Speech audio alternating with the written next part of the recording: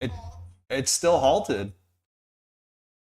Hey everybody, welcome to Froggy Sonics, not financial advice, entertainment purposes only. I am not telling you to buy or sell Revlon. I'm recording it for historical purposes.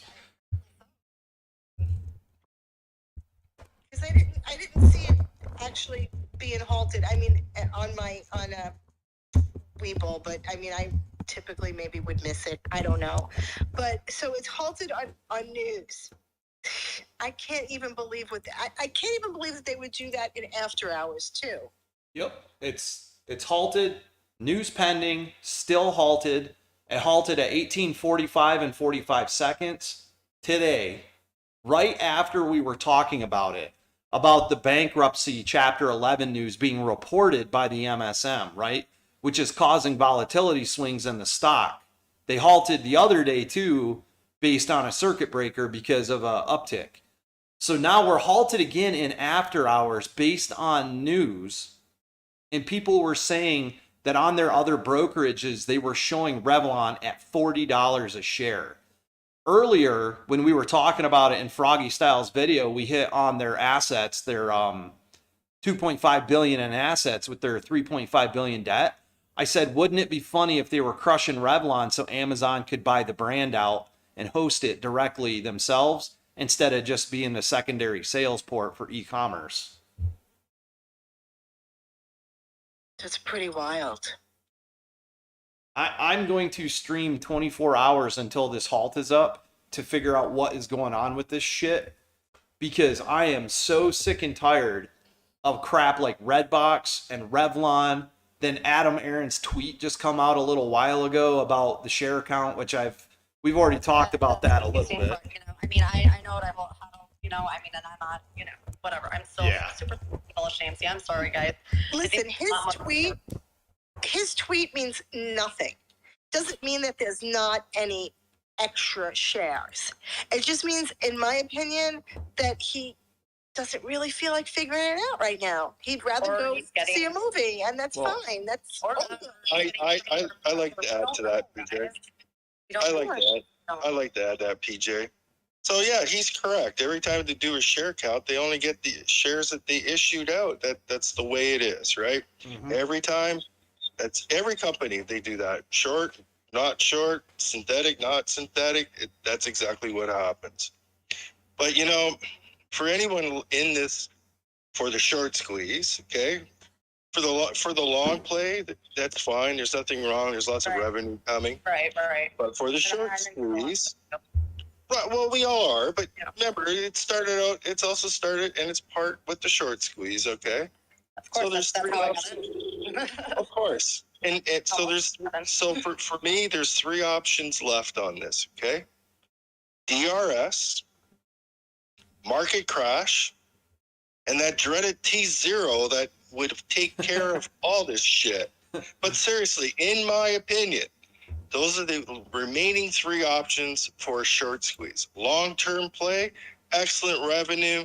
You got the gold mine, silver, and everything else. It's got Popkin locked in. FOMC. Fuck yeah, man. Fuck yeah, that was a great investment, FOMC. I fucking love it. But, absolutely. But AMC's not the only shorted stock. No, it's definitely not. And you're seeing a whole bunch of volatility and all this other crap that's going on. And Spence brought up a lot of this stuff is designed to pull money to get you to sell, and even if you don't sell, any extra money you got, they want you dumping it into these stocks because they're, to me, a rug pull. We were talking about Redbox earlier.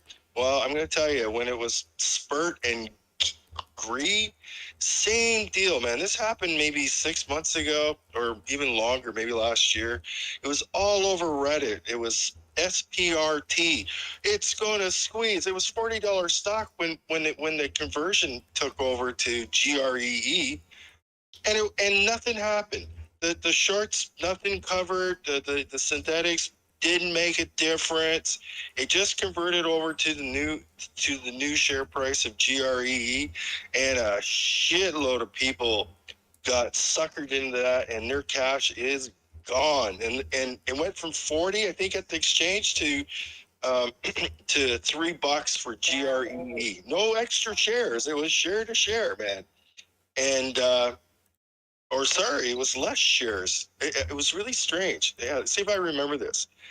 So say if you had 10 shares in SPRT, when it converted, you got one for $3 in GRE. It was because it jumped so much because everybody thought it was a short squeeze. Fucked everybody. And we're talking millions and millions of dollars were lost in retail for that stupid thing. And so I think that's the same deal here with going on with Rev here and Redbox and anything else that's going on. It's so much volatility. It's all geared to steal your money. Here's what's crazy, Paul, is we just went through and checked Fintel. Rentec, which is long on AMC, sold out of their position.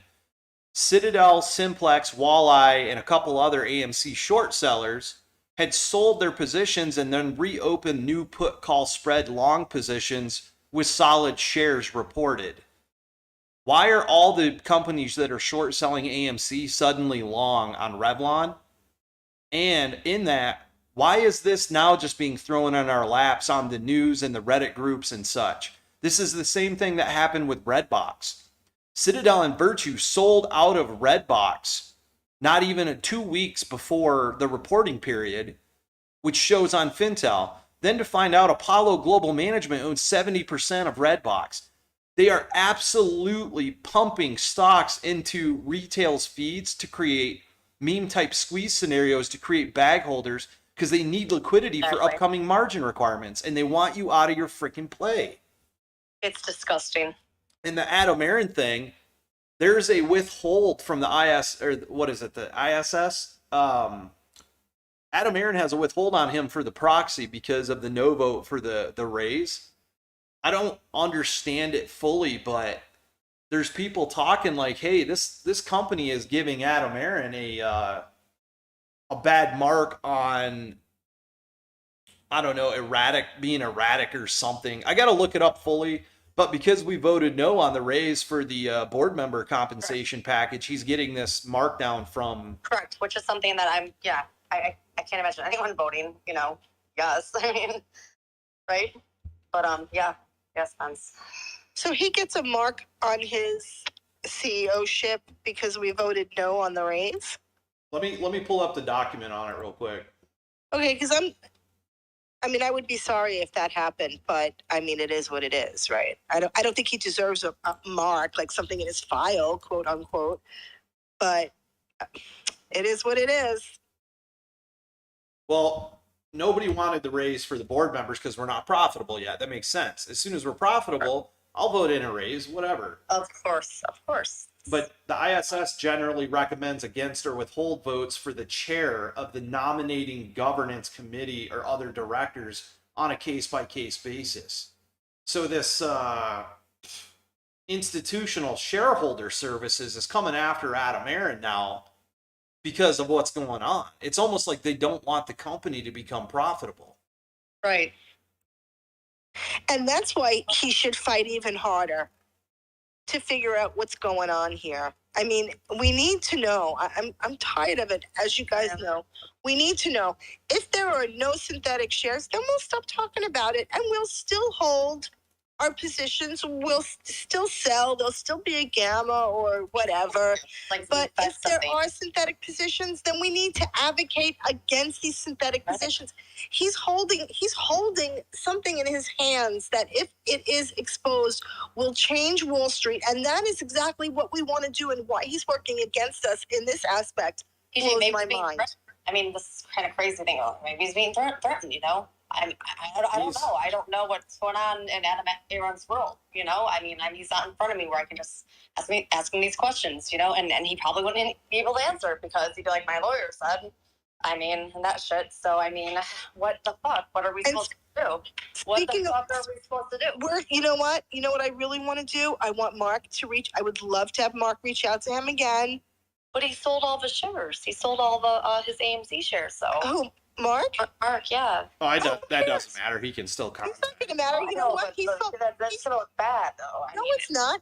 No, it's not, because if he sold at a loss, he believe me, there's things he could do to recoup if there's any wrongdoing. And I don't think that Mark would have a problem reaching out? I mean, I don't know. I mean, maybe somebody knows him better than I, of course, you guys. But I mean, I don't know that he wouldn't kind of reach out to him again and give him a second chance. Perhaps do the maybe it's show. an ego thing. I mean, they're Mark two men, would. they're both close in age, you know. I mean, you know, maybe Adam Aaron does not want to be told how to run his company.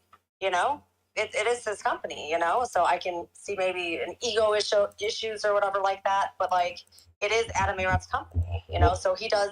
Mark does have to, you know, try to be respectable and stuff, and you know, and not come across as, you know, too much. It's our I don't know. company. I think I have no fucking idea. This guys. is our company, Jen.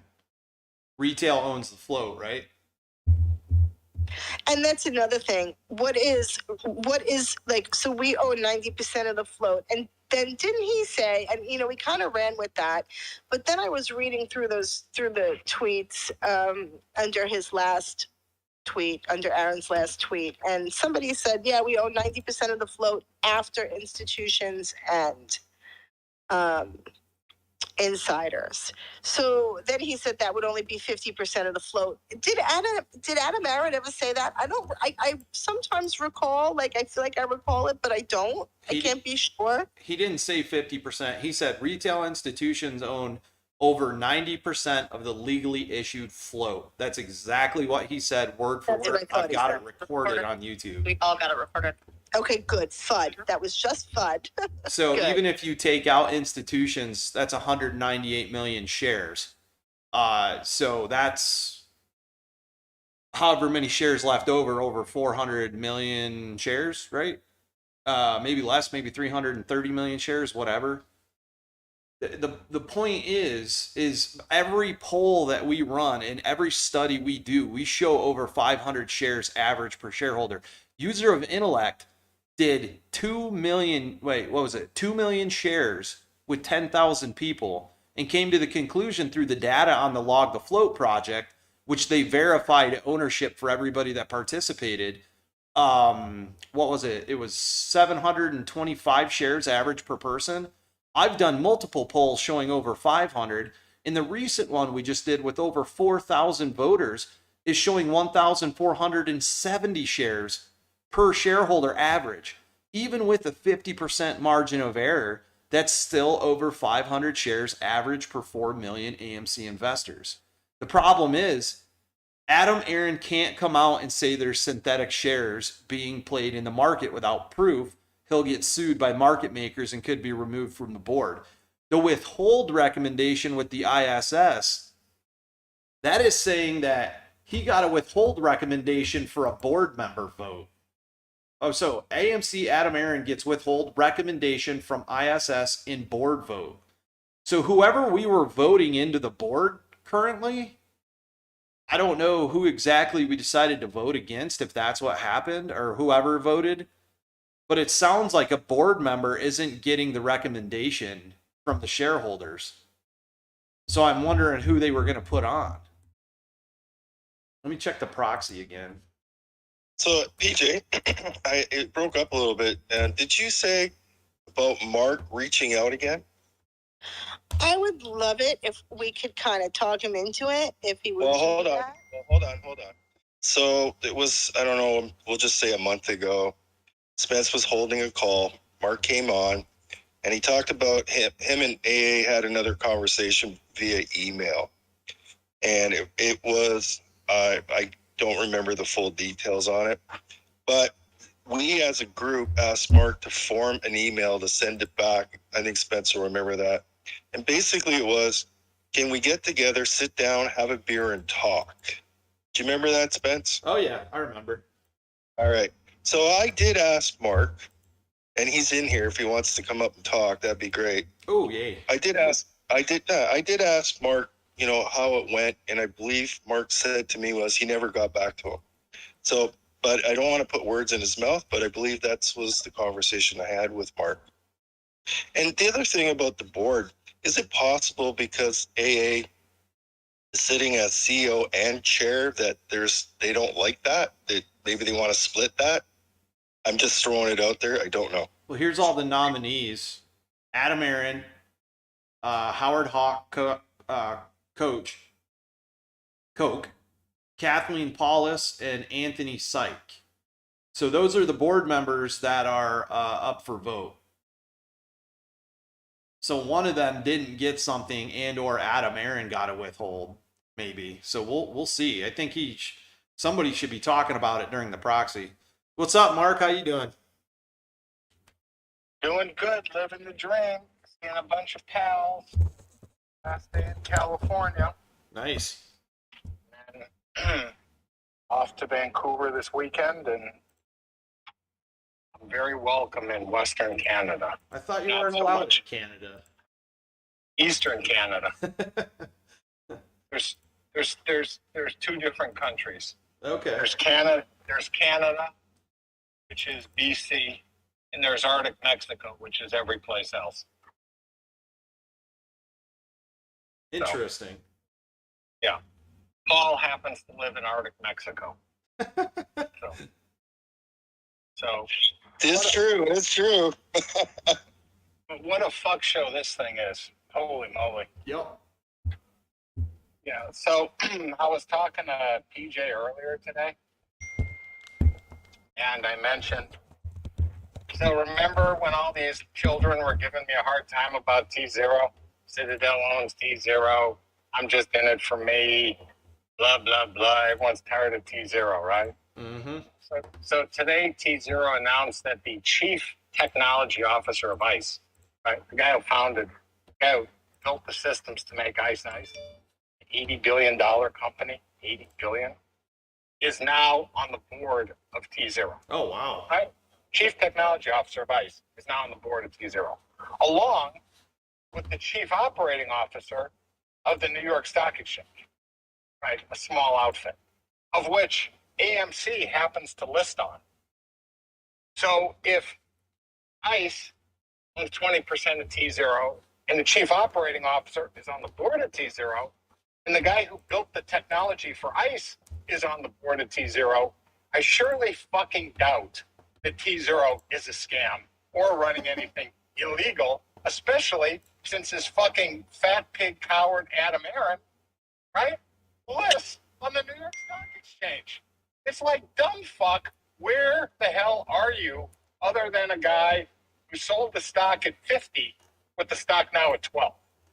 And what the hell have you done for anybody other than yourself? I mean, guys, it's real simple. And either you fight it and make a stink, or create a ruse, or rhubarb, or you're better off just to sell it and go home. Because I mean, I don't know. There's zero I can do at this point. I've pushed all the chips in the table, and the imbecile said, stand down. It's illegal. We get sued. First of all, it's not illegal. It's great. And second of all, who would sue you? The shorts? Who would sue you? Dumbass. And it's time y'all wake up and realize that the only person he cares about is him. Period. And that's just really sad, because you guys saved this company. Without you, the thing would have been fish food a year ago. Year and change ago. So what could we do now moving forward to change this? I'm ready, as we had spoken before. I am absolutely ready to do whatever it takes to change this. This is how bad I want this to happen. I want us, I don't, look, Will Moas, I want to change. Forget the Moas for a minute. Just forget any of that. The first step is you got a guy who runs this company who doesn't give a shit about the stock, the holders, or anything. And he cares about himself. And he was very visible and vocal when he was selling the stock, going, sitting his ass on the float or doing whatever he was doing and making a big deal out of it. And he's been silent since. And then he goes and plays his game with me and through Bigums and Trey and all these other clowns, just clowns, scuttling a really good idea before it could see the light of day. I mean, you know what I would do, PJ. I told you what I would do, and I would do it. And I would do it hard, and I would do it, your enemy's enemy is your best friend. Yeah. And I think you know, you do what it takes to just say, hey, you know, why can't we do it this way? Why can't you at least try? If you at least go through the motions, you can say, I've at least gone through the motions. But he hasn't even done that. And, Right. and you know, I'm at a complete loss because, you know, everyone who T0 competes with has shot themselves in the dick on the field and then ingested fentanyl. They're all dead. So T0 is going to have the entire game to themselves when the market eventually wakes up. And they have ICE, and they have the NYSE, and they have a very competent board, and nothing to do with Citadel, like these guys all say. So how everyone can't see this for what it is beyond me. Just beyond me. So We need to act. I've been saying this for months. Yeah. We need to act in some way that is going to be meaningful. And when the people that don't understand what's going on come after us, we need to just shut them down and keep on moving forward. We need to be soldiers. yes. Yeah. You need just to say that this whole thing has been one giant rat fucking, for lack of a better word, where the main guy who takes credit for everything is done jack. And if it wasn't for your guy's effort, he'd be exposed as the complete clown he is. Look, and if it wasn't for our effort, we may not even be going to a damn movie this year. Either. We saved that company. Right? You got no argument for me, but you got, you know, the grassroots crowd who's just been gutted by this guy. You know, I would, you know, again, you know what I would do. No, I think that door's open. I feel much stronger today than I had. I mean, that tweet just set me off because it's the second or third tweet of the CEO that goes by what he believes or by what someone is telling him, but not any factual evidence. No factual evidence still would have been illegal. No factual evidence that there aren't any naked shorts. No fact. And we're hanging on a prayer here with the popcorn and the fantastic movies, and all that stuff is great for long term. And I want to be in this play long term, but I want to fix market. I want to fix the market as I go along. And I know what that means, but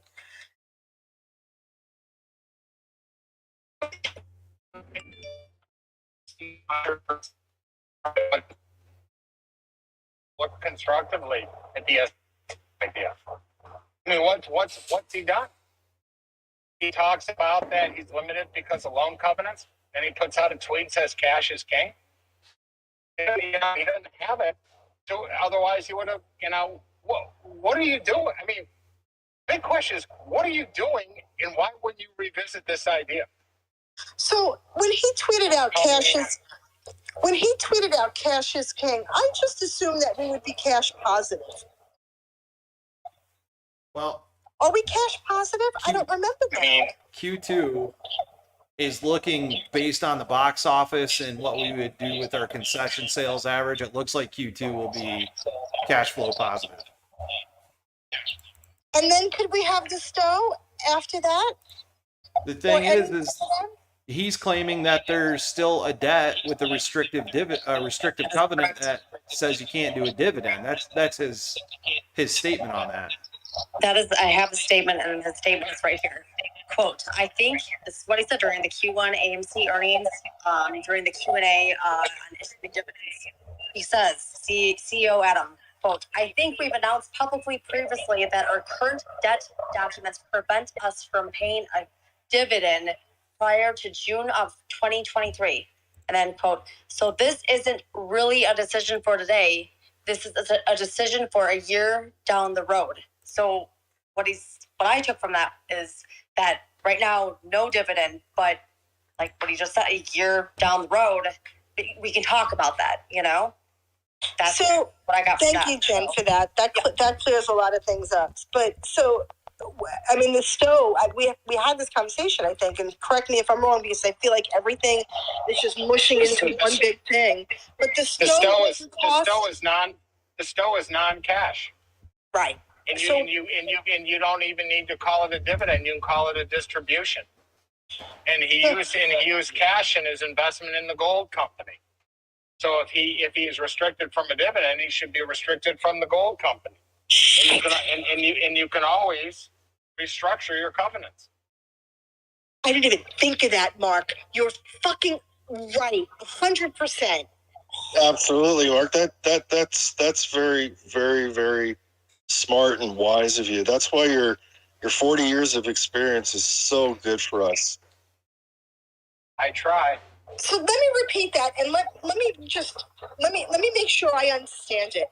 So we can't have a dividend. His shareholders that saved his company cannot have a dividend, but he can spend $20 million on whatever he wanted to spend $20 million on a gold mine or popcorn. So you guys don't think FOMC is a good investment?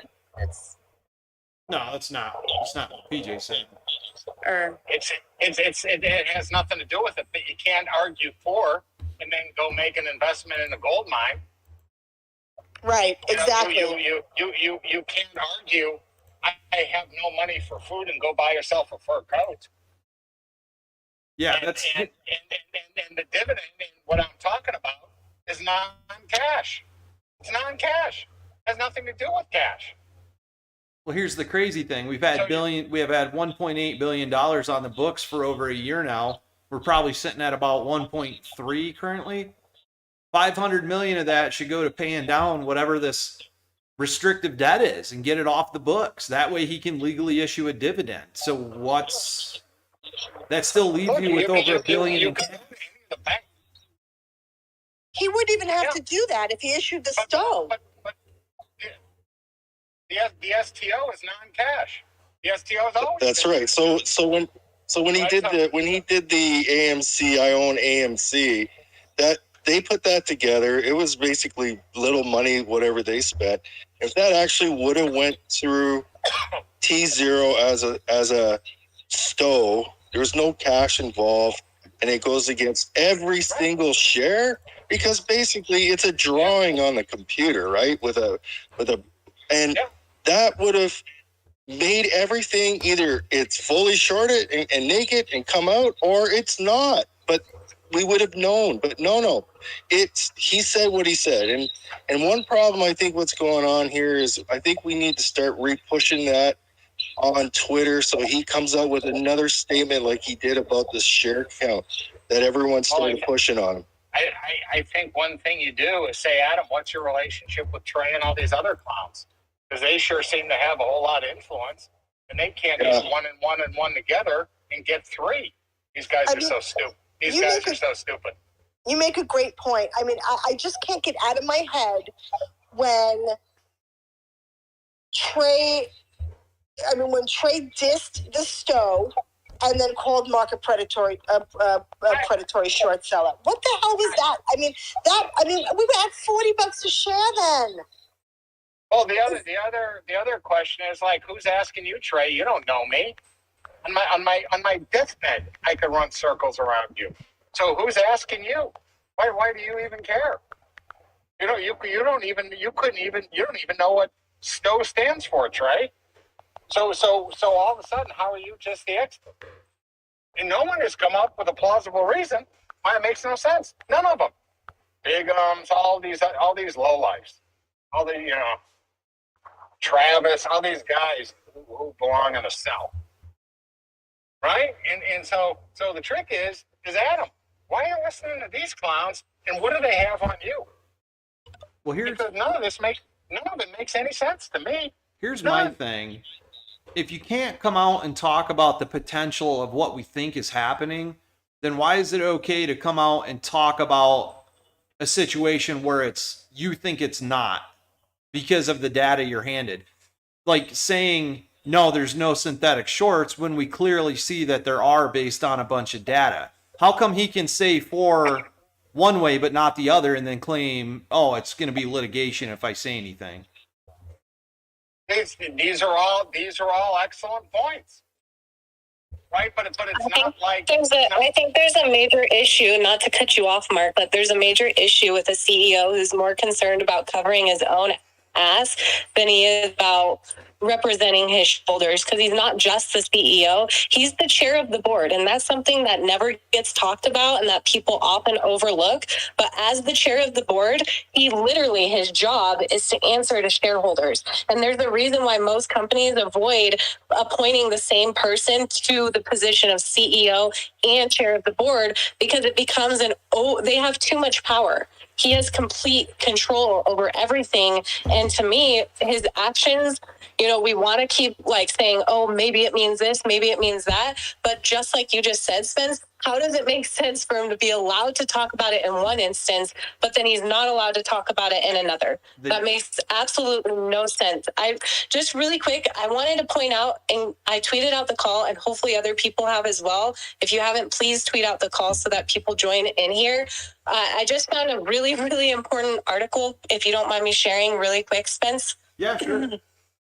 I happened to be Googling because I was getting some feedback and questions on, what is the chair's responsibility, so on and so forth.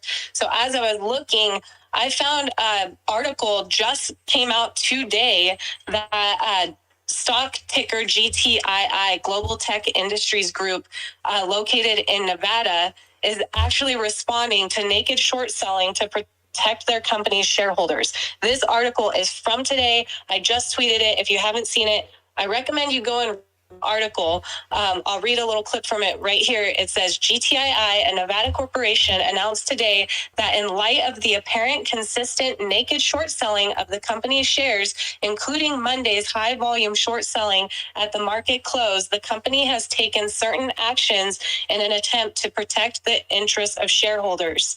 It says, first, the company has contacted FINRA and requested that they fully investigate the matter.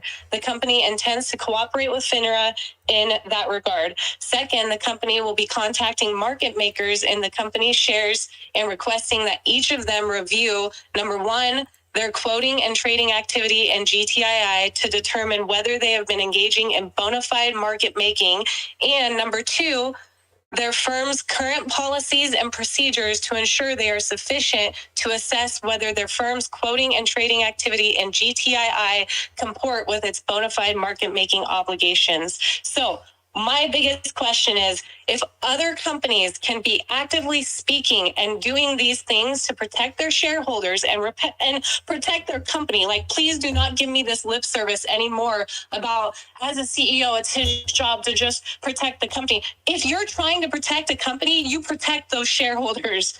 I mean, you cannot, no one is ever going to sell me on that.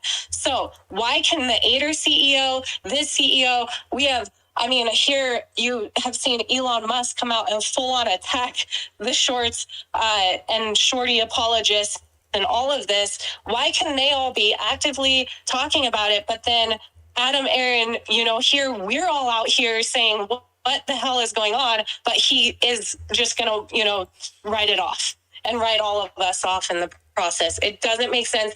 It's never going to make sense to me. Well, I'm sorry, I'm super fired up right now. Oh, Tara, I did the same so thing. I Tell did me the same quick. thing. PJ just went through it. His tweet in itself is detrimental to the shareholders, just like when he tweeted that the STO was likely illegal. We were sitting at $40. The stock started going down from $40 to $28 the day he tweeted that because it emboldened short sellers. It didn't need to be said. He could have just shut up and not said anything. There was no 8K form filed for that tweet. You're 100% right, Spence. And you said it best when you said that he just emboldened the shorts by saying that. And now he just did it again. Right, and Yeah, I'm starting he- to wonder about the timing of his tweets because every time we're on even the smallest of runs, he jacks it. Well, I mean, he has a habit of emptying the cannonballs out of the cannon right in front of everybody. And you know, people can like Gasparino, they can hate him, they can do whatever they want. Gasparino said the idea was really good, and Gasparino said publicly it was the only idea that could have really worked. There were people who are actively shorting AMC who were making videos and interviews and news articles saying that they would actually in turn go long on AMC if this idea was to happen. They would close out their short positions and go long on AMC. So as soon as, like Spence said, as soon as he put it out there, which he didn't need to do, he didn't need to do it legally. He didn't file an AK form. He said it could be, it might be illegal, is likely illegal, but it's never been proven to be illegal. And as a matter of fact, has already happened, or there's already been a precedent set. So it doesn't make sense for him to even think it's illegal. It's bizarre. It's so bizarre to me. But the New York Stock Exchange, which is where he's listed, owns blank percent of T0, and two principals of the New York Stock Exchange, two executives, are on the T0 board. Right. So can I remind people here what he has gained? You know what he has gained? He's gained a huge free advertising campaign from shareholders who donated their hard-earned cash to a GoFundMe to advertise for AMC. He's gained a massive movement of people who dedicate hours and hours and hours of their lives to doing, talking about the stock, talking about these issues with the stock. Listen, all of you are full of shit, including Mark Cohodes. Y'all not here for AMC. Y'all here for the... That's Travis. Oh He's my literally goodness. the biggest loser on the whole. Travis? The options expert. Yay. If anybody belongs in jail, it's Travis. He's the biggest clown on the whole of social media. He's a complete scam artist. What the hell? Well, there you go, Mark. You got him recorded. Also, Mark, you got him recorded saying you're full of shit, so you can use that as you will. The good news with Travis is Travis uses McDonald's bathroom to take a shower in the sink. That's how in the gutter Travis is. Hey, I'm going to be using McDonald's Wi-Fi here pretty soon and eating off the dollar menu. It doesn't exist anymore with inflation. I'm going broke over here. Oh, man. I will take you all in, and we will cook hobo stew up in the mountains. You don't have to eat dollar menu McDonald's. And if you ever hit it big, Beefsteak Charlie's has bottomless sangria at happy hour. So it's all the same you could drink. Sangria. I'm down for some sangria. I know how to make alcohol. I know how to cook. I can clean. I can hunt. So when we all go broke, I'll take you all in. Don't worry. You know what would have been so effective and I'm sorry, you guys, I'm just way heated. I am just thinking it would have been so effective to come out with a tweet about those SEC videos. It would have been so effective on a day like today when you have Elon freaking Musk, who has almost 100 million followers on Twitter, active followers. You could have easily, instead of bashing your shareholders or basically making us out to be crazy people who, don't have, I don't know, like we have no ground to stand on. He could have been responding to Elon Musk like, yeah, make sure you see the movie at an AMC. We'll give you this special treatment like we did to the prince and freaking princess over in London. Anything. Like there's so many things that he could have done today and responded with, or retweet Elon and invite him to a special screening of the movie. Anything. But no, instead this is the most important thing to talk about today on a good green day. This is what we need to be talking about. Why? You're 100% What is happening? I feel like I'm in like a simulation. I'm not even kidding. You are. The tweet didn't need to be tweeted. He doesn't need to come out and shoot down retail investment theory when he's not tweeting the opposite way about it. he can go and do, yes, we did. And somebody brought up, he wrote the number 6 and that means 6 times the float. And I'm like, no, you guys, that's got to This is all stop. conspiratorial talk. We need to stop that. Yeah, everyone needs to leave the conspiracies at home. It's just not there. This is just wide open. Here's There's what's no crazy. Conspiracy. Is he doesn't mind tweeting things that are detrimental to retail investors, it seems to me, which I just tweeted at him and I said that. I said, your tweet is detrimental to the retail shareholder base, which according to you owns over 90% of the legally issued float. That tweet is detrimental to people who don't understand in that it would cause them to lose faith and sell their shares. That in itself is antitrust. I don't know why he's coming out and tweeting these things like he did with the STO, of which he did. We dropped over $30 afterwards. And he did it early in the morning, which it's either pre-market or close. Now, I still love the play, and I'm not leaving the play. It's too late for that. But the problem is we don't know his intentions because he keeps flip-flopping on what he's saying online. In 2019, he had a video talking about being the victim of some predatory short selling, which we all know is happening. It is out there that this company has been naked shorted to death. They've admitted it in the news. And now we have other companies, like Tara said, that are actively going after these naked short sellers. So it's like, is Adam Aaron making that tweet because he's actively has litigation on him and they're saying you better make a statement or else? Is our CEO hostage? Is that what's going on? I don't think he's hostage. You know what? I think he likes Hollywood. And I think he likes to run with the Hollywood crowd. And the Hollywood crowd runs with the mega rich hedge fund guys. This is how, I'm starting to think it's just like that. You know, when you take a job. Well, yeah, PJ, politically he doesn't align with Elon. Sorry, politically he doesn't align with Elon. And that's, I think that's a huge part of why he doesn't respond to Elon.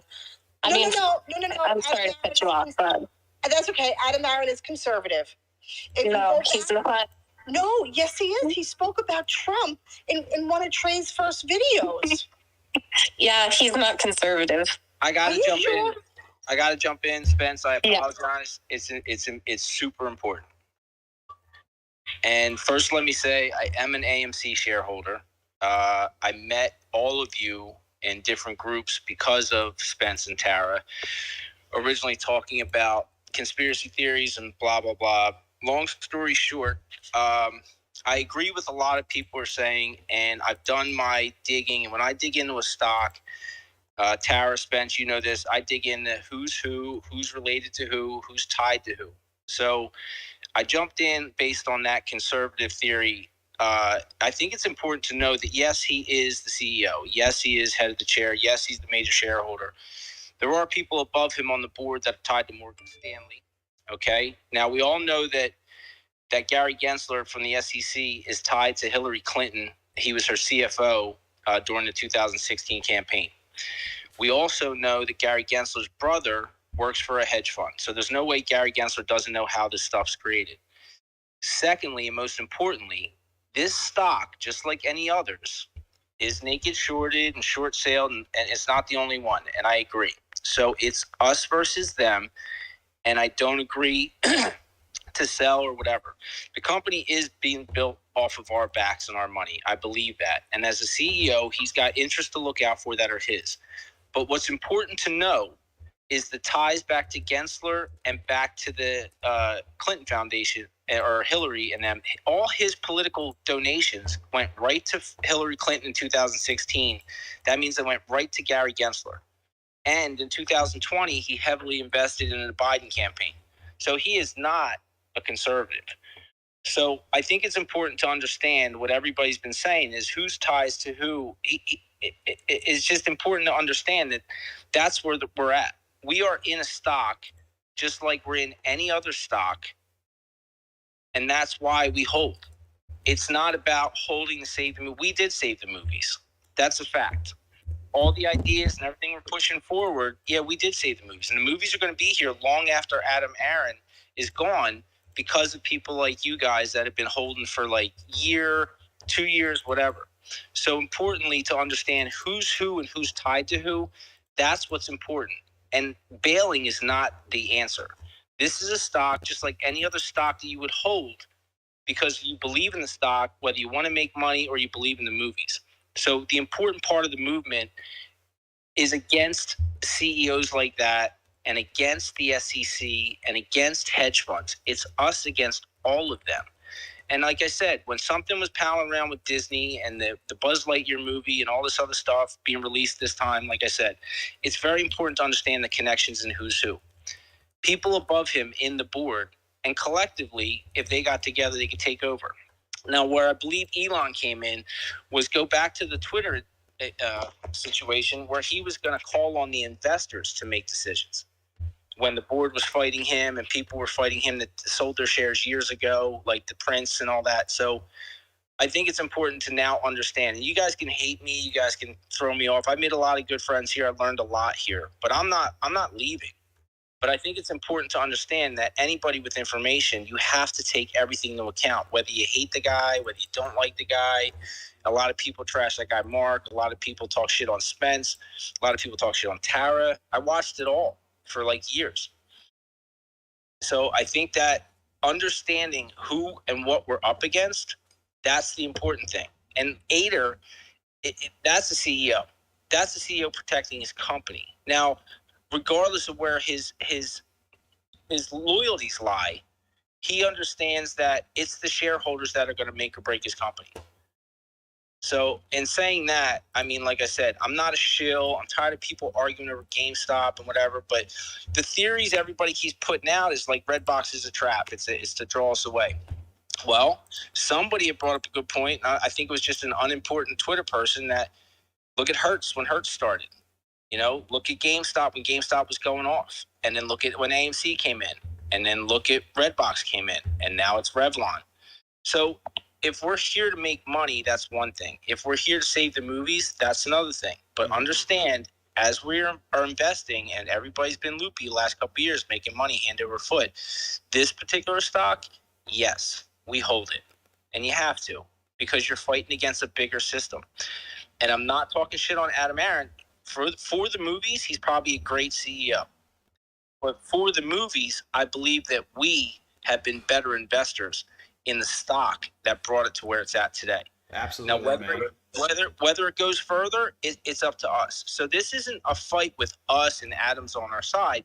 This is a fight against us, against a fucking system, pardon my French, that I've been fighting and following for 4 years now, digging deep on everybody involved in everything. Well, Did you happen to come across the name Apollo while you were digging?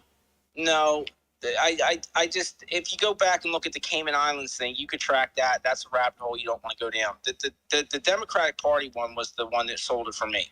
I'm like, you know what? I'm going to keep averaging down like a motherfucker because I'm going to make money off this stock. I'm still going to go to the movies. My kids are going to still go to the movies. You know what I mean? Like, invest in what you believe in. Clean air. Exactly. Exactly. I didn't invest in AMC because of CEO Adam. I didn't get into this play to be a bootlicker or a culty who's like gonna just bend over and take it. Like, I got into this play to make money initially, and number two, because I believe in the movies. I don't think the movies are going anywhere. So I 100% agree with you, Robert. Yeah, that's a fact, and we got to stop bashing the CEOs and bashing Trey and whoever and all these other individuals that are for or against GameStop. Like, we're all on the same boat with any stock. Take these two stocks. Bullshit. People pop off and people break the law and people say, well, Mark, I understand. No. Who's going to do anything about it? Hold on. Are we going to go in? Guys, one at a time. Mr. Longwind, I'm tired of listening to your monologue for 15 minutes. Okay, no one knows who the hell you are. That's right. I'm just an investor. Okay, and I'm not going to let you talk me down either, Mark. Okay. I'm an investor. I know who he is, and personally, I appreciated what Robert added to the conversation. Honestly, I think it was really needed to be heard. And I have, said this multiple times about not bashing people, but raising questions about your investment to the CEO / chair of the board, who is literally the only person who can do anything about our concerns about the stock, and is refusing to, isn't bashing. So we need to not equate the two. Like, yes, bashing, I don't agree with. I don't like it. I don't think anyone should just get up here and bash people on a personal level. And I don't think other people should have done it to the people that are doing it now. It's like an eye for an eye and we all go blind, right? But I think raising questions and concerns about a CEO, I'm sorry, but when did we start like bootlicking suits? Like, when did that become a thing? Because that was like the whole thing we were up against. So it doesn't make sense to me. But I'm sorry, Robert. I'm sorry, Mark. I don't know if you left, but I appreciate both of you in your own right. Well, you guys Robert, you and Mark have completely different political spectrums, which I think added to that tension. And that's what I said. I just said I'm not bashing anybody, but yet you want to jump up here and call me long-winded and attack me. Mark, you're right. I am a nobody. I'm just an investor. So I'm going to drop out. No, you're not. That's the thing. No, that's the issue. Robert. And that's exactly what we're up against is like people who treat us like we are nobodies. You don't deserve to have a voice. You don't deserve to have a platform in the stock market. That is the exact problem. That's exactly what we're up against, right? So that's where I just totally agree with you, Robert, 100%. Here's to everybody, real quick, to everybody that's in here. I make my own opinion on everything I say. You can come up and say your opinion, and if you get in an argument with anybody in here, that's between you two. I will shut it down if it gets way too heated like it did, and Mark just, he left. But the space isn't centered around who's just up here in the panel, and it's not centered around a specific opinion. It's an open space with open opinions, and my opinions are my own. So if that situation occurs, that's between you guys. And if it gets too heated, I'll shut it down to maintain continuity of the space. But don't assume that any opinions up here are mine towards you. You know what I mean, Robert? Yeah, absolutely. Okay. Like I said, I dropped you a DM. I'm going to step down. Like I said, I didn't want to be disruptive. I knew this information 2 months ago. There was a lot of feelings involved. There was a right time to break it. And you're not disruptive, man. Yeah. Hold on, Robert. Yeah. Don't leave, bro. Can I say something? I'm sorry to interrupt. The issue here is Robert's speaking his mind, right? Just like everybody else has a right to speak their mind in these spaces. Yep. And when, an individual like Mark Cohodes comes around and he just wants to push people around, he tried to do it in one of the spaces I was in once, and I shut that down. Like, that shit doesn't go with me. Be respectful, be mindful, and don't sit there and call, saying, he basically said that everything that was coming out of Robert's mouth was bullshit, and it's not. He has a right to speak his mind, just like everybody else does. I agree. And I think Spence did a phenomenal job of handling it and, just dealing with it and nipping it in the bud and not letting it continue on. So I agree. I'm literally here to figure out what the F is going on with REVLON personally, because if you guys are just joining. I'm heavy in REVLON, dude. I went to sleep during the conference today and woke up and nothing happened. Here's what's interesting. Citadel, Susquehanna, Simplex, Wolverine Capital, all the companies, all the funds that are short AMC and have been for over a year are all long on REVLON.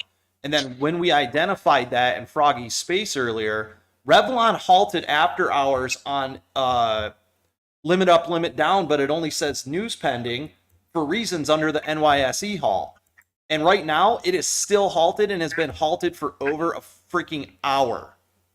Citadel, we'll hold it. We hold. Citadel and these market makers, and if you're in, good. If you're making money on it, good. If you made money on Redbox, good. But what's going on is they are getting ready for margin calls. They are pumping stocks to try to generate liquidity to meet it because all their crypto money is gone and all their China money is gone. Yep. Can I, really quick, before we get off into REVLON, can I just add one more thing that Luke JS, I don't know if he's in this call, had said, and it kind of correlates with what you said, what I just retweeted of yours, Spence, about how this tweet of CEO Adams actually is detrimental to shareholders. I think you're 100% right, because what it tells shareholders and potential investors is that, there's an idea that something might be going on, but no one really is going to do anything about it. And Luke Luke said, yes, fiduciary duty is the key word. By doing that, they will attract more new investors besides taking care of current investors. So I think it goes hand in hand with exactly what you were saying. Hey, Tara, do you guys mind if I jump in for a second? Go for it.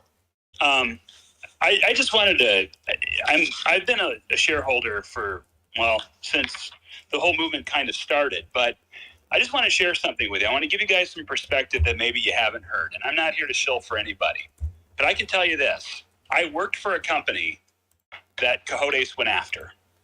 I was an employee, a low-level employee, and our stock was at 17, and he called out the CEO. The guy reads CEOs really, really well. Our executive team was doing some really nefarious things. And that CEO ended up in prison. And I'm not equivocating this to AA, and I'm not drawing any direct correlation whatsoever. Right. But I was an employee, and I started to watch some of the things that were going on, and the guy was 100% correct, 1,000% correct. And the CEO of that company I used to work for is in prison today. But again, I'm not, this has nothing to do with the character of AA or anybody at AMC. What I'm talking about is Mark's got an ability to read leadership and intentions. And who isn't turned off by that tweet? I mean, be honest, you know? Well, and there's some other things that I wanted to say here too. And I respect everybody in the forum and what they have to say. I decided long before this movement ever started, after I left that company, to follow him long on a couple of his calls. And I won't mention the names because anybody can follow him and figure out what those are. I made a lot of money on them. And he was absolutely correct on the CEO of one of the companies when he left, that the guy needed to step down.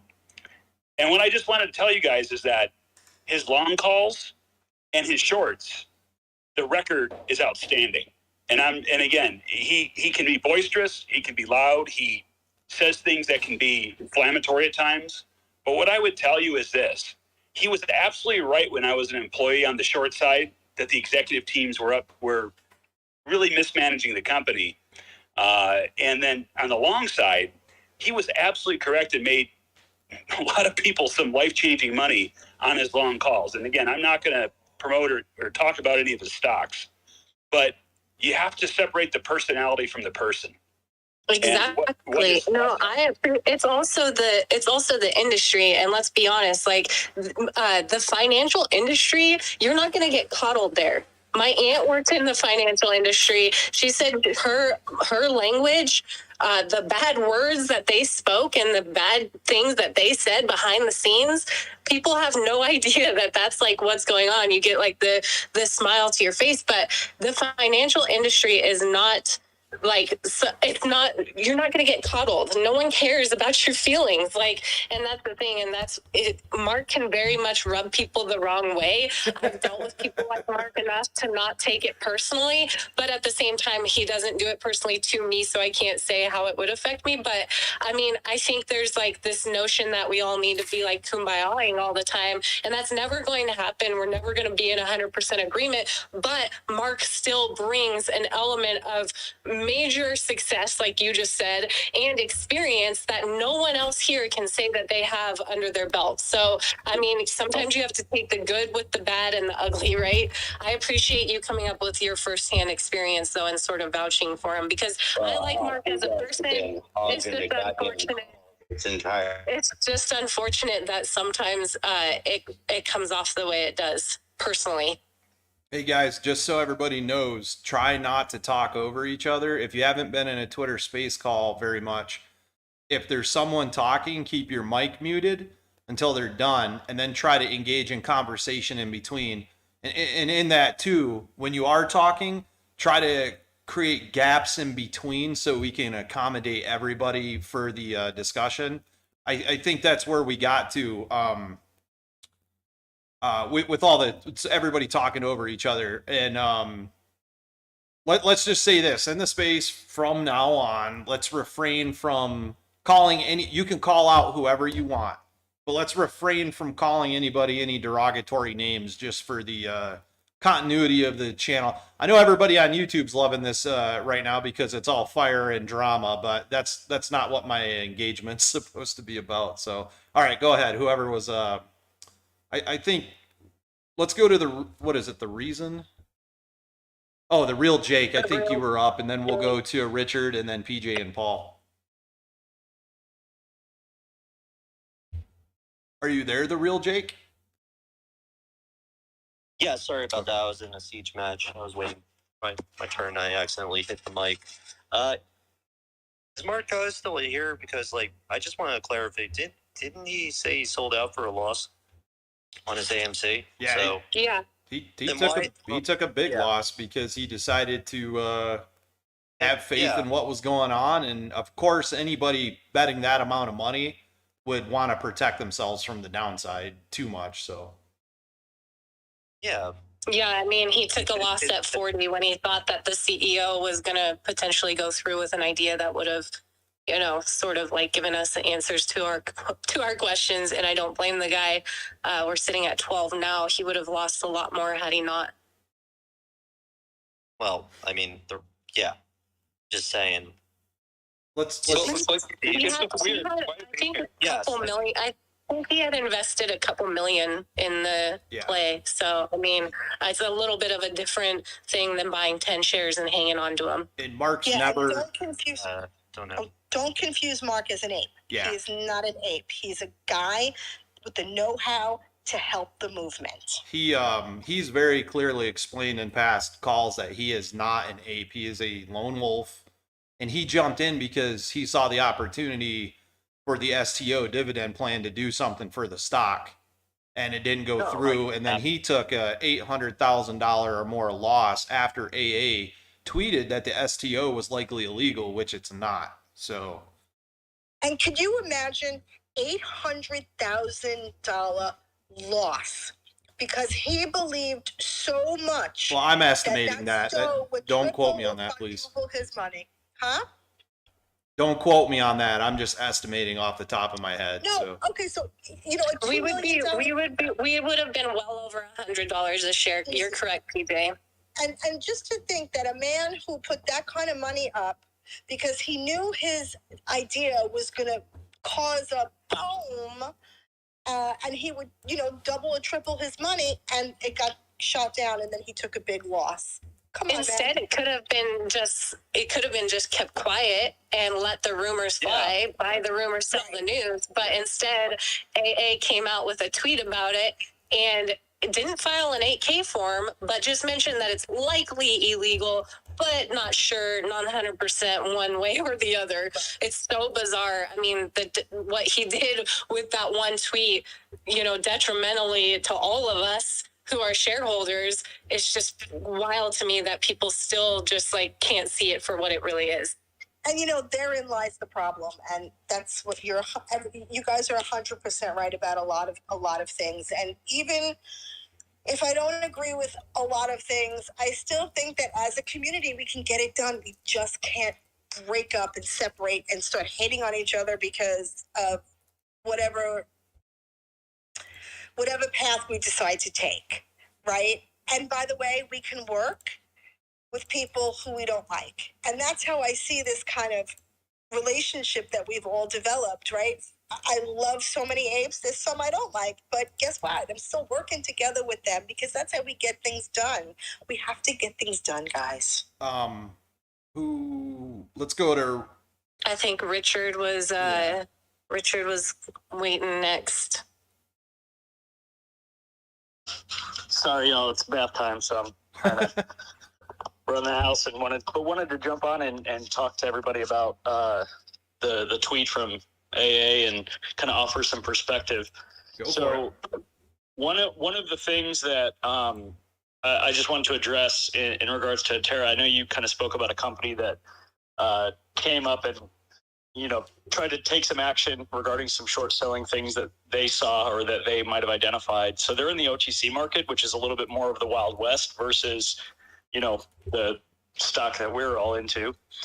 The big thing with Mark Ahotis' solution that I found was more around kind of the result and the aimed result. So AA can't basically step in and try to take any action that would result in a short squeeze. That by itself would be the illegal, action for him to take. He can't do that. So his focus really needs to be on creating value for the company. I feel he's done that. He sort of just did. And he sort of did when he came out and shot down the STO. I would argue he did exactly what you're describing, but in the opposite direction. Of removing value? Yes. Well, I think he's creating the popcorn channel, which is a new revenue stream. He's promoting the experience of Top Gun and how much money that's brought in. He's continued to put out tweets to kind of bolster the strength of the industry. You've now had like streaming companies talk about how they want market share in the box office and are considering moving some of their premiere movies. I don't know about shows, but movies at least, into kind of a box office release in the future. So those types of things speak highly of where the path is going. Right. So, I think that the reason for his tweet today is really structured around the legalities of what he can and can't commit or say to. It's a lot of, I think we all can agree that Adam has tried to take as many steps as he could to, add all of the requests in from the apes. He's communicated throughout the entire first year of this whole thing that, he works for us, right? So I don't think that that's changed, but I think that he's also having to tiptoe around a lot of things that he can't come out and say. The same thing is happening with GameStop, though. Their CEO can't really say anything. He talked about apple pie and ice cream the other day. None of that is stock value add, but it's, kind of his own way of speaking to the hilarity of this situation.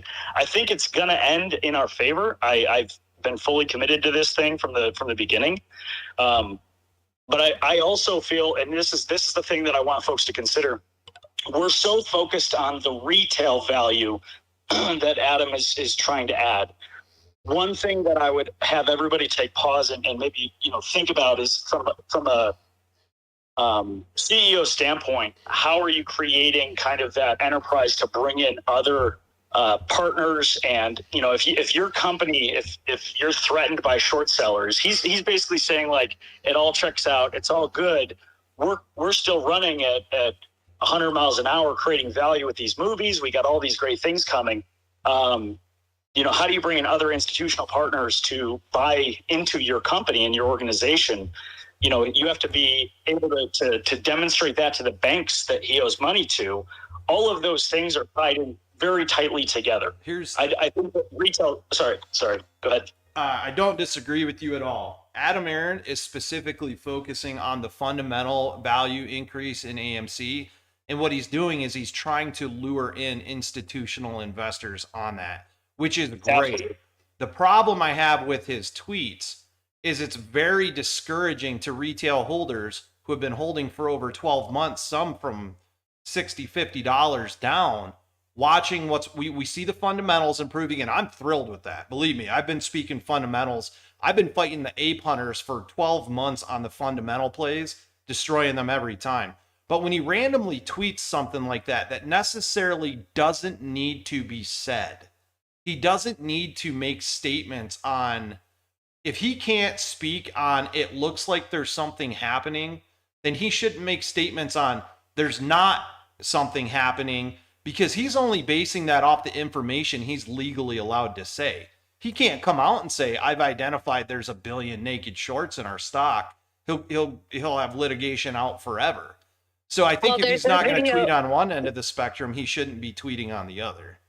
Right. And there is a video clip that's circulated around from 2019 of him saying that something nefarious or something was happening with the stock as far as it being shorted down during their earnings that year. So I think to say that he can't speak on it, and then like you said, he comes out and speaks on it in the other regard, just proves that he can actually speak on it. So that whole theory is just out the window. Then you have the Ader CEO who comes out and says they've hired a third-party company to look into what's going on. And I don't even know that their shareholders were as vocal. I don't think any shareholders, as a matter of fact, for any company are as vocal as the AMC shareholders have been. I mean, we've put banners in the sky. We've done so much above and beyond to point it out, and then to still just kind of get this like lip service of, well, as far as we know, we did a share count. A share count is not what we need. We need a share recall. We need a share recall. There is a huge difference, and it's the elephant in the room that no one wants to talk about, including CEO Adam. And I get it, but then don't talk about it at all. Because that was just a total like undermining statement that he made today to all of us who have been here holding. I mean, for a year and a half, myself, I've been here talking about the stock, spending hours and hours and hours, trying to think of any way that we can flesh out the naked shorts that we all believe exist. So I don't know. It's just, I get what you're saying, Richard. I support Adam as the CEO of the company. I think that a different chairman of the board would be an amazing thing, just because him having both positions is, number one, a lot of power for one person. And that's why a lot of companies don't do that. They, avoid having someone sit as the acting CEO and chair. And number two, someone who has maybe a little more time to deal with us shareholders and answer to us. And I know what you're saying about, that he does listen, but it's half-assed. Like, he can't say we've done 6 share counts. That's not what we're asking for. And he very well knows it. I believe that he knows that that's not what we're looking for. Well, they get a share count every earnings. They get the book from ComputerShare, and it tells them how many shares and who owns what. Exactly. Real quick, I know I wanted to see what Froggy had to say because I know he's got his kid. Froggy, you want to jump in and... Yeah, I was going to say I wouldn't sweat anything that Adam Aaron's doing. I understand that it's irritating. Like, it ticks me off, to be honest, because it just feels like he's dragging his feet. And I made a comment that was, it's probably poorly worded when I said it seems like he's playing both sides.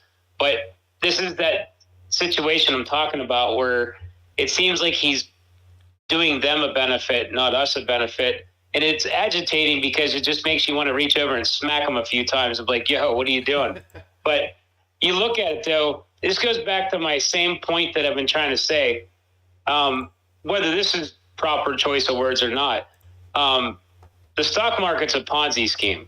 The stock does not reflect what's actually fundamentally going on with the stock or the company itself. So the company doesn't, it's like the AMC doesn't really need stock. Period. And they have enough to live on their own without the stock. So the stock can go wherever it goes, and it won't change anything to do with the company because people have this idea that they correlate. They don't. The stock is valued based upon the amount of investors that pile into the company. Adam's not giving our stock value. He's not giving us, here's $1.8 billion for share value. He does nothing for the stock. We do everything for the stock. Now, yeah, we saved the company by him diluting shares because it's a two-part system. That's why I said it's a Ponzi scheme, because that's what it is. But you look at it, though. Froggy, if his tweets deter people from investing in the company, wouldn't that be effectively doing something to the stock? Yeah, 100%. If it emboldens the shorts to double down and say, yeah, I'm shorting this thing down to a penny or whatever price target that they've been giving it. Look, you're exactly spot on. I was just about to go down that road. Look what Elon was doing when he was hyping his stock. The company wasn't making any money. They were losing $4 billion and the stock went up 400% because Elon's like a magnet for retail. And so that right there should prove to everybody it has nothing to do with the company having any positive earnings or profits or anything, or you could have Elon as the CEO. It had nothing to do with that.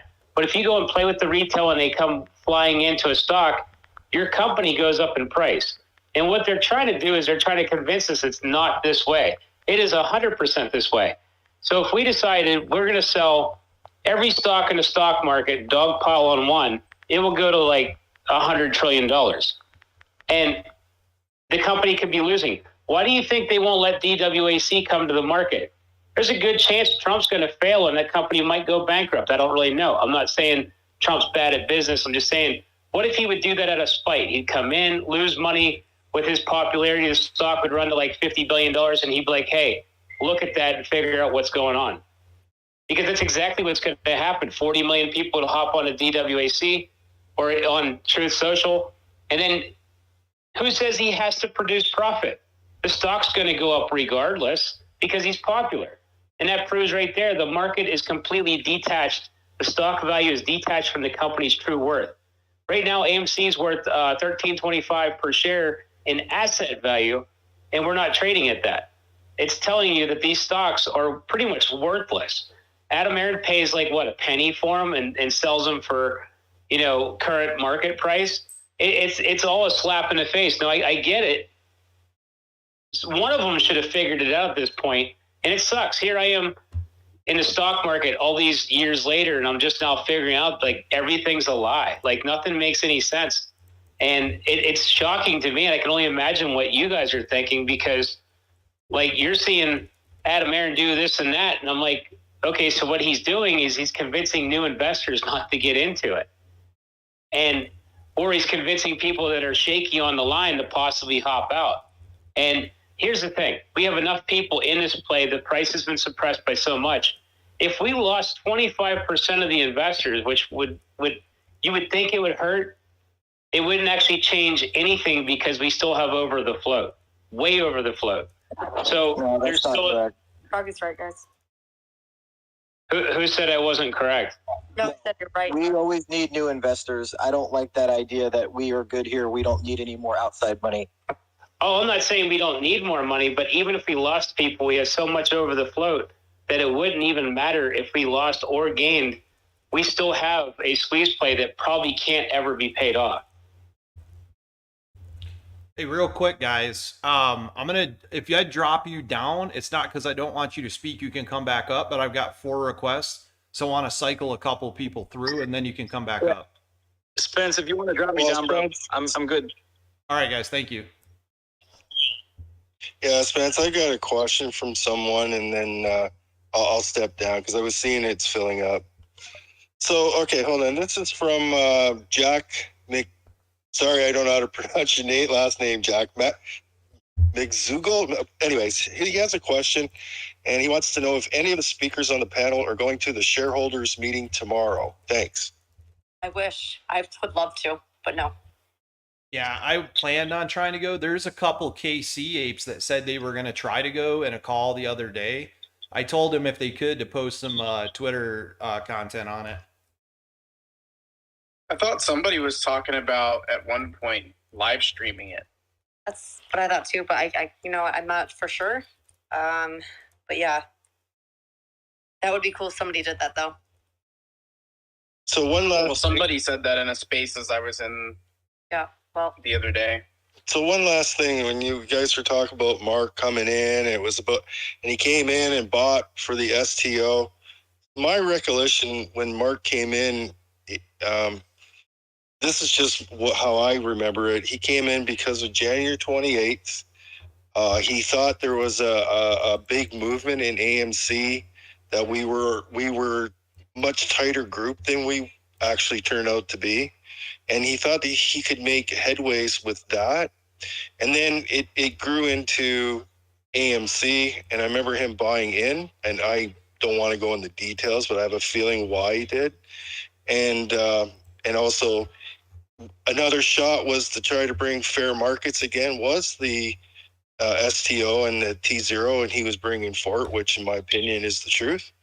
And but that's how that went. He came in first because of January 28th, not because the STO. That's not true, Paul, because if that were true, he would have invested after January 28th. I mean, I want to believe that's the passion behind it, but he hadn't been invested in AMC when the January 28th thing happened. No, correct. That's what I'm saying. He came to the group before he wasn't invested in. He came invested later for whatever his reasons are for later. That's how I that remember it. the SPO would be considered by the CEO and that it would actually cause the stock to do major thing. Well, Mark wants to come up and talk about it. He can. I'm going to step down, and I hope, Jack, you got your answer there. Okay, so from going forward in the group, just so everybody knows, if you're coming up to speak, do not attack anybody verbally or in any way try to insult them in the speaker panel. If you want to come up and have a conversation between each other about your side of what you believe is happening, then do it. But please, just for continuity of conversation so we can get to the there, let's not call anybody names. You can have your opinions on whoever you want, but try to keep it respectful so that we have continuity. And in that, I want to bounce through these hands quick so we can get the requests out of the way. So if you have a question or a statement, try to keep your statement within a 30-second period.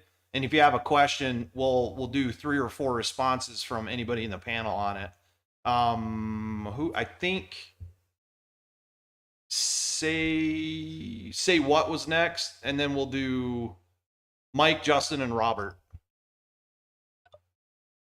Hey, so, it's a shame that Mark isn't here right now, but, my thing is, why, if he's out, why was he even in here? I mean, it just doesn't make any sense to me. Like, if you're out, you're out. Just, why bother coming into the space and bash Adam Aaron? I don't understand that. That makes absolutely no sense to me. There's got to be something there that a lot of people aren't seeing. Yeah, I would guess it's probably because he took a huge loss on the play and feels a little bit of salt about it. That would be my guess. You know what? He should have gauged it. Number one, he's not used to losing. I mean, the guy pretty much wins. He pretty much calls the wins correctly.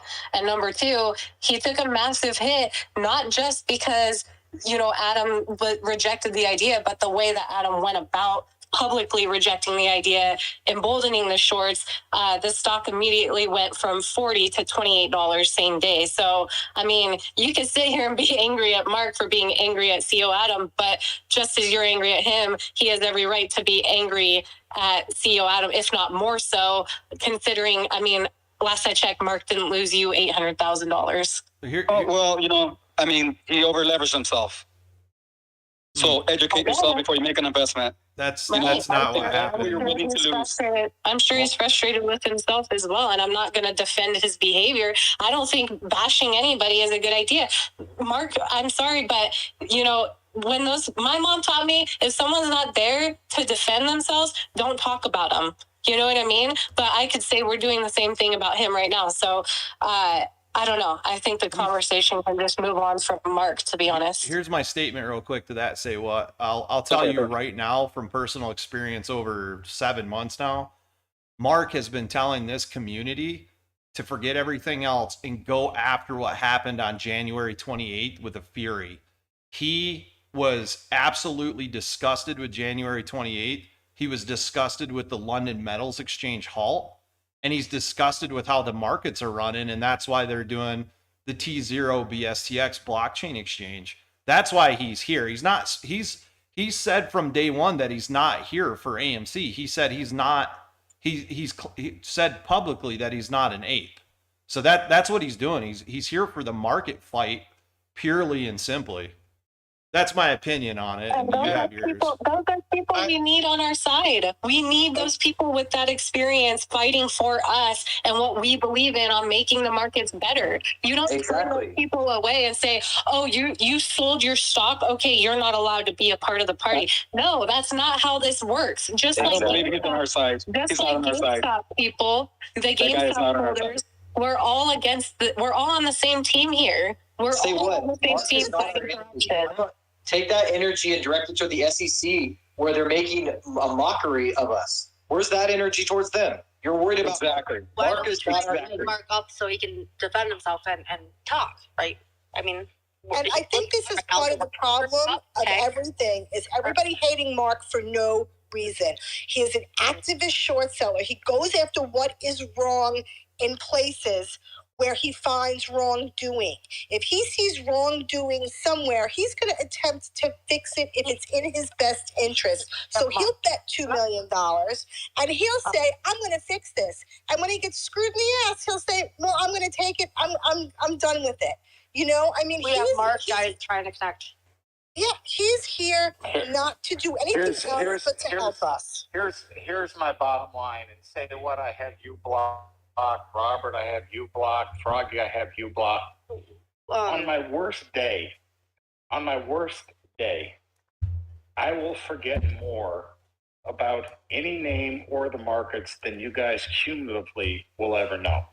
If you want to question my integrity, come visit me and you and I will have a face-to-face conversation. A face-to-face conversation where you look at me straight in the eye and say what you want to say, and that will be the end of you. If you want to pull that face-to-face. Mark, we just said we're Well, not that's pretty going to threatening. go down that road. That's pretty threatening, Mark. You did it the last time in my space too, and now you're doing it here. That doesn't make any sense. And if you think you're going to threaten people, you're out of your mind, man. Really, you're out of your mind. Look, here's the deal. Grow up. It's not a. It's We're not gonna. okay. That's it. See, We're not gonna go either way against people. Say what you came in, question Mark's integrity. He came in, told you what he thought. Any more conversation about, we're here for one, I want to know what's going on with the Revlon halt. Two, I want to know what's going on with AMC and Redbox. If you're going to come into the space and start questioning people's integrity based off of the choices they make, you can leave. That's not what this space is about. Say what? I've never even seen you in the room before. You don't follow me. You randomly come in because you saw Mark was in here and you waited to juice up a question like that.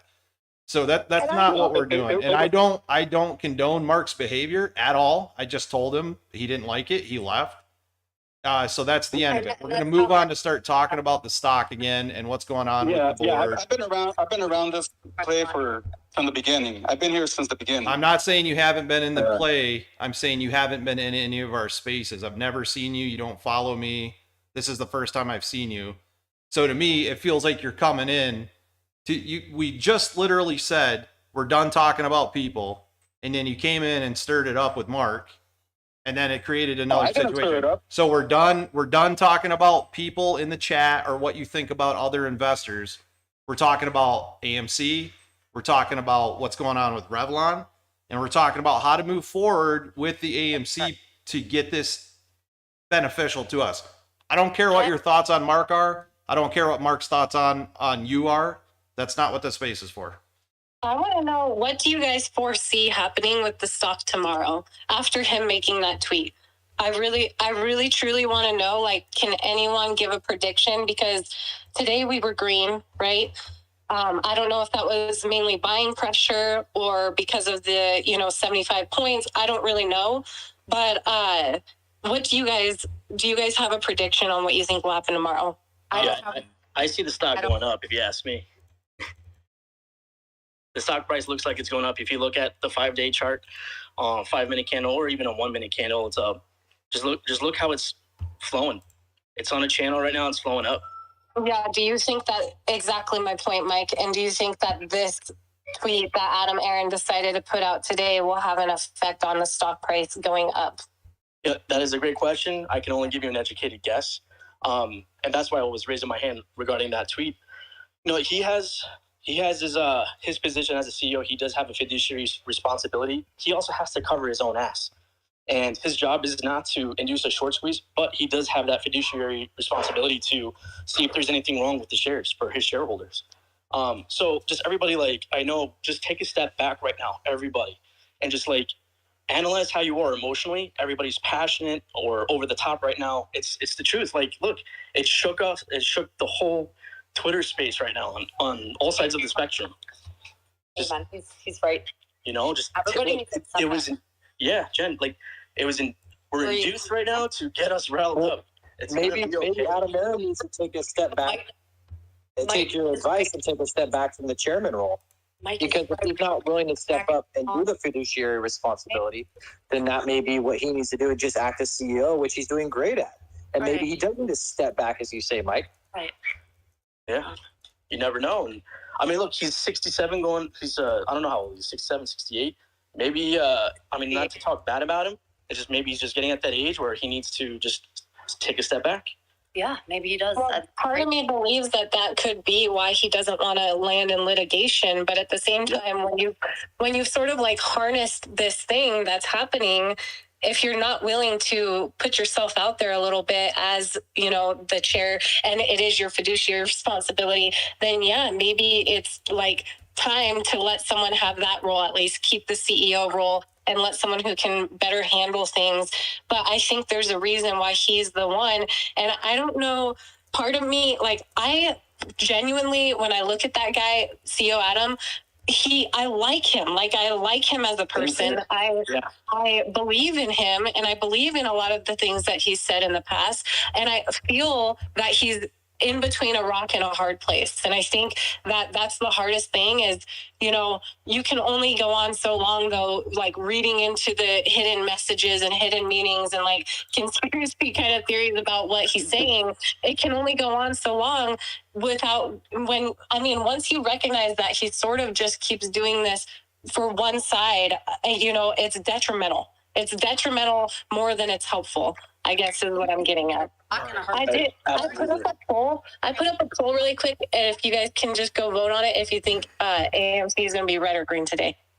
Real quick, I wanted to give Froggy a chance to talk because Mark did come out and kind of challenge him and just try to be the adult, be the adult in the room, you guys, with this.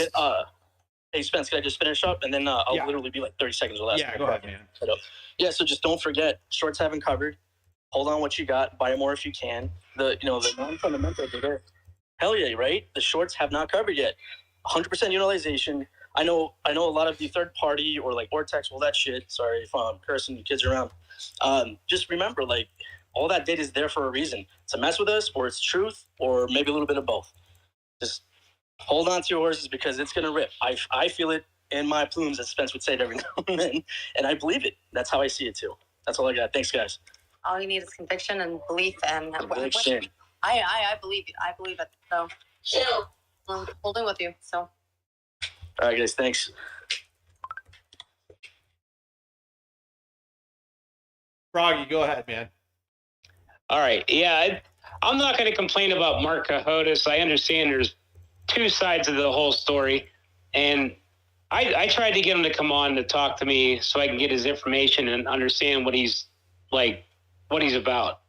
And for whatever reason, he blocked me. I don't think I did anything personally to him or attacked him. And I kind of wish that instead of everybody becoming super reactive and like flipping out when he says something weird, like, you know, you wouldn't talk to me like that in like, you know, in person and stuff. Who really cares? You know, like, self-control is like the most, like the best power that you can have. If you let people like that go and say little things to you that you know that could stir you up, you have no control over yourself. And like, that's why everything gets done to slow you down or to cause a speed bump. And it's because, like, I don't know if Mark's doing it to like tick people off or get under their skin. I really don't know, but he has knowledge. And we should be sucking that in. Let him talk whatever he talks, because it doesn't matter, because like at the end of the day, if his knowledge actually helps the play to where we can actually make it squeeze and we get rich, who cares if he threatened us? I'm not saying let him in and give him like free reins and stuff. Like, but you know, you still want to kind of check him, make sure he's being, you know, respectful and stuff like that. But like, yeah, he called me out saying that he blocked me, but I'd like to know his real reason behind it, because like I was asking to just talk to him about like T0 and get an understanding of it, because I know nothing about it. And he blocked me for it. And I'm like, I don't know why. He could be childish. I don't know. But I respect like experience and knowledge, and I was trying to give him the benefit of the doubt. And the thing is me personally from the beginning, I didn't like him only because I was on another YouTuber's page that said that Mark's evil. And I kind of believed it because it was Trey trades. And then once I learned later that Mark has a lot more experience than Trey. So maybe I should listen to what he has to say. I'm not saying follow everything that he says and jump off the cliff. I'm just saying maybe that he has something that I need to know, because I haven't learned anything from Trey. And well, Trey initially said the STO idea was a great idea. So if that has any effect, then he later, I don't know who he talked to or what about, but he later came and said, that Mark's a bad dude. Mark's evil. Mark's a predatory short seller rather than an activist short seller, and so on and so forth. So, I mean, initially he liked the idea, and then it led to all kinds of drama there. So, I don't know. I still believe it was partial to the fact that Mark came through me with the idea instead of through Trey, who is the god of AMC. Well, and I believe that 100%, Tara. If it was through trade, this would have been busted wide open by now. And that's really sad because it doesn't really matter. What came first, the chicken or the egg? Yeah, who talked who out of it? Did Adam come to Trey and say, Mark's a bad dude, you don't want anything to do with what he's talking about? Or did Trey go to Adam as, his sort of like right-hand man? I mean, Trey's the only person that Adam ever went on his YouTube channel or communicated with. Which way did it go? How? No one will ever know the truth except for two people, and that's Trey and CEO Adam. So it's very unfortunate and it's very frustrating. But Trey initially came out with a good video about how good the STO idea was, and then later came out with a video bashing Mark. Rather than the idea, he took the time to personally bash Mark, but refused to ever have a conversation with Mark. And like Froggy just said, Mark has like 40 plus years of experience in the stock market. You are literally cutting off your nose to spite your face. Here's something interesting. A lot of people came in later on, probably about 3 months ago, said, man, Spence, we had the totally wrong idea about you. David and Goliath was saying you were this big shill and you were a piece of crap, and all these other people. And they come to realize that I'm just here in the play and I'm just me. I don't have any hidden agenda or nothing. So it's like Froggy said, when he got the bad vibe about Mark from Trey, instead of, immediately judging someone off of what someone else says about them, take a step back, be an adult, look at what's going on. Is Mark rough around the edges and rude? Yes. My God, he's so fucking rude. It's hilarious. But to me, being prior service military, to me, that's just, okay, he's just being Mark. You know what I mean? So I think it's just, before you immediately judge someone based off of what's being said, just take a step back and go, all right, Mark's threatening me, but he's trying to make this point on this topic, and just be like, hey man, you don't got to threaten me. I can listen to you. And Mark should go, all right, I'll try to soften up a little bit so that we can maintain a space call. So Right, it's about being adults. Okay, we can have adult conversations, right? So let's speaking of Trey, not to cut you off, Jim, but can I read his response to Adam Aaron's tweet if you guys haven't seen it?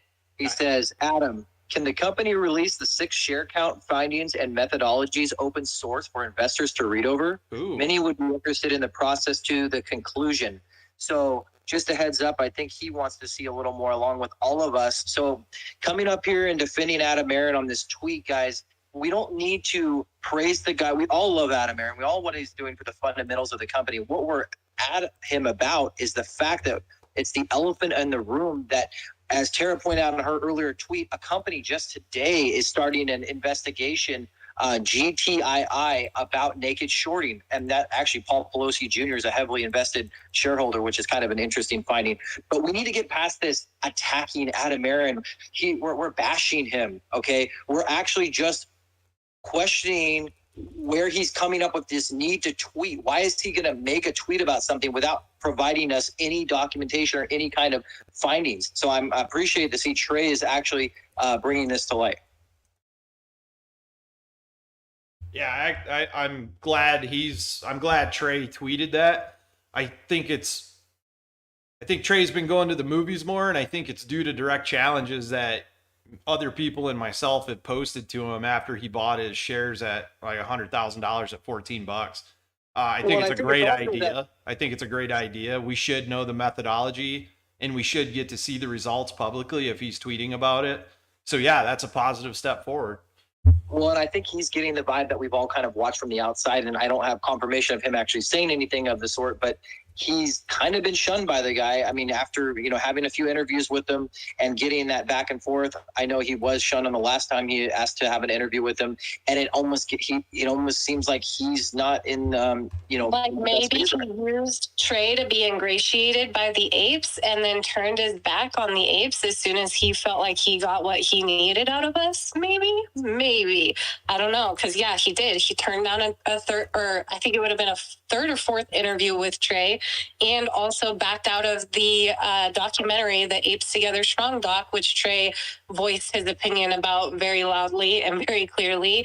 And then once again, everyone was there to defend Adam and say, he can't do it for legal reasons. Well, then he shouldn't have agreed to do it in the first place for legal reasons. So that argument just never flies with me. And all of the people who are still saying that about him as the CEO of the company, he's doing his job. Well, as the chair of the board, he's not. Well, and Tara, real quick, just a minute ago, you said that he's harnessed the movement, and I beg to differ. We've harnessed him. We had this movement here going, and he jumped on board, and he did use it to his advantage, which I mean is unprecedented for most CEOs to do. But I will, say that Elon Musk is pretty actively responding on Twitter to his shareholders as well. So let's not get in this mindset of we can't have someone else do a better job, because that is not helpful. It's not healthy for us moving forward. And I mean, I think there needs to be a real distinguished separation between chairman of the board and the CEO and their responsibilities. And maybe that needs to be addressed. Why don't we have ape representation on the board? We've been in this for over a year. We have some heavy hitters, some hugely, like people who are heavily invested in AMC. Why don't we haven't been offered, no one's been offered like a seat on the board. And in my opinion, that should have happened a long, long time ago. To me, I watched sort of like this trickle down effect of, at first there was like this embrace, and then sort of like, okay, I saved the company. Someone even pointed out in the Melissa Lee documentary, the CNBC one, that he did join while also turning down being in the Apes Together Strong documentary, that when she brought up the apes, movement sort of like saving AMC, that he corrected her and said basically that he did. So I haven't heard or seen that clip myself, but I have watched and heard on the earnings calls where he progressively stopped talking about the apes. Early on, he was donating to the Diane Fossey, ape gorilla fund to save gorillas, a certain number being donated and stuff like that. I mean, there was a lot of like ape representation and embracing the apes. And then it slowly became kind of like turning his back on us, it feels. And I'll be honest, one of the biggest snubs of all is, to me, Kat Stryker. She's done so much for AMC. She's been just completely 100% loyal. She's done all of this footwork to do this advertising campaigns, multiple advertising campaigns. The least she could get is like a thank you. A freaking thank you. I mean, he can share memes of his face, but he can't give her like a genuine pat on the back. Thank you. Appreciate it. And yeah, people want to say it's for legal reasons. I disagree. There was a float thing that some ape was supposed to win. They couldn't make it to be on the float with him in the parade when they had the big AMC float. Kat lives right there. Would have been a perfect opportunity to have her sit up there as like the queen of AMC. She would have had, I'm sure, her ape gorilla outfit on and everything, and it would have been money. I mean, it was just such a missed opportunity. And I know we have no leaders here, but she has literally like led the advertising campaign better than the company itself. I have a quick theory. Adam Aaron knows he was going to get a reaction from this. Anybody with two brain cells would know you're going to get a reaction from that tweet. We've been pushing DRS now for over 2 months after the DRS information was put out in the 2022 proxy statements and the last earnings call. I think basically what Adam Aaron is saying is it doesn't matter how many share counts you do, you're going to get 516,800,000 shares. The fact that they've put DRS information in the earnings and the proxies, and then the tinfoil hat about the 4 Doctor Strange theory and the 6 recounts. I'm telling you guys, all this talk about this and that and doing this and all these other ideas we're doing, if we can't even manage for everyone to DRS 20% of their shares to prove we're over the float, how are we going to continue to manage anything else? All you literally have to do is call your broker, transfer shares, or get on the computer share website and buy some shares. And it's I don't mind teaching anybody anything. I don't mind sharing information. But man, people are like, well, I did this and now what do I do? Everybody has to quit immediately going to ask a question before you research how to do something. There's a help page. There's multiple YouTube videos. There's endless information on how to DRS shares. But if you're not willing to put the effort in to teach yourself before you ask questions that are answered in a general fact, a frequently asked questions page, then we have a big issue as a community. So I mean, it's all stickied in Reddit, in the GameStop subreddits. So I mean, like, if anybody needs any information on it, it is already there with a full FAQ, documentation, who to contact. It's all fucking there. Just go fucking read it. Yes. That's it. So, Spence, where is GameStop at this point? Have you followed up with like the GME crowd with the DRS? I mean, how far along? They're over 35% DRS'd at this point of the free float. And look at their cost to borrow. They're doing, their cost to borrow is going through the roof. Their utilization has been at 100%, just like ours has. And it's like, if you look, they bounced off 100 and stayed above it. You know, if they hadn't have DRS that much, I don't know if they would have actually, stayed above 100 like they have. Guys, so me and Jen did it live, and we have our accounts and we're stable and our feet didn't fall off. So once you do it the first time, it's infinitely easier to do it multiple times because you just call them up and you say, hey, I need to transfer X number of more shares. That's what I keep doing when I buy more shares. I buy more shares on my Fidelity account, and then I just have them DRS'd over, and I do it, after shares settle. Well, I've created a new metric, Brett, and you're going to love this. The volume and consistency and I'll say extremism of FUD has a direct correlation against and to the effectiveness of an action the community is going to take. In that, if we take an action and they know it's going to be extremely effective, they engage in the most FUD they can possibly have into the community about that action. And DRS has gotten more FUD than anything else we've talked about. I know we brought him up earlier, but has Trey commented on DRS or any of the louder voices, like the YouTubers, about doing that? I'm just curious. Has anybody seen that? I don't know, actually. That's a good question. I just think that would, I mean, if this was a means of trying to get documentation, if it seems like AA is not going to, do any kind of, recall, this may be the only option. It would probably take a louder voice like a Trey to put it out there.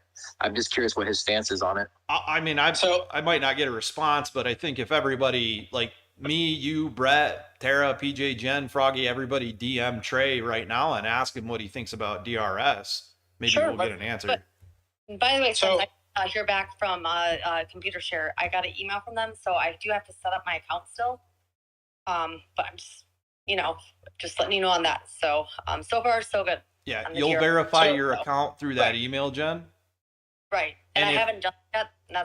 It's been a day. I should have done that already, but I've been really busy. So yeah, I will do that soon. If you do it and you answer all the questions right, it's going to be questions like you would get on a loan application about previous addresses and stuff.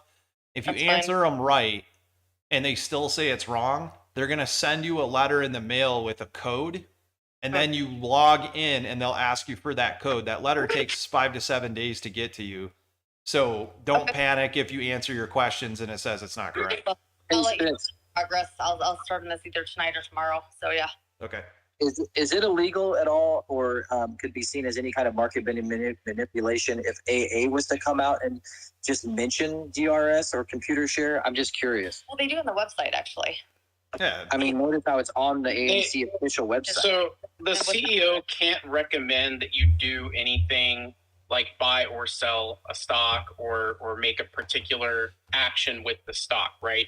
So they're legally bound not to say something like you need to computer share. That's kind of why people have done all this work on deciphering Ryan Cohen's tweet about the emojis he used, where people figured out computer share through like computer chair, I think was one of them, and then there was computer or like something, and then the poop But if he was to emoji, just and put it then out there and say, just to let you guys know, AMC's official partner for electronic shares is Computer Share, just because it is Well, mentioned it's- right there on their website. He did mention that. So technically, electronic partner isn't really the If right it's word. on The their transfer website, agent- then there's nothing illegal about it, Jay Brett. I If guess it's that's what I'm wondering, literally if written on it's their actually mentioned on their website and he was to make reference to it in a way of like the company's actually endorsing this broker, not like saying you should do this, but we are. It's not a broker. It's not a broker. We need to be very clear about that. They are a transfer agent.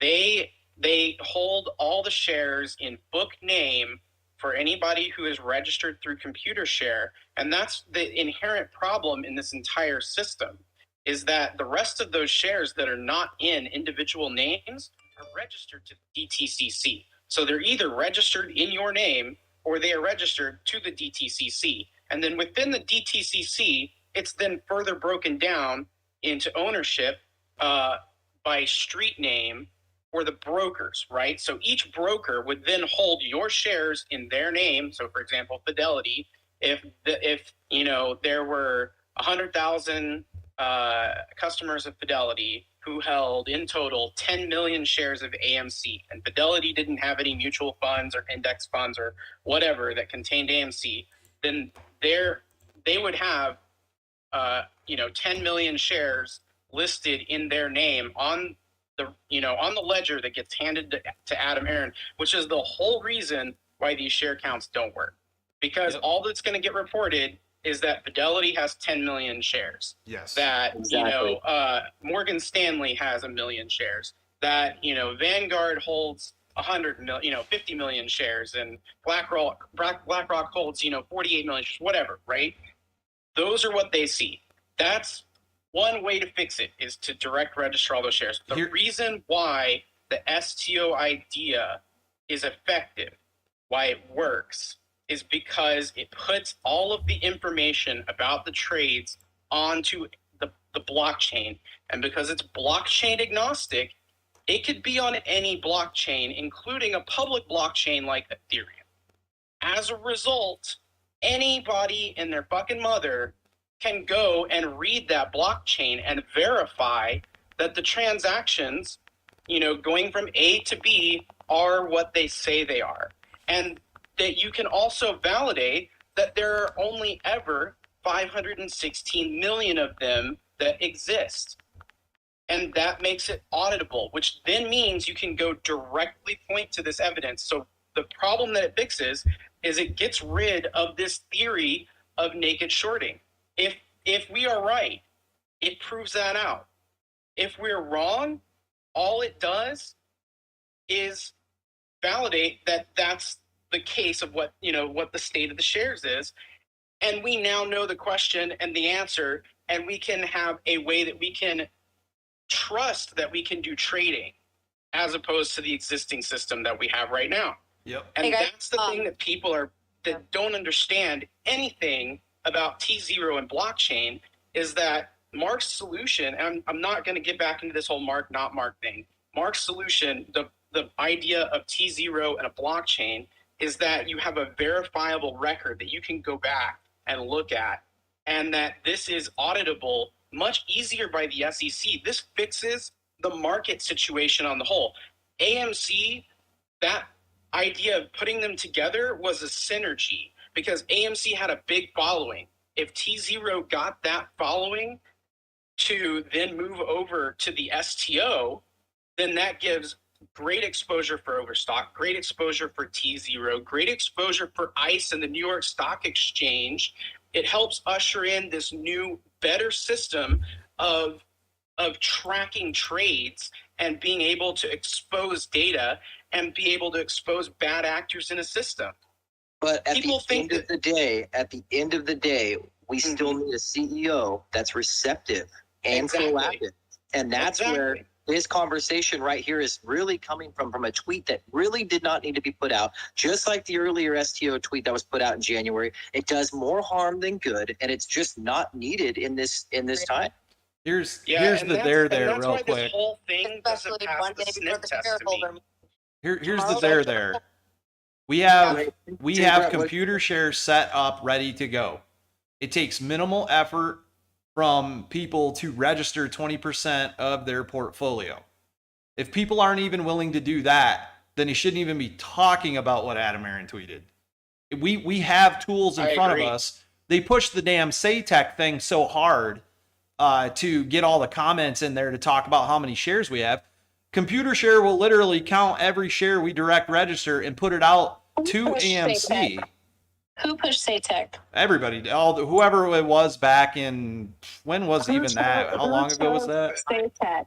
Wasn't it CEO Adam who said to make sure to go get your questions in on SayTech? I think so, yeah. And then SayTech was bought by Robinhood and had access to all of our share count numbers that we registered there. Yep.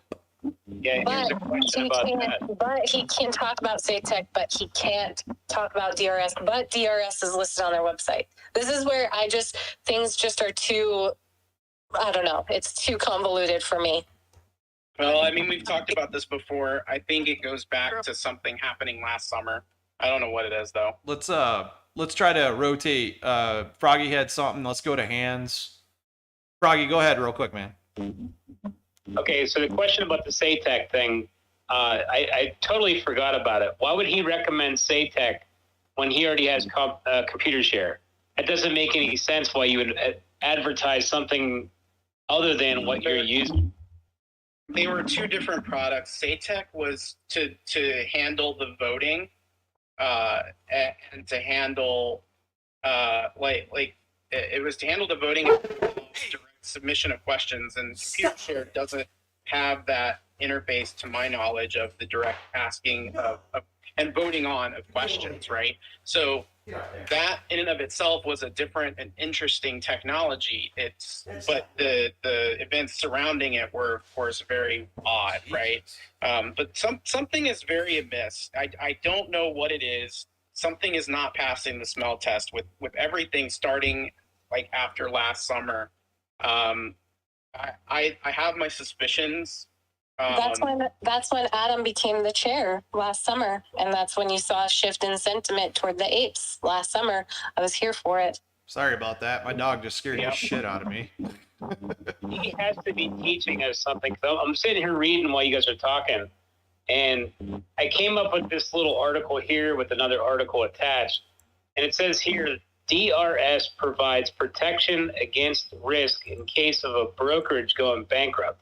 And I was just talking about that today, and that's the reason why you wanted to get out of Robinhood, or we would have probably bankrupted that one during that squeeze. And then as you go in further, there's more details on it, and this will give everybody something to look into, because now that I read into it, there was what is it called here?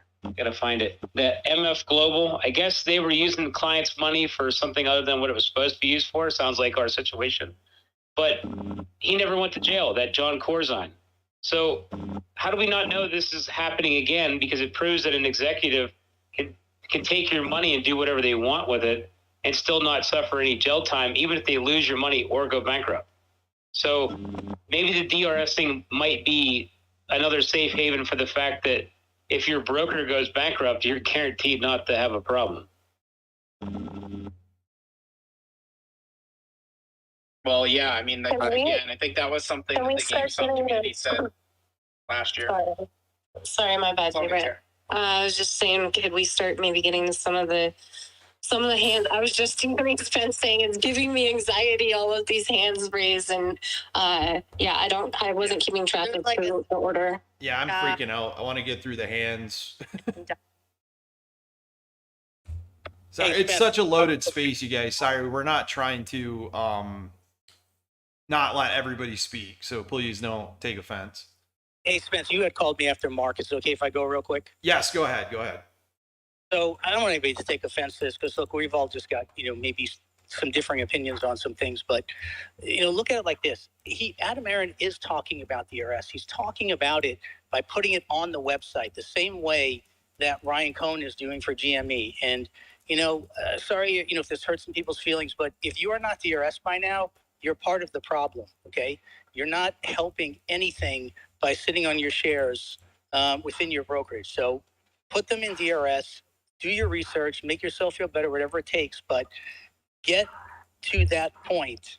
So at least we have, or at least we can go back and look and say we've got X percent or X number of shares. DRS compares to whatever's on loan, whatever they're short, whatever the case may be. But he is talking about it. He's doing it through the website.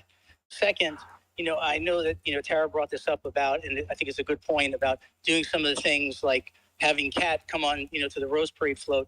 The bottom line is he can't do that. And he can't do it because of what Kat's been doing for, not against, but for AMC. He cannot parade her on the Rose Bowl float, through that parade because of what her role has been.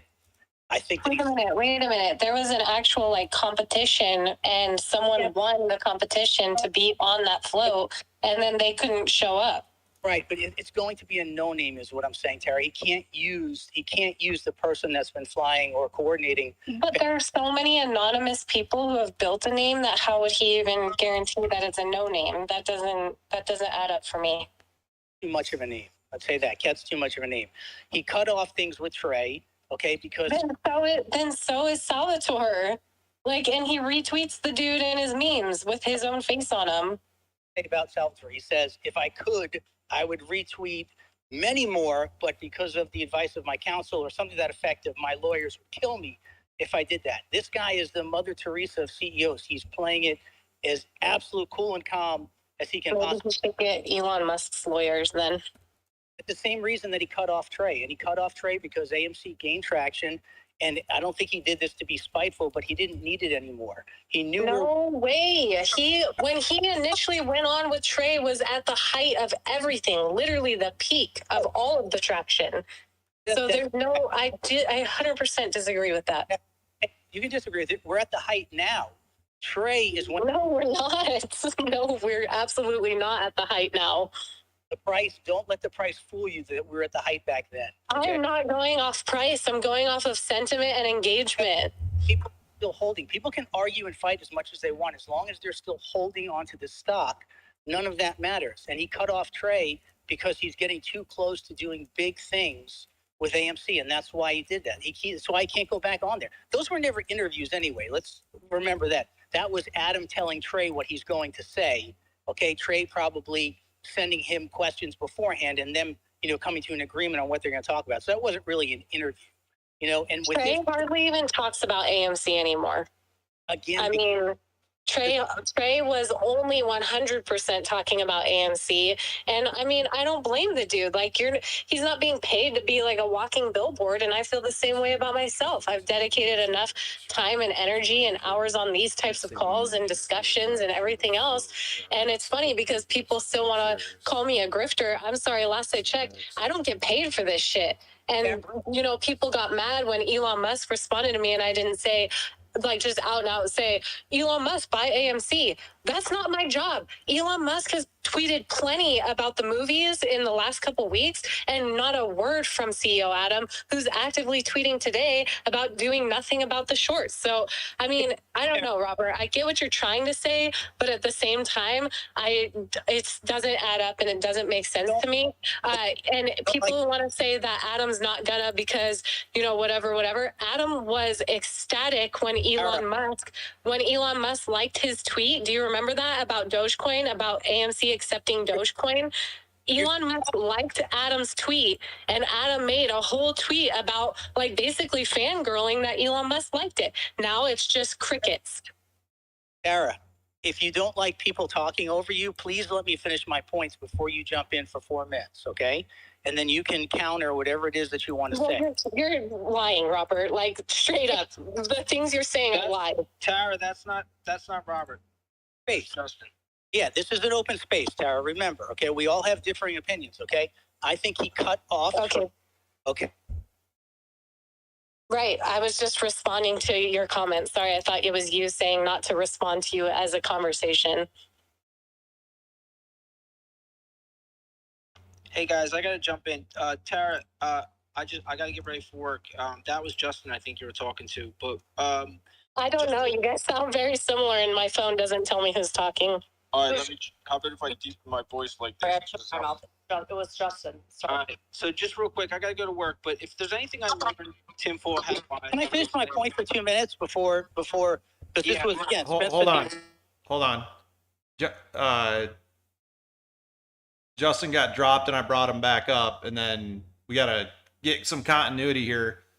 We're going to let people talk, say their point, then we're going to have a response and then a rebuttal, and then we're going to move on.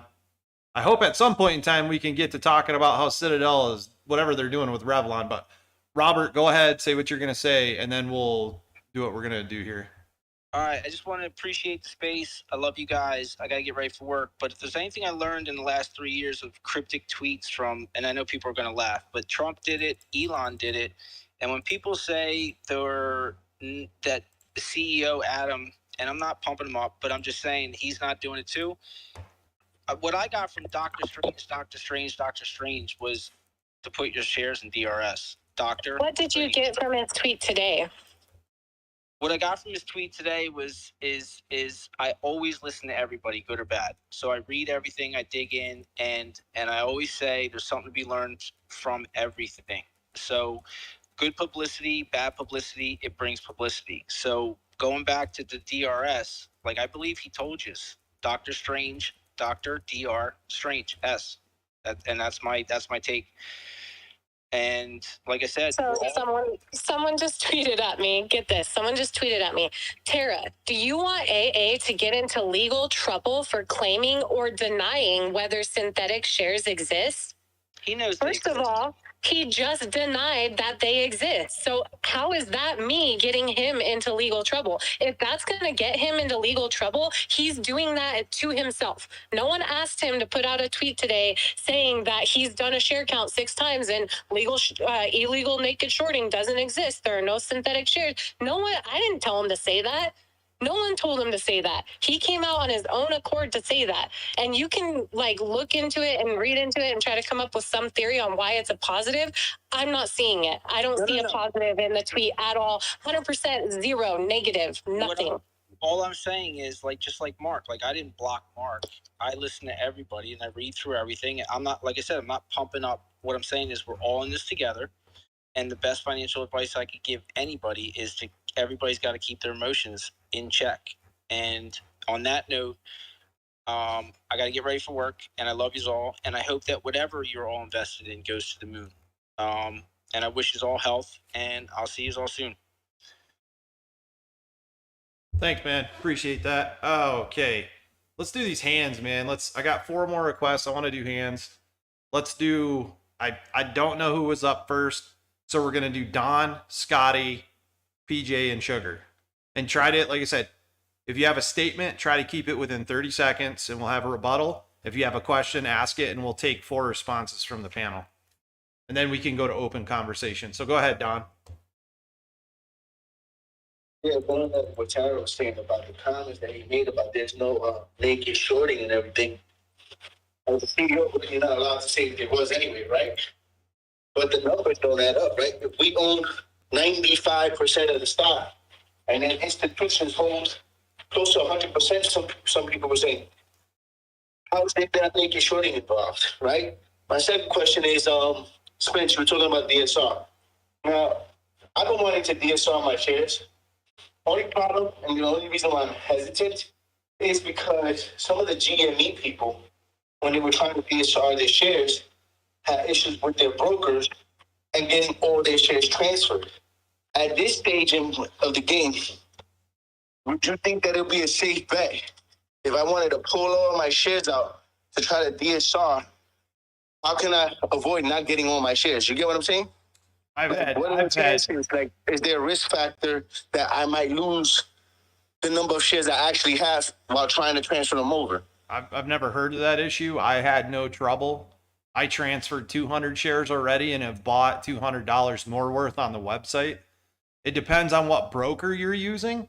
The only issue I got TD Ameritrade. I've heard issues with TD Ameritrade. One, it sounds like they make you fill out a paper form to do it to begin with. Yeah. So here's the thing. So I found out TD Ameritrade also has some other things. I was asking one of them, was like, I would like to have the shares that I have in my name. And there is something where they can give you a certificate of the amount of shares in your name. You got to pay like $500 for the transaction. So some brokers charge. Fidelity charges you nothing, and it goes directly to DRS, and your shares are there. He's talking about different things, Spence. He's talking about physical certificates. The physical printed certificates, and that's not the same thing. Yeah. It's not? Okay. So that's what I was asking. There's 3 states in which your shares can be held. There's directly in your name, essentially. And then there is in street name.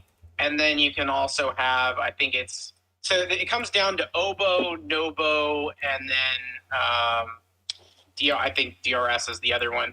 And you've got with OBO, it's objecting something, I can't remember. And then in NOBO is non-objecting. So non-objecting would be that you're okay with your name being shown, but by default, your broker goes with OBO most of the time. So the shares aren't actually listed in your name. So technically, if your broker will do NOBO, then you can have them held there. But I think that it's like it's not a guarantee that it'll actually happen or be done, whereas DRS is a guarantee.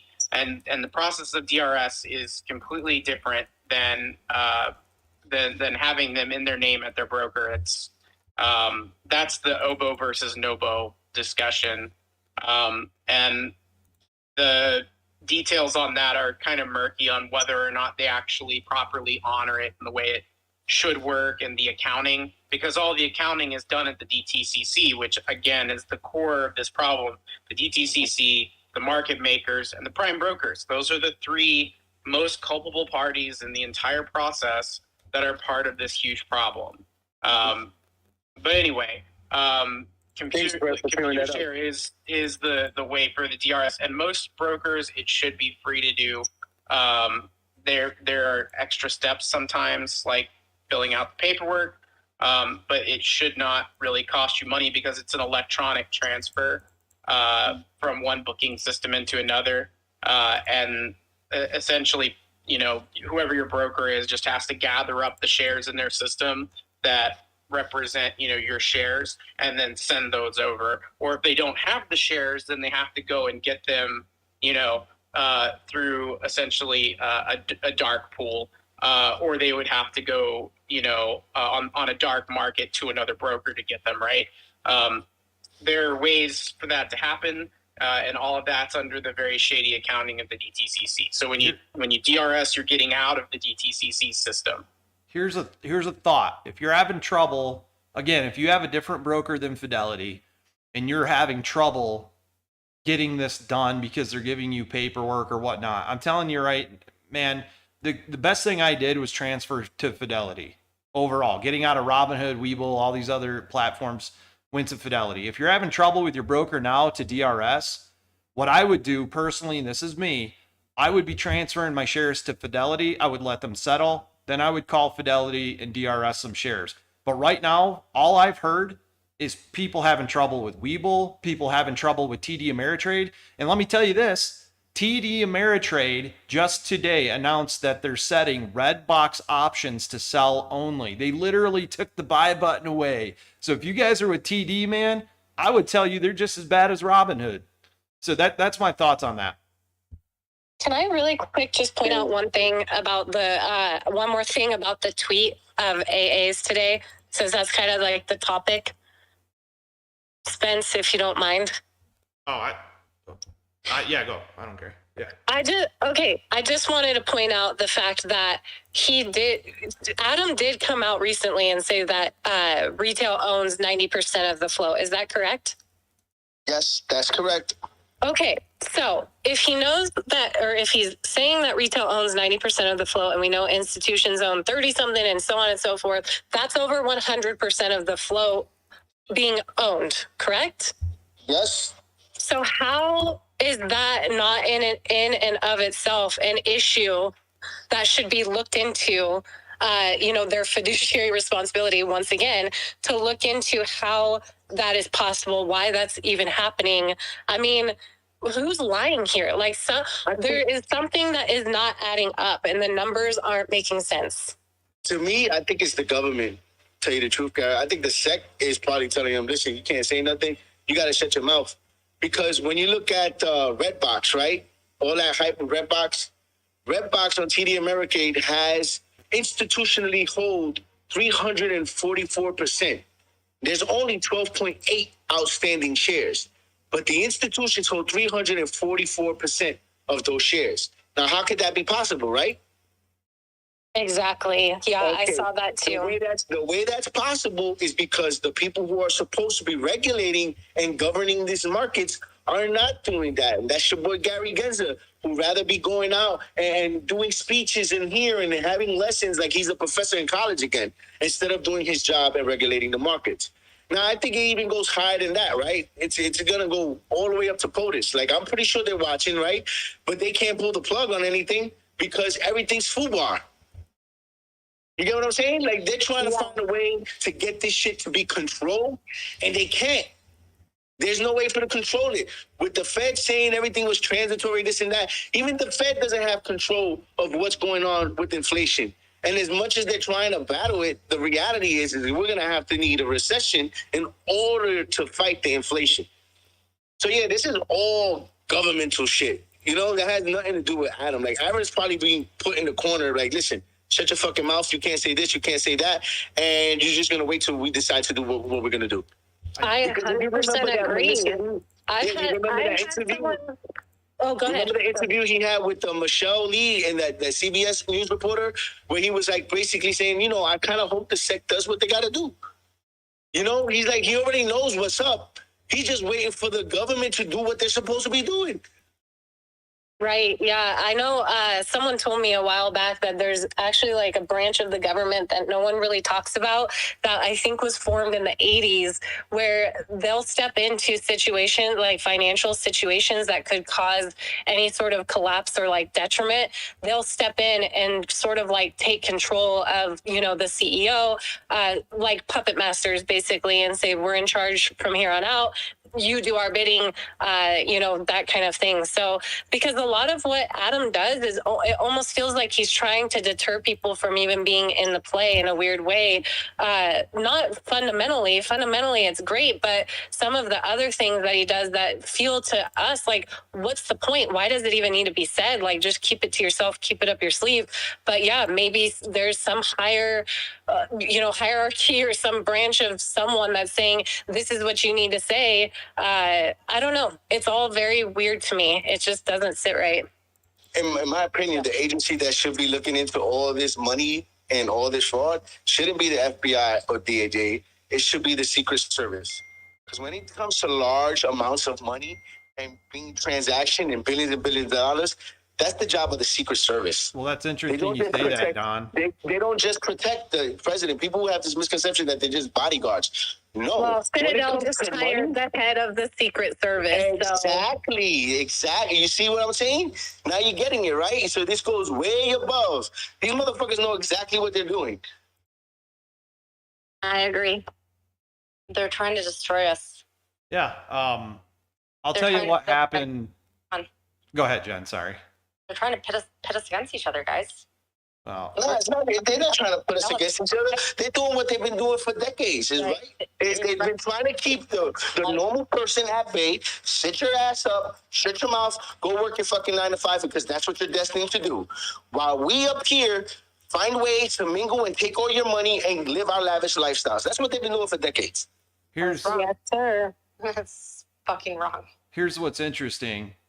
When this all hit, January 28th hit, Citadel, the market makers, all these banks on the Fed board, all this, the Federal Reserve, went to the SEC, went to the Treasury, went to the Fed board, and went to the government and said, oh, we are up shit's creek. We're screwed. What do? Well, we can't do too big to fail again. People will lose their minds. So what they decided to do was allow these market makers to create endless liquidity, rob crypto markets, fix their positions that they've got locked into overseas. Right now, and this is just my prediction, don't take it to your investment plan. The US stock market is completely broke. They are so over leveraged, and the only money that's propping it up is the trillions of retail dollars that have not been leveraged by us personally. So the Fed said, go ahead and do this, but make sure you clean your positions up. That's why they created the DTCC loan program, where institutions could give the DTCC their shares in lieu of cash from the insurance policy to close their positions. Well, these cocksuckers doubled down, and now they're in such a big hole they can't get out. I mean, they could get out, Spence. Like you just mentioned the DTCC, right? The DTCC has their insurance policy, right? Which I'm pretty sure is what they're trying to avoid, right? The DTCC is like, oh, you guys fucking double down. There's no way I'm going to help you with this money I got stashed over here to help you get out your situation. That's why this whole delay is going on. Because if you think about it, they could have covered at 10. They could have covered when it dropped down at 9. Why didn't they cover? They can't. The reality is they don't have the fucking money. Even if you were to liquidate all their fucking blue chip stocks, they know that the minute they have to cover, it's game over. It's game over. That's why I don't care who the CEO of the company is. I know what I'm holding and I'm not letting go. I don't care what he is forced to come out and say, whether he's choosing to come out and say it, he's being held to the fire, like he has to come out and make comments like that. I don't care, because I know what I'm holding at the end of the day, and you're 100% spot on.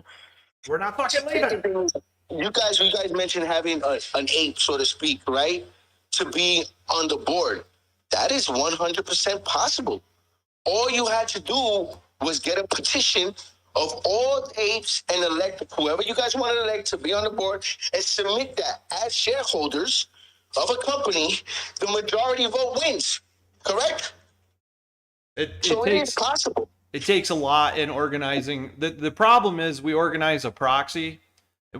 We get it all together. We submit it for vote. We try to get it on the next meeting. The person's got to be there. We've got to submit our votes. It's a long process it's going to take. I'm not saying don't do it at all. But right now, considering that we can't even DRS our shares properly, I would say that we would want to look at the more effective solution with the least amount of effort, which in my opinion is DRS. In the grand scheme, guys, Absolutely. Light years from now. But I don't disagree with you, Don. That's something. Hey, Tara, Jen, I'm going to let you take over the room for a minute. I'm going to let my dog out and then eat. Okay. So I'm still here, but. I just wanted to say really quick, I got a DM from someone from Nesta Marley. They said, I'm on the call with you, just never talk. They think their theory is that AA maybe changed last summer as far as embracing the apes because of the billboards and signs and things that were being placed out there, and that the SEC or government stepped in and told him, like, you cannot align with this, or his legal, advisors or whoever, because there was a lot of anti-Citadel stuff going on and a lot of that. So, I mean, it would sort of make sense that he kind of had to, disassociate with that. I don't know. It's interesting. It's an interesting thought. But it is something that I noticed that, the sentiment toward the apes changed with him, but there could very well be legal reasons or reasons that we're just unaware of. But Tara, he's going to movies with apes. He's telling every ape where he's going to be, and he's going to wave to them. That's the way that a CEO connects with, his investors and stuff. Or with but if he has to step away because of flying, billboards and all that stuff, then he shouldn't be doing what he's doing on Friday night. Yeah, going to the movies with apes. You're right. Again, he's not actually going to the movies with apes. He's going to the movies with his shareholders. That's the legal loophole. That's how he can do it. I'm just going to the movies with my shareholders. They just happen to be there. Okay, but then why does he have to step away from his shareholders? He has to step away. No, he has to step away. I get what Tara said. He has to step away with the so-called ape movement. You get what I'm saying? We've already been branded as apes, right? So if you're doing anything with apes and you're trying to be affiliated with apes, now you could be liable, like with Scat Striker with her planes and the putting the truck in the front of the set, right? Now, if he's like acknowledging apes, you get what I'm saying? Now he could be liable. So maybe that's why he kind of changed last year, and that's why he's not addressing so much apes anymore. Even when he tweets, he doesn't use the word ape anymore. We don't agree. Because the movement became more than just a pro AMC thing. There became more to it. It became like sort of like an attack on Citadel, frustration there, frustration with SEC, and the entire system, and sort of like an Occupy Wall Street type movement from the comfort of our own homes. A lot stronger. Right. So big. Part of me thinks that that's part of what the tweet was about today. Like, because he didn't directly say that like synthetics don't exist. He said that they haven't seen quote evidence of it. Like, is that just him covering his ass or what?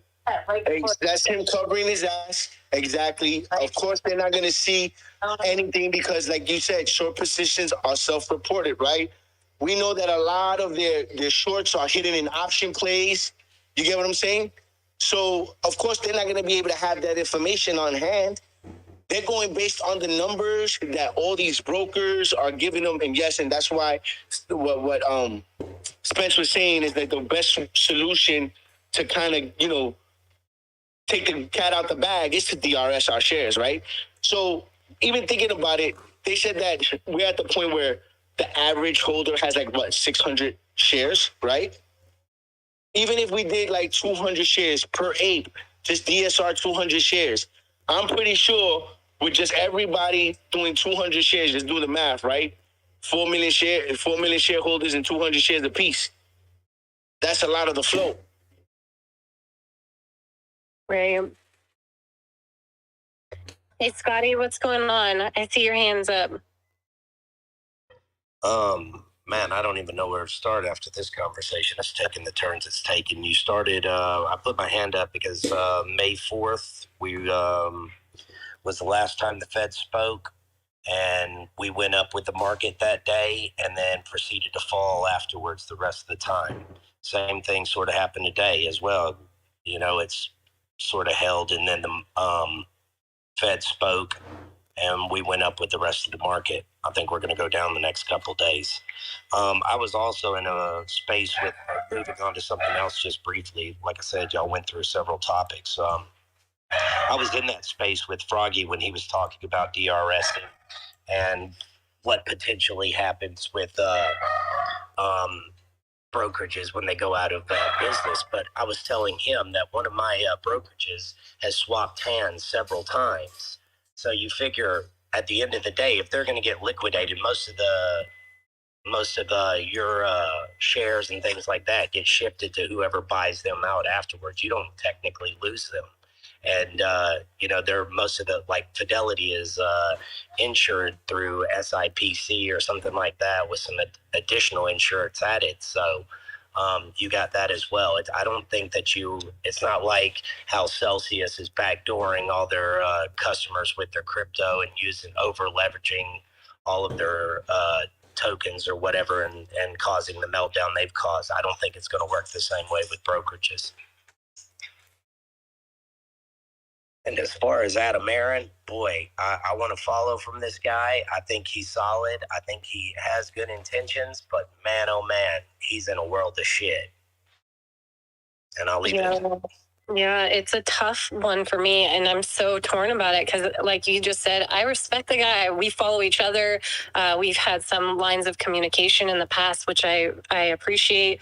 But things have definitely kind of, since last summer, kind of taken a turn for the worse. And I want to believe that there's more to it and that maybe he is being told, you cannot be involved with these people. You cannot be in communication, blah, blah, blah. I don't know. I'm getting DMs from people, and I'm like, don't get it twisted. I am still 100% bullish on AMC, on the squeeze, on, that they are going to pay eventually one way or another. I mean, here we are a whole year and a half later, and people are not leaving. So that's just a fact. But I am just super torn about why, these certain ill-timed tweets have to be made, and is he being forced to do it by someone else, and we're just completely not allowed to even be aware of that? It could be that's a lot of the DMs that I'm getting, and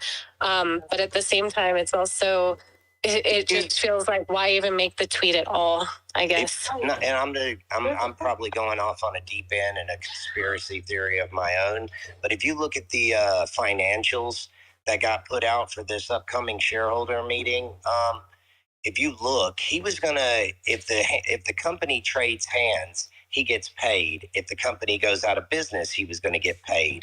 I have a whole my own conspiracy theory on what could have happened prior to us stepping in, but I mean, at this point, I don't know.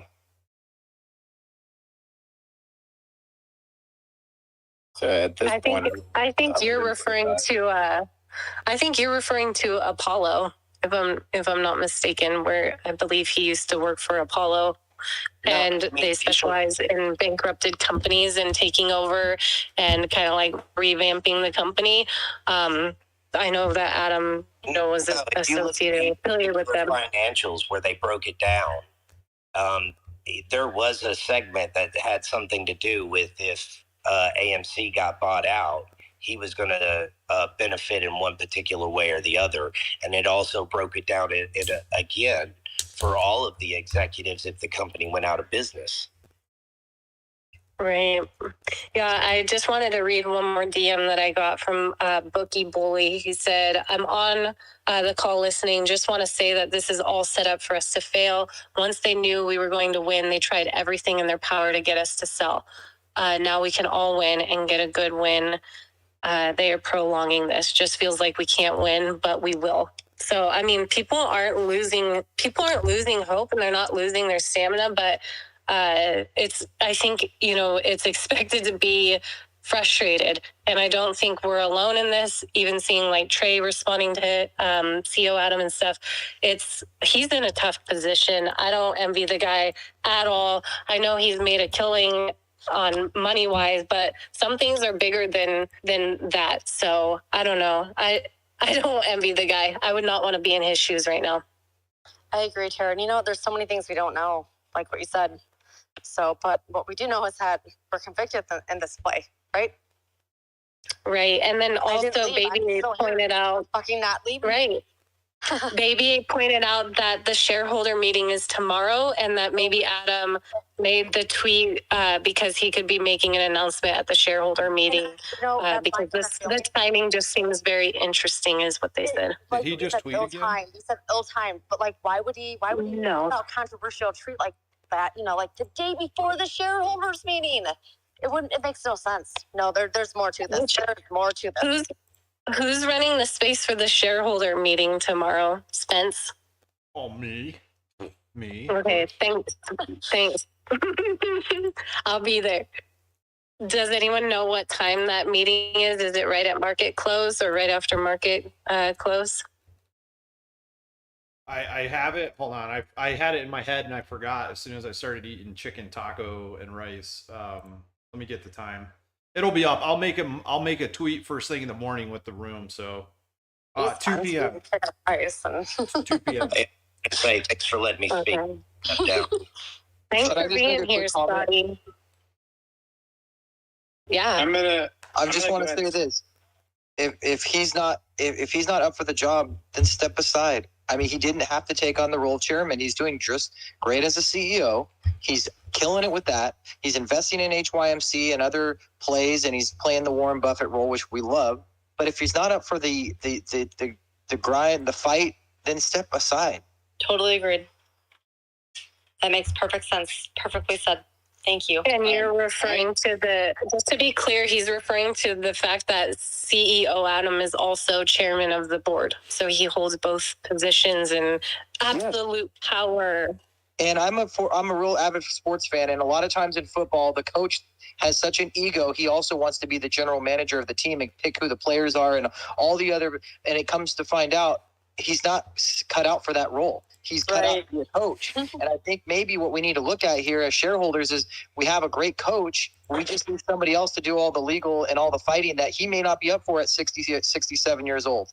100%. It's like you can't be an editor-in-chief without your editors. Here's or your columnists, or your reporters. I mean, it's all part of the thing, you know? And if you can't handle one position, you need to delegate. Here's an interesting. I gotta step down. Accountable, I think. I got things to do tonight. I'll catch y'all later. Thanks, Jay. You too, Brett. Thank you. Oh, and thank you for all of the information about DRSing and all of that. That was super helpful. Here's an important thing that I want to say, and I love talking about all this stuff. I love it. We've been talking about it for a long time. The truth is, we always go back to the same topics over and over and over again, when in reality, if everybody in the retail community individually decided to DRS their shares, we would log the float with less than 2 million people. That data would land on Adam Aron's desk, and he wouldn't have a choice to not fight what was going on. He would have a legal responsibility to say the entire float of AMC, all 516.8 million shares, have been registered to 2 million shareholders, and we have 4 million. We are being robbed. That would give him all the standing in the world. So again, I say go along with all the ideas, do everything we can, never take anything off the table. But when you have something as simple and direct as DRSing, and it's sitting right in front of us, I don't understand why it's not completed yet. And the GME community... Isn't that legal responsibility there, though, with the fact that we own 90% of the float, which he said himself, and then institutions own plus, and it's well over 100%? I mean, isn't that the same legal responsibility, or am I wrong? No, he's going to take the information that was given to him by the DTCC, right? So the share count, like he said, he did it 6 times. He's going to say there's only that many shares. So when he says we own 90% of the float, you have to assume in that he's saying we own 90% of the available free float outside of institution and index ownership. But if we register, if 1 million shareholders register the entire AMC float, then ComputerShare is going to come out and go, whoa, wait a minute. We can't direct register any more shares and these people keep calling. Then we all get together and say, hey, we did register the float. There are synthetics. And then if he doesn't want to do anything, we all get a lawyer. And that's how class action lawsuits start, the proper way. Hey, Spence, what does outside institutions and whatever what was that clause? We own 90% of the float outside of institutions and what else? And what does that exactly mean? Okay, so what does that mean? So I don't understand that qualification to the statement, we own 90%. So what do you think? What it would have to mean is that after you take away institutional ownership of 198 million and you take away however much is in the ETFs, like the IWM, however much the IWM has, so say there's 330 million shares left, we own 90% of that, right? And then insiders and then whatever else. And that's why DRS is so important, because we can prove that we actually own more than the entire outstanding. Okay, I get it. Thanks. Can I say something else? Yeah. Before I fall asleep, I'm sorry, guys. So I think Adam Aron is a fantastic CEO. I think that we're going to squeeze. I have no doubt in my mind we're going to squeeze. I'm not giving up. I'm not going away. I just want the truth. After a year and a half in this play, I'm exhausted by all these things saying there's naked shorts, we're over the float, this is happening, that is happening, when in reality, what exactly has happened between now and then that everybody says is going to happen? We had a gamma squeeze. That was fantastic. We held through it. We gathered more shareholders. That's fantastic. I think it's important that we look at facts and that we don't go off into well, he said this, it could mean that. He can't really say it legally. Yes, he can. No, he can't. Whatever he says, he means. And I think that's important to remember. We can only play with facts. We can only get ahead with facts. And if we don't have facts, we shouldn't even bother talking about it. Yep. I know for sure if I DRS my shares, that those shares are on the book. They show to the board of directors at the annual meeting. And if at any point in time, ComputerShare and the board of directors see that less than 4 million people log the entire AMC float, say 2 million people log the AMC float with ComputerShare, the game's freaking over. And I'm so tired of the people who come in spreading mindless FUD on what direct registration is when it's already been proven time and time again by the GME crowd. So literally, man, just like, this is what we can do. This is how we do it. But not to be devil's advocate here, but we have to respect the fact that, I mean, after all the pushing of Adam Aaron for, the investors connect on through AMC site, he's still only able to garner 700,000 people. And that's without having to, go through any process, literally just filling out a form. All I'm saying is it's going to take a full push, especially the loudest voices, for even to get close to that number, I feel like. I totally agree. And I'll tell you right now, personally, I think 700,000 people could log the float. Just based on the data that I've seen from the polls and user of intellect. I think if everybody got on board and the entire community in one voice said, we're going to DRS, because all the FUD aside, the one thing we have not done yet is DRS the float. If we DRS the float, you still own your shares. And if it doesn't do anything, we haven't lost anything. We argued and talked about the same shit from 72 down to 10. Let's just DRS the damn float and be done with it. How does ComputerShare make their money? They sell their service to companies like AMC. They register the shares for AMC and get paid for it.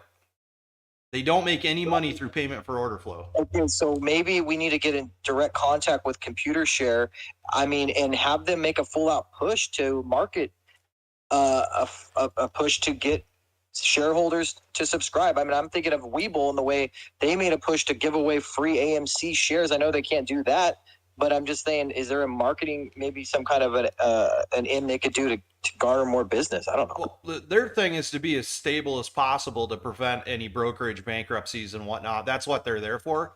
But Superstocks did an amazing YouTube video where one of the head guys from ComputerShare came in and talked to him and explained everything.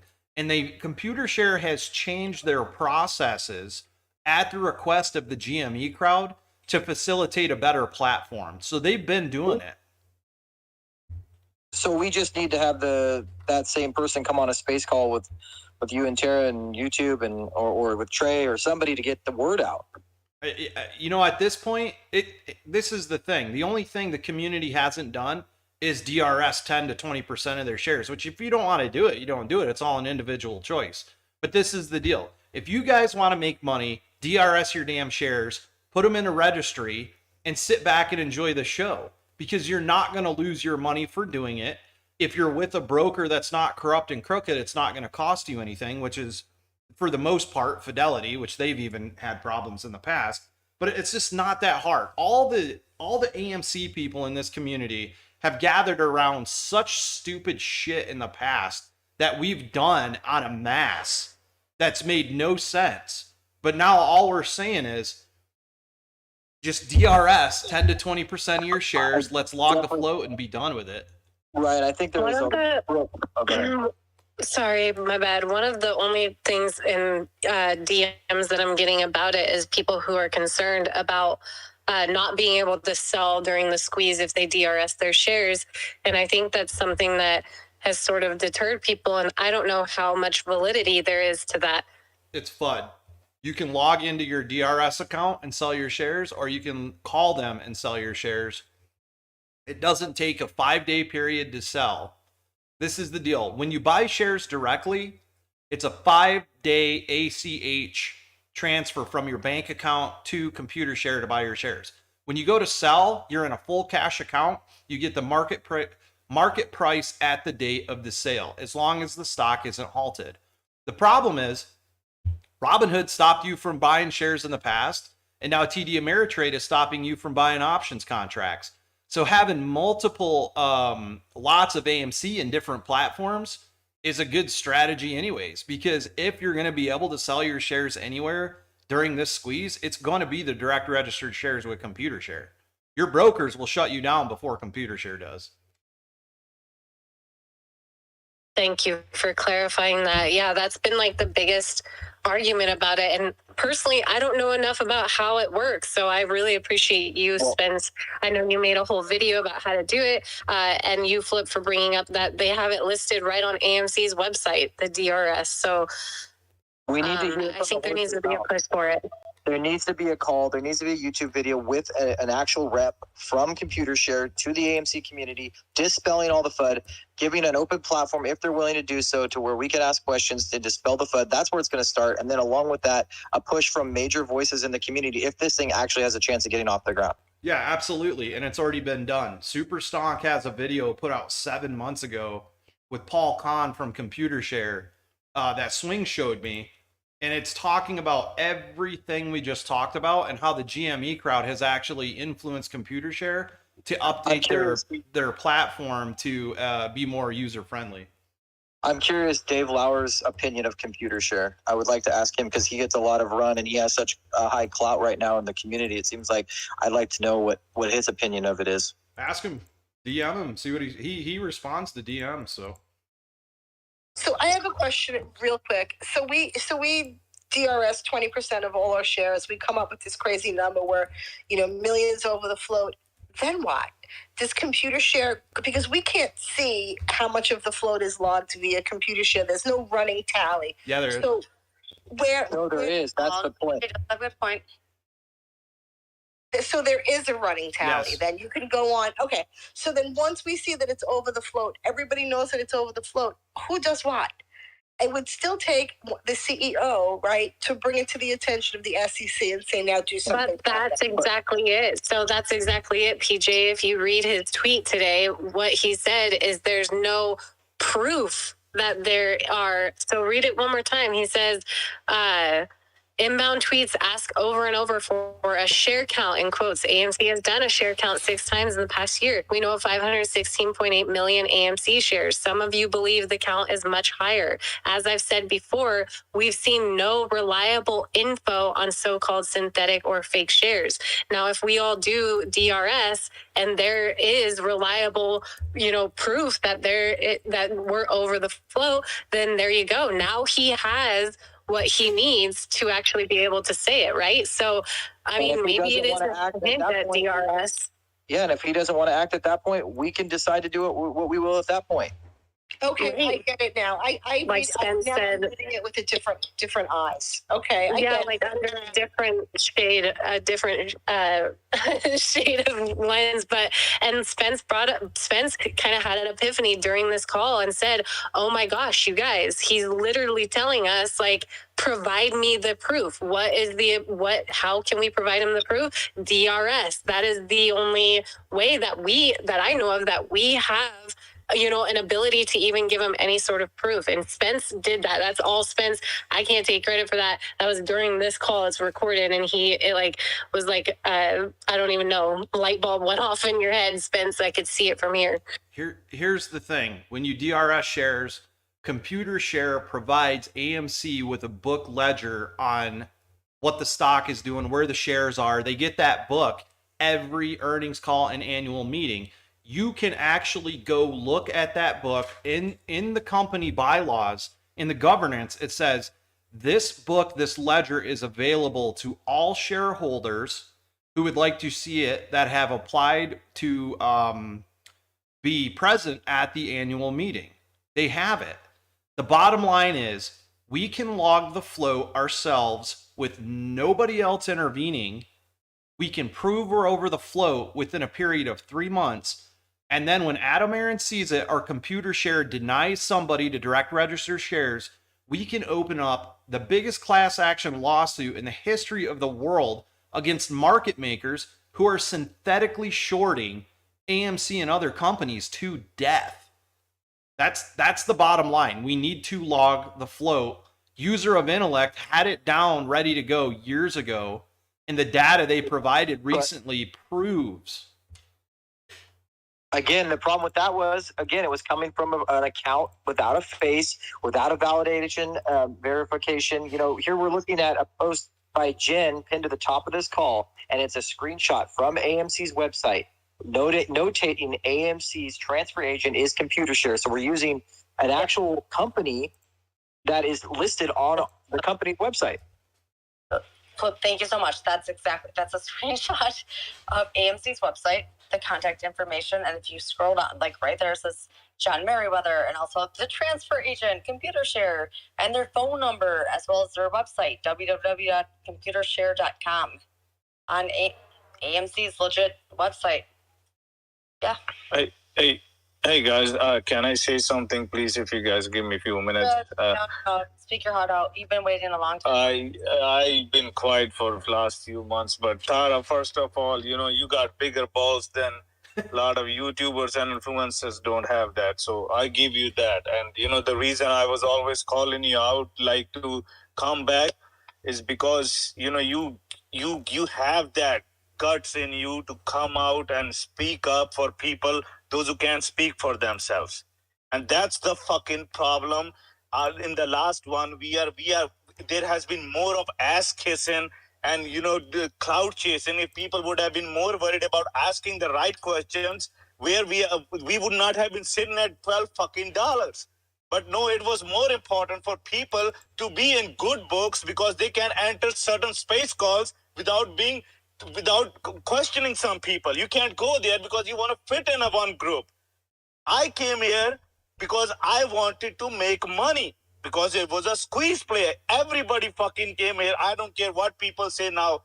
We stayed because we wanted the company to be fundamentally strong. We all did that. Saving from company from $2 from bankruptcy, buying tickets. Even people cannot afford, they still take their kids, buying tickets to go see movies so that we can have our company generate revenue.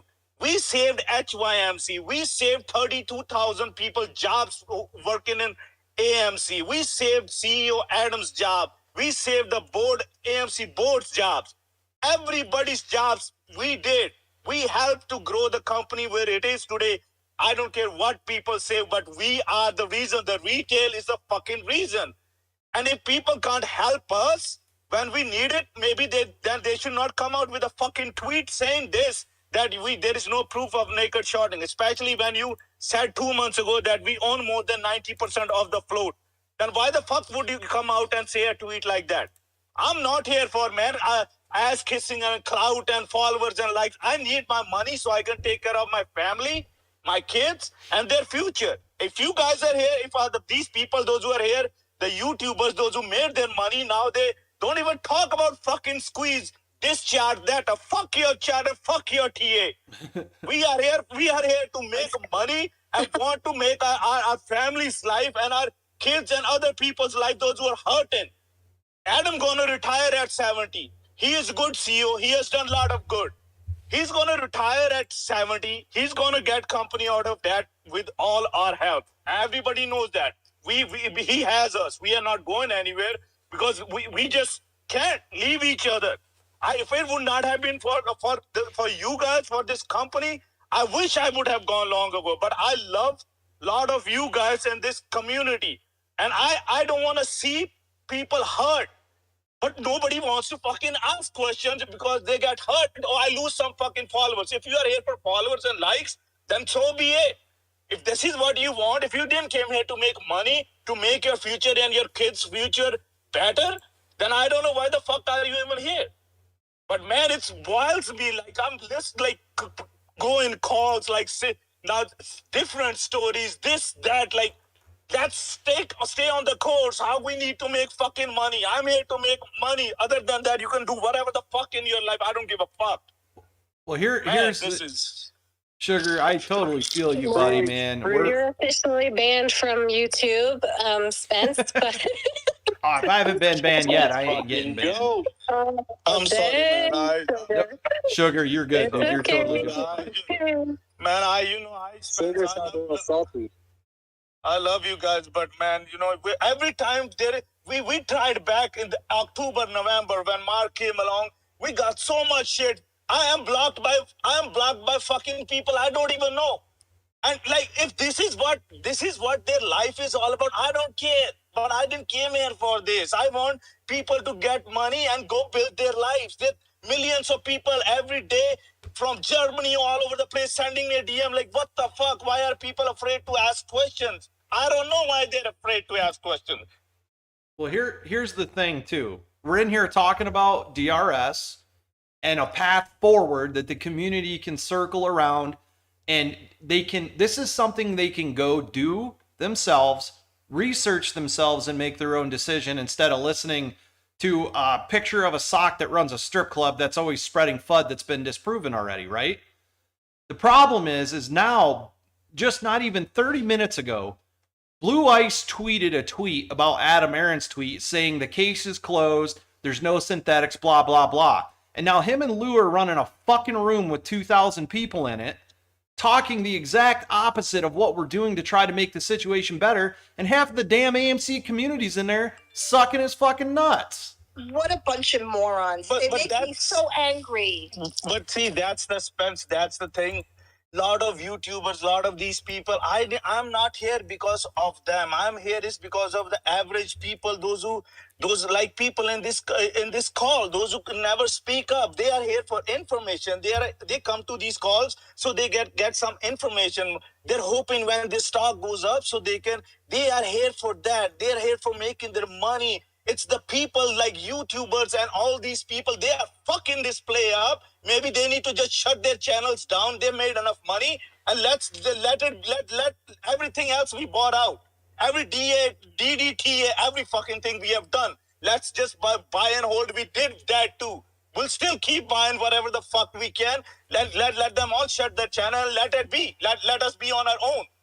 Enough of this, man. How much money?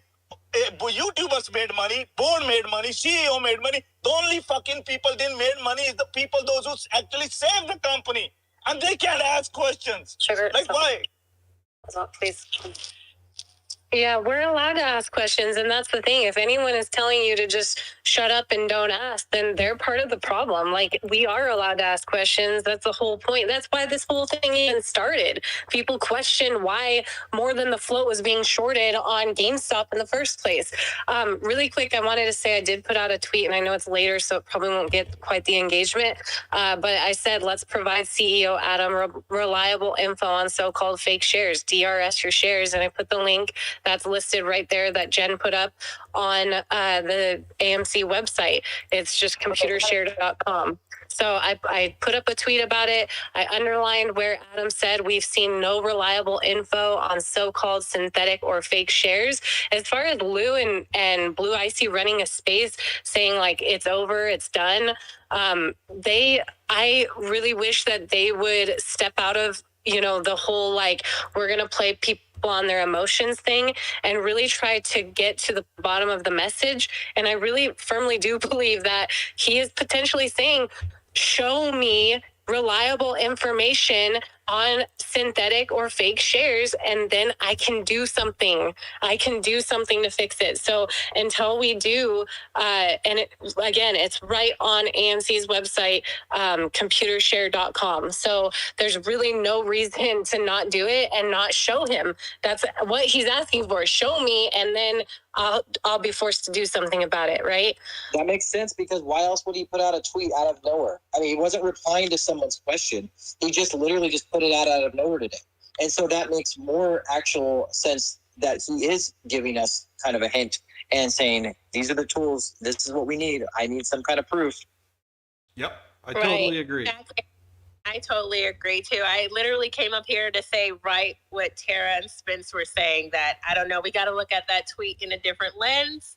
We need a DRS. I mean, that was my plan Z anyway, was to DRS all my shares. This is what I'm doing tomorrow morning. I'm just going to dump the rest in there.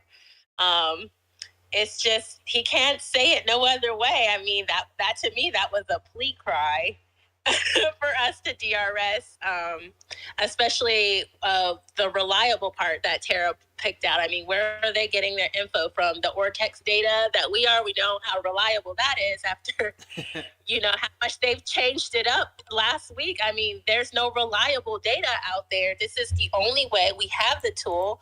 We can galvanize and do this and galvanize and do that. I'm using Jay Brown's term. But we can't galvanize and do the one thing that literally does what we're all asking for is a share count. It's just strange and illogical. I agree with you. Totally agree. Yes. Monday morning, I'm DRSing every single fucking AMC share I have because I just made a large purchase this morning, so I got to wait for it. When you DRS, your account has to be cleared in full. So Monday morning, I'm DRSing all my freaking shares. I'm going to call my broker, Fidelity. I'm going to record it live on freaking YouTube so everybody can hear and see. And I'm going to have all my shares sent to my account and computer share. And then when it's done, I'm going to log into computer share live with my account, everything on there. And I'm going to show the freaking world that your hands aren't going to fall off for direct registering your shares. Oh yeah, Spence. And I'm going to take it upon myself and contact directly the company and see if we can get anywhere with actually a representative willing to come into a space call or a YouTube video with you or Tara and get it from the horse's mouth, because I feel like that's been a big disconnect is these, anonymous accounts like User of Intellect, who's doing great work, but it lacks trust with a lot of folks. And if you can get it right from the source and have them dispel the FUD that, that we've all been hearing. And I'll be honest, I didn't even know they weren't a broker. Jay Brett sent me straight on that. I always thought they were a broker for whatever reason. It kind of is a new revelation for me. So they have a broker they use if you buy directly. Spence, Tara, Jen, all Flip, everybody, PJ, all you guys, don't stop making noise. Our power is all of us. Our numbers. As long as we are making noise, we are doing something good. Don't stop asking questions. You guys give everybody platform. You don't just kick people out because somebody wanted to ask a question. So, if I said something wrong, or I just sometimes I get in emotions when I get DM from a teacher who's struggling to pay her fucking gas fees. And when I get DMs, it just fucking hurts, man. Sure, it hurts. Never need to apologize here. It hurts people when you get DMs from, and I don't know why people send me DMs. I don't know, but because when you hit, they can't afford to pay their gas. People can't afford to buy their groceries. People need money to get by. And, let's talk about that. Let's talk about helping the community who helped everybody to make money. Show some heart towards those people. YouTubers need to show some heart. They made money. The board made money. Show some heart towards the people. We are ordinary, average Joe. We are not rich people, but we are still buying tickets, buying merch, buying whatever we can. But show some heart and do something. And if you can do something, please don't send tweets like that people are hurting, man. You don't know how much people are hurting. Do something about it. If you can. Trey has to get away from those other guys, plain and simple. Because if he's hanging out with the wrong people and the wrong crowd, like Blue Icy and Lou, who are lying as we speak to 2,000 people, he's got to take a stand. That he's got to stand for what's right. And I'm not saying that no one else is right, but we're right. And we're 100% right. And this group of people, all of us together in these spaces, day after day and week after week, are the brightest, most honest people I've known so far in this whole entire crowd. And we just need to have a bigger name, like Flip was saying. We need to get them focused on what we want to do, and just, I don't know, we need their voices. And how do we do that? I tagged Trey, and I'll try to get a hold of him and see if he's willing to kind of, put things behind us and work together on the DRS thing, because I do think it would be extremely helpful. The past is a past. Really quick, I got a DM from someone asking if you're able to DRS in Canada, if you're located in Canada. I don't know the answer to that. I think you can, because ComputerShare is like a global agency. I will find out first thing in the morning. I thought we had somebody from Canada that did it, but I don't want to say yes and my memory be wrong. So tomorrow morning I'll make a tweet. I'll call ComputerShare directly and see which countries are allowed to register. I'm pretty sure they can, though. If anyone in here has an answer, or is even in a different country and has done the DRS process, if you could let me know. But Brar, if you can, hopefully I'm saying your name correctly, go to the link or just go to computershare.com, type it in, and try and see what happens. And maybe you can let us know, since you're located in Canada. And that's who sent me the DM, by the way. So at the end of the day, whether you believe me or not, you can call ComputerShare directly and talk to them, or you can call AMC Investor Relations and ask them why they use ComputerShare for direct registration. It's simple. It's such a simple research DD topic. I will say, one last thing, about Lou and the Blue Ice Room. I can't tell you exactly what they're talking about in there, but we all know where they come from and what they've done. The fact that they decided to... I know one thing that they're talking about, if you want me to share. Go ahead. What are they talking about? They're talking about the fact that I guess people are getting freaked out because they put in votes for the shareholder meetings tomorrow, and their votes are still saying pending. I did hear. So I don't know if that's because it's not tomorrow yet. If they'll say, but they haven't gotten a confirmation. So normally when you put in a vote, you get a confirmation back. It just says vote pending. They just started. These people voted tonight because I voted like a month ago. I think it was. Did you get confirmation, Jen, or does it say pending? I will look for it right now. But it did not say pending. I got a confirmation number. This is like a month ago. So. Yeah, so I don't know if maybe it has something to do with East Coast time or something. Go ahead, Flip. Here comes some of the FUD already on your post that you just tagged Trey and me. And it says, please understand one thing. I will not tell you what to do or even recommend.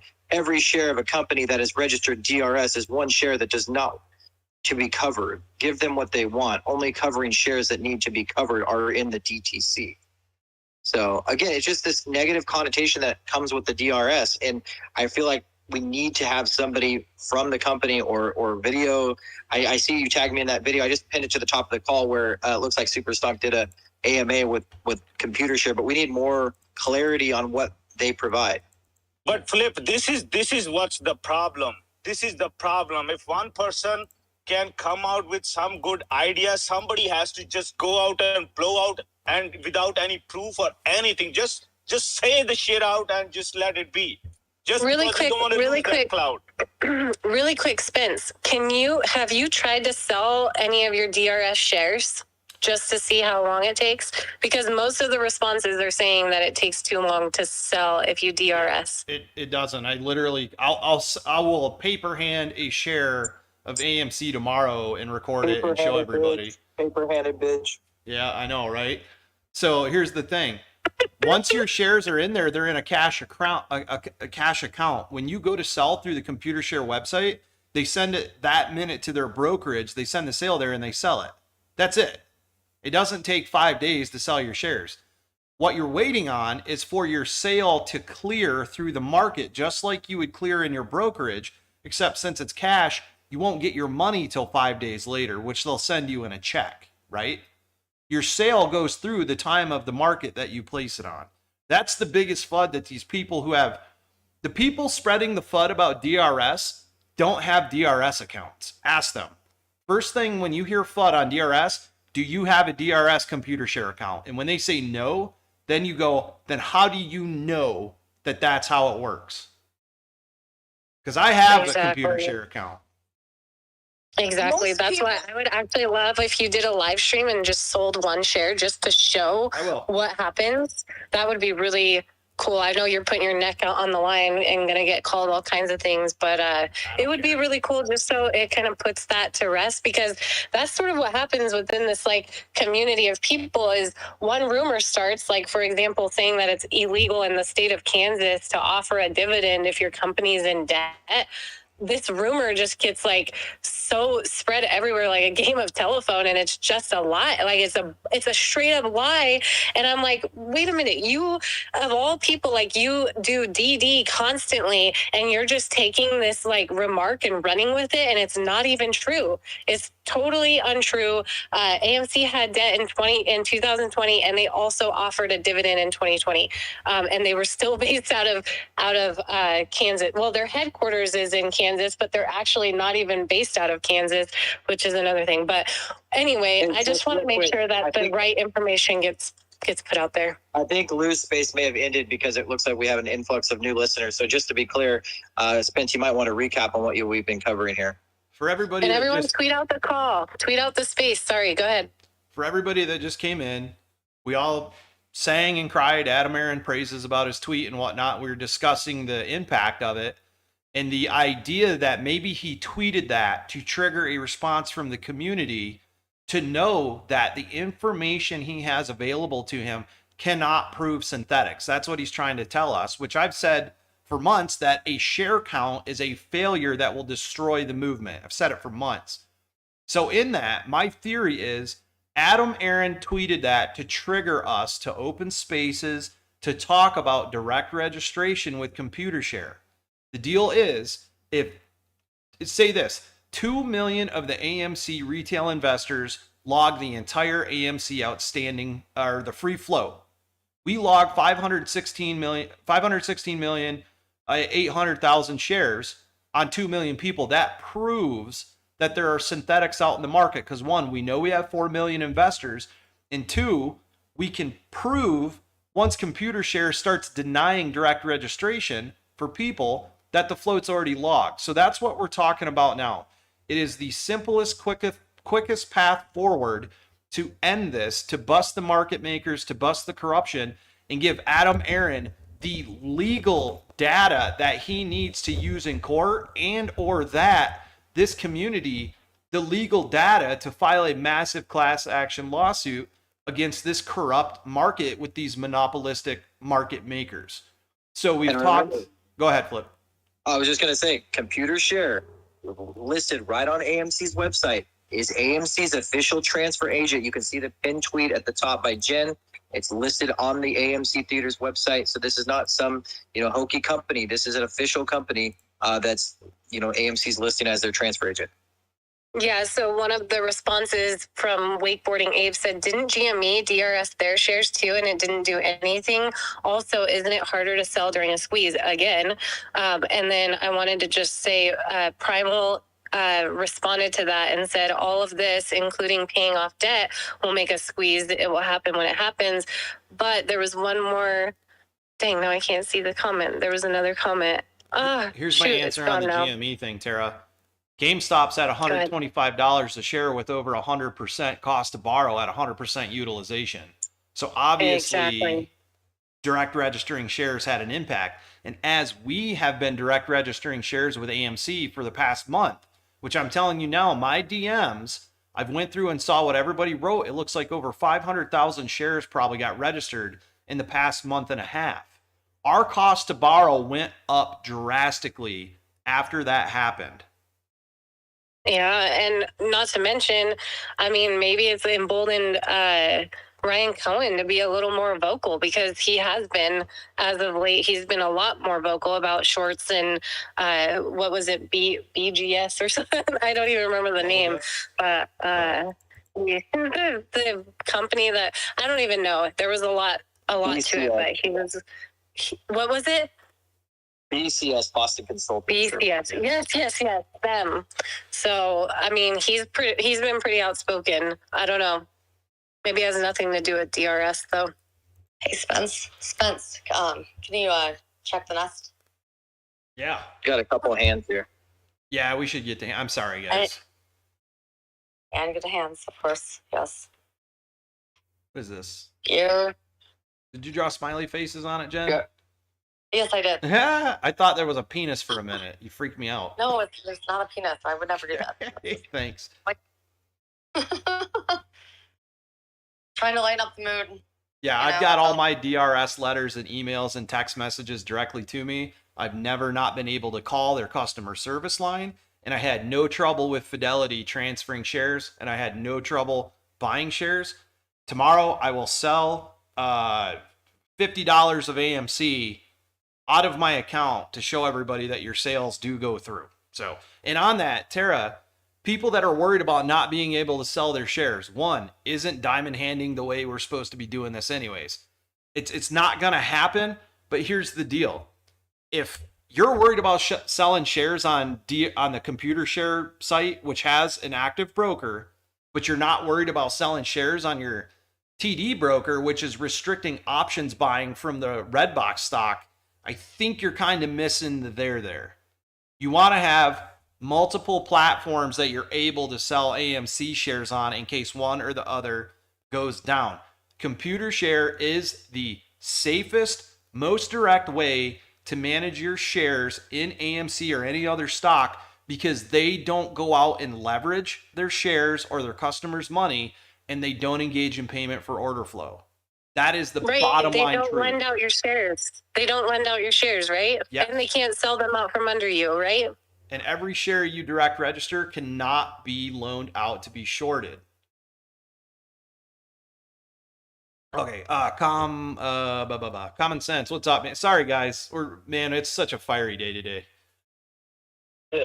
All right, first time caller here. Can you guys hear me? Yes, sir. Yeah. All right, perfect. So here's my theory on this. I truly believe that Mick Adam is playing with the shorts. And the reason I say that is he goes and does this tweet. He gives all the shorts all the power they need. Once the stock market crashes even farther, they're not going to have any liquidity. Nothing's going to be able to cover this, which we already know it can't anyways. But then I'm hoping that Cohen hops in with him, and boom, it's over. I hope so. I mean, that's it. That's what we've talked about earlier in the call is that Adam Aaron's baiting in the shorts, which makes sense when you look at his tweet and the fact that it looks like he's telling us that the way they have to do, I've said this for months, a share count that the board of directors from AMC is going to attempt is going to come back the same every single time. It's going to be what they issued. The DTCC is going to report the exact same numbers no matter what. So I agree with you. The amount of hate that I'm getting in response to wanting people to DRS tells me everything I need to know. Like people are doing like the personal hateful comments again. So yeah, DRS is it's like everything is pointing to DRS right now. And it's unfortunate that there's so many false rumors. Yeah, you're over the target. Why would AMC? Exactly. I mean, hello, like of course they wouldn't if it was a bad thing. You know? Don't engage those people. Don't engage them, Tara. Heck no. They don't deserve the time of day. We're too busy over here. One thing I wanted to say, Bailey DM'd me and said that Lou was in the other call before they ended it saying that that they, something about we will win or lose tomorrow, that Adam is going to ask for more shares. I don't know where he's coming up with that. I don't know if there's any validity to it. The guy's been known to say things that don't end up happening, but he's also been right about some things in the past. So I don't know if there's some source out there why he thinks that Adam Aaron is going to ask for more shares tomorrow. I guess we'll find out during the shareholder meeting, which Spence and I and Jen, I'm guessing will be hosting a space like this for that tomorrow. Gotcha. Is anybody actually physically going to the shareholder meeting? I would love to. There was some Oklahoma apes that were saying they were going to go in a call yesterday, so we're waiting to see. I wish we had somebody like in a gorilla suit with a DRS sign saying DRS or share with like a little tablet. Well, because I mean, if you read Adam's tweet, and I'm not trying to like be tinfoil hat, because I honestly, that stuff bothers me sometimes. But if you do look at his tweet, he's not saying that there aren't synthetic or fake shares. He's saying, as I've said before, we've seen no reliable info on so-called synthetic or fake shares. So, I mean, I don't know. I'm just as frustrated as everyone, but at the same time, I'm not losing hope on the play. That's for sure. Yeah. To caveat to what you just said, Tara, it says we've seen no reliable info on so-called synthetic or fake shares. Maybe and computer share, DRS. I mean, what else is out there? What else more do we need? And I mean, just adding to just adding to that part of the conversation. That's all.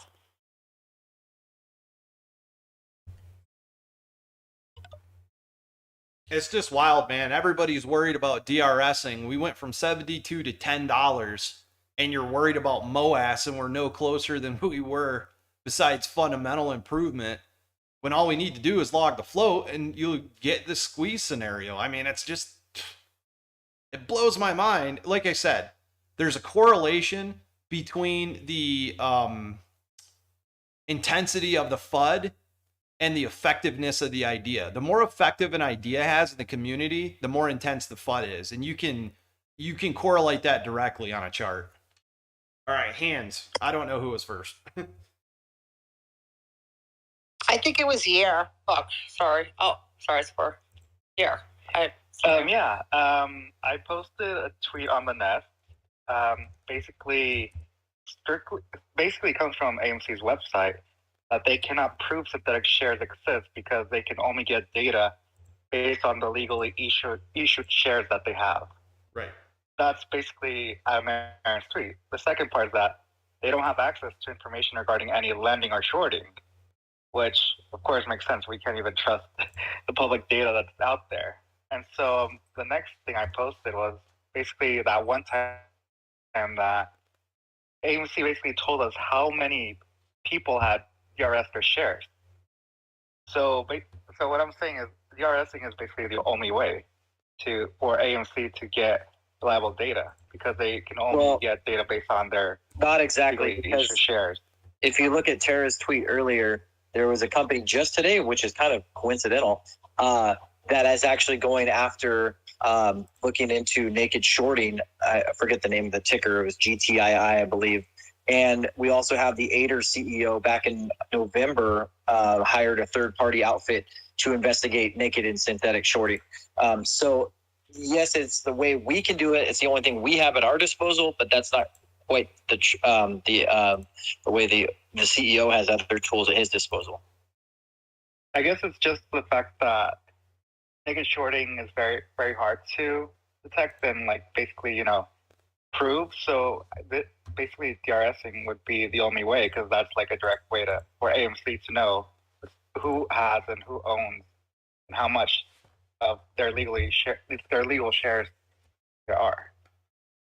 Well, here's the great thing about DRSing too. If we DRS 20% of our shares individually by our own choice as a retail community, and we log the float with over 1 million people, which proves synthetics, not only does that create a situation where we finally get the stock price we all know it should be at, you still have the opportunity to sell with your regular broker or investor trade through Computer Share, right, which is their broker. So you have two potential possibilities to sell your shares. But if people make enough money by selling with their regular brokers and Computer Share remains with a logged float, that is insanely healthy for the company to maintain a high stock price after the squeeze, which is what Adam Aron wants. I tell you right now, if I had, if the stock price goes to 10K and I had 400 shares in my Fidelity account and I had 200 in my Computer Share account, I would probably leave 100 shares in my Computer Share account, just because that's more than enough money I'm ever going to. It's crazy for people to think, well, if I can't sell every single share I own, I'm going to miss out on $1 million. We want the company to survive after any type of squeeze situation. I'm always going to own shares of AMC through this entire thing. So the FUD of, well, if I can't sell every single share right away and I'm going to miss out on $1 million, you've got to take a breath and step back and be realistic as an adult for 5 minutes and understand that you're going to have more than enough money when you start selling your shares, and you're not going to sell every share at the same price. So, you know, we can sit here and spin our wheels for another 12 months and not give Adam Aaron the tool he needs to figure this out, which is direct registration on paper in the book at the AMC shareholder meeting, for them to go, hey, you know what? Screw all you guys. All my lawyers, get in here now. We have more shares out than legally authorized, and we have proof. And that's, you know, that's the last I'll say about it. I'll be quick. I saw Buzz Lightyear. It was really good. I'll count that. Oh, right on. Good. I'm glad. How was the crowd? It was okay for like a Wednesday. Like I went kind of early, so it was a decent size. They even did a raffle for like I guess a 1-of-1 kind of thing, which was pretty cool. Oh, cool. I think if Lightyear can bring in 100 million, 120 million by the end of the month, with all the other movies we already have going, I'm pretty sure AMC is going to be positive in Q2. So, all right, hands. Sorry, guys. I have no idea. It's okay. I'll help. We'll do DD, Courier, and then here. I could Warren, and then Froggy. Alrighty. I think I heard him say DD, so I'm just gonna go. Well, you guys have been already said everything that I. Can you hear me? Can you hear me? It's a little. Yeah, it's a little better now. But you're. A little better. Yeah, it's better. You can finish talking. Okay. Yeah. Well, I was just listening the past 3-4 hours, and I was trying to chime in, but most things that I would love to put in has been said and done. I just want to start off from the AA tweet. I did tweet back that I was not happy with the tweet, but at the same time, I waited. After right away I see it, I'm like, well, not this. Now that's not what I want to hear. Now I want something like a little bit of news and all that. But after I replied and tweeted back, I just stopped and said, now that tweet makes us like have this great discussion. Like everyone is like talking about it, like why he tweeted that, and everybody's he just I don't know. I see it like he wants what we think of. Like, I'm like literally like 100%. He knows there is synthetics, there is naked shorting and everything, but I see it. One, he tried to like you guys been saying it, trying to save his ass, whatever, and that have that in writing, like tweeted, like he's clear, like it's 100%. There's nothing to do with it, whatever. For whatever reason, he did it. But now we are talking about it. We're gonna question him, either by tweet or any on earning calls or whatever. So we prepare now to question like what's going on. I mean, and we're gonna ask, we're gonna question. So it really triggered all the apps to talk about it. That's what I like that's what I like about the tweet, that we start talking about it. Like it's one of the things that I like, and the other thing that Spain's been saying these things, and it was very easy steps to do. JRS, your share 20% or buy just 2 shares or whatever, and just have yourself ready in case of squeeze or any big price move. So we have a chance to go to brokers to broker and have safe shares in JRS, whatever computer share. So this has been all said and done. I mean, it's very easy. You log the shares with 2 million people, like you guys been saying. 2 million people put that in there. He's gonna have that in his face in his earning call. And I work in a company that every quarter I've seen my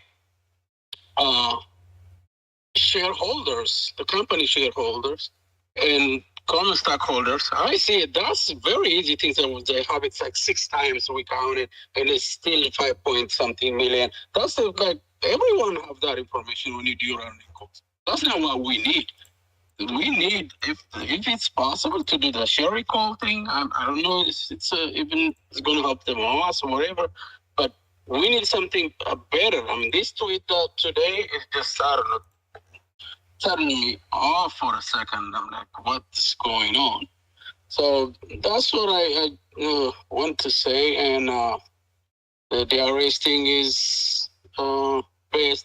And one thing I want to say, like, we're all here for a reason. To be honest, I've been almost 2 years holding AMC. I've seen it 74, I've seen it 52. My last purchase, I went into 52, and I've been averaging down or whatever. I'm not trying to put numbers, but I'm enjoying every dip I get. Now, I'm telling you for a fact, I'm more comfortable than ever that I'm seeing $11, $12. This is, even though there's no molasses, no squeeze, whatever, that I am comfortable. This company, if I see it 5 years from here, and I know whatever money I put, 100K, a million, I'm seeing that doubling my price. I'm without no MOAS or anything. It's become to see it going to fundamentally, like legit to be $10 AMC. Come on, we do know that we're going to squeeze. We're going to make a lot of money. I agree. Even though, you know what I'm saying? Even though it don't MOAS, it don't nothing, bro, I'm sure I'm going to double my money in 10 years, so like 5 years, whatever money I put in. And I'm seeing people talking about how much money they put in and how much money they lose and everything. I mean, my 100,000, my 200,000 is equal your trillion. Because that's my hard-earned money, you know what I'm saying? I mean, there's no way that because you have $1 million on the stock and I have 100,000, you can't talk me down. You can't tell me like what to do or how to do. Fuck that. No, I'm sorry for my language, yeah? But there's no way you can tell me you have to do this, you have to do that. I mean, you have a conviction, I have my conviction. Your freaking $1 million is equal to my $50,000 in the company. In my conviction, there is no way because, or you lose $1 million. I don't give a fuck. To be honest, I don't give a fuck because your $1 million is just let that sink in for a bit. What? Your $1 million is equal to my $50,000. Here's what I don't know how. Here's what's funny, DDA, is remember early on in the movement when everybody was talking about there's going to be some crazy black swan event to shut the market down and all that, right? Well, I remember I went through everything. Bloomberg just posted that they said China may have intercepted signals from an alien civilization. Why would Bloomberg post that? Today So whoever had aliens for the Black Swan event, congratulations, you win the Froggy Stonks AMC popcorn. Once it comes out, I'll mail it to you. But let's get to these other hands real quick because I don't know who is next. Let's get to Thank you so much for the opportunity, Spence and all hosts. No, thank you, man. Thanks for coming up. I know everybody's got a vent today, man. It's such a weird day. It's been a rough. No, 2 years. I don't talk. So let's get Courier. Okay, and Froggy, and then GR. Oh, grapes and apes. Thank you, Jen. Yeah, hello everybody.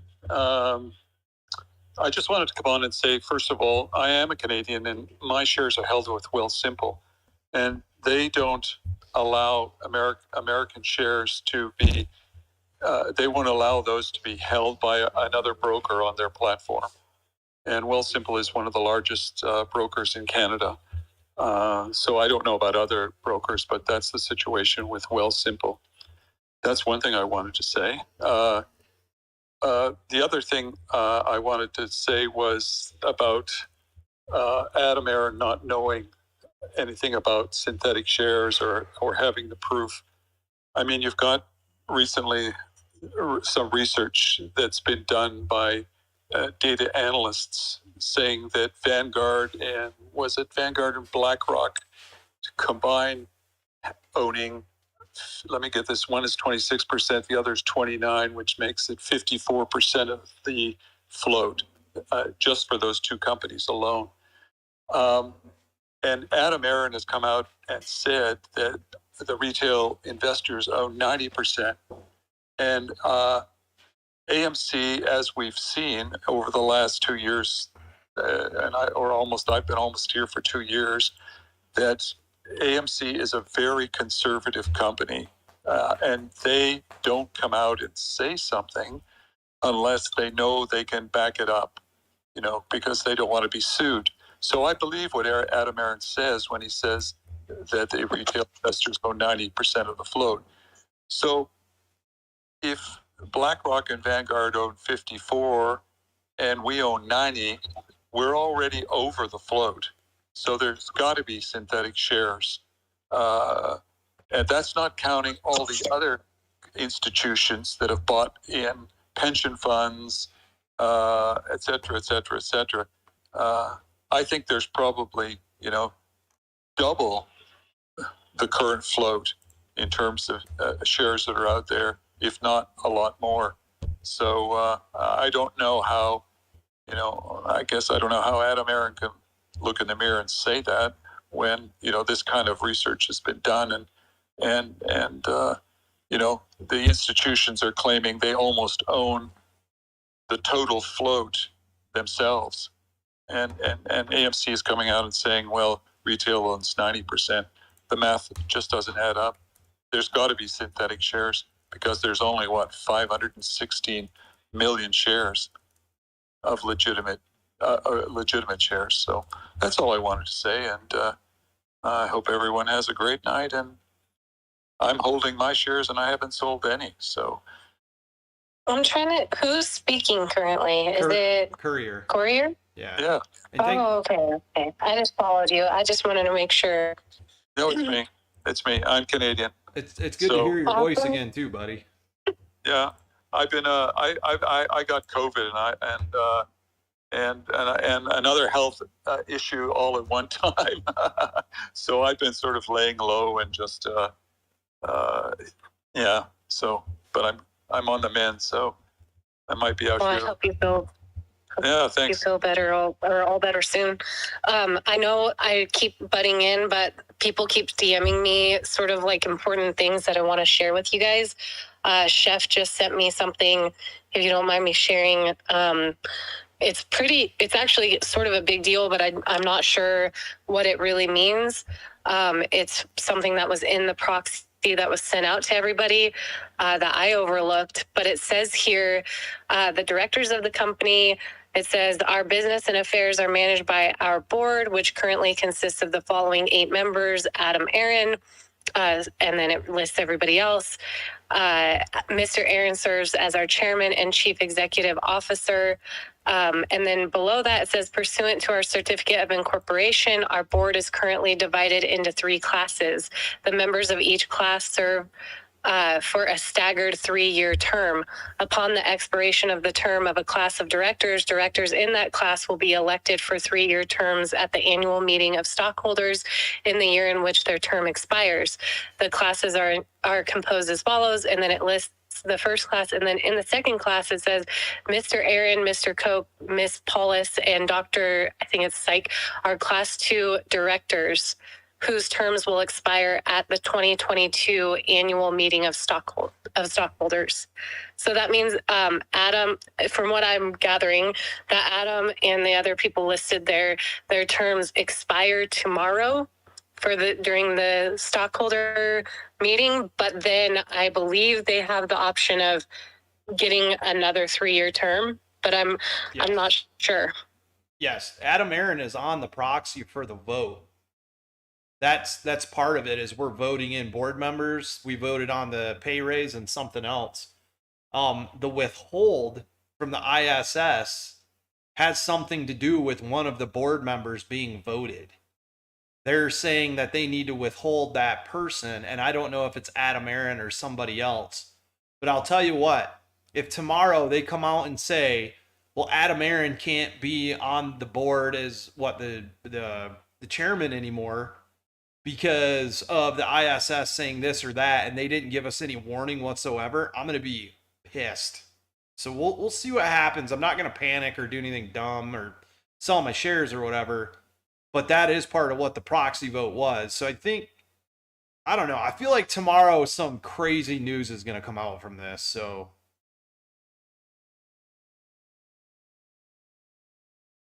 can I talk now? Can you hear me? yeah, did you have your hand up?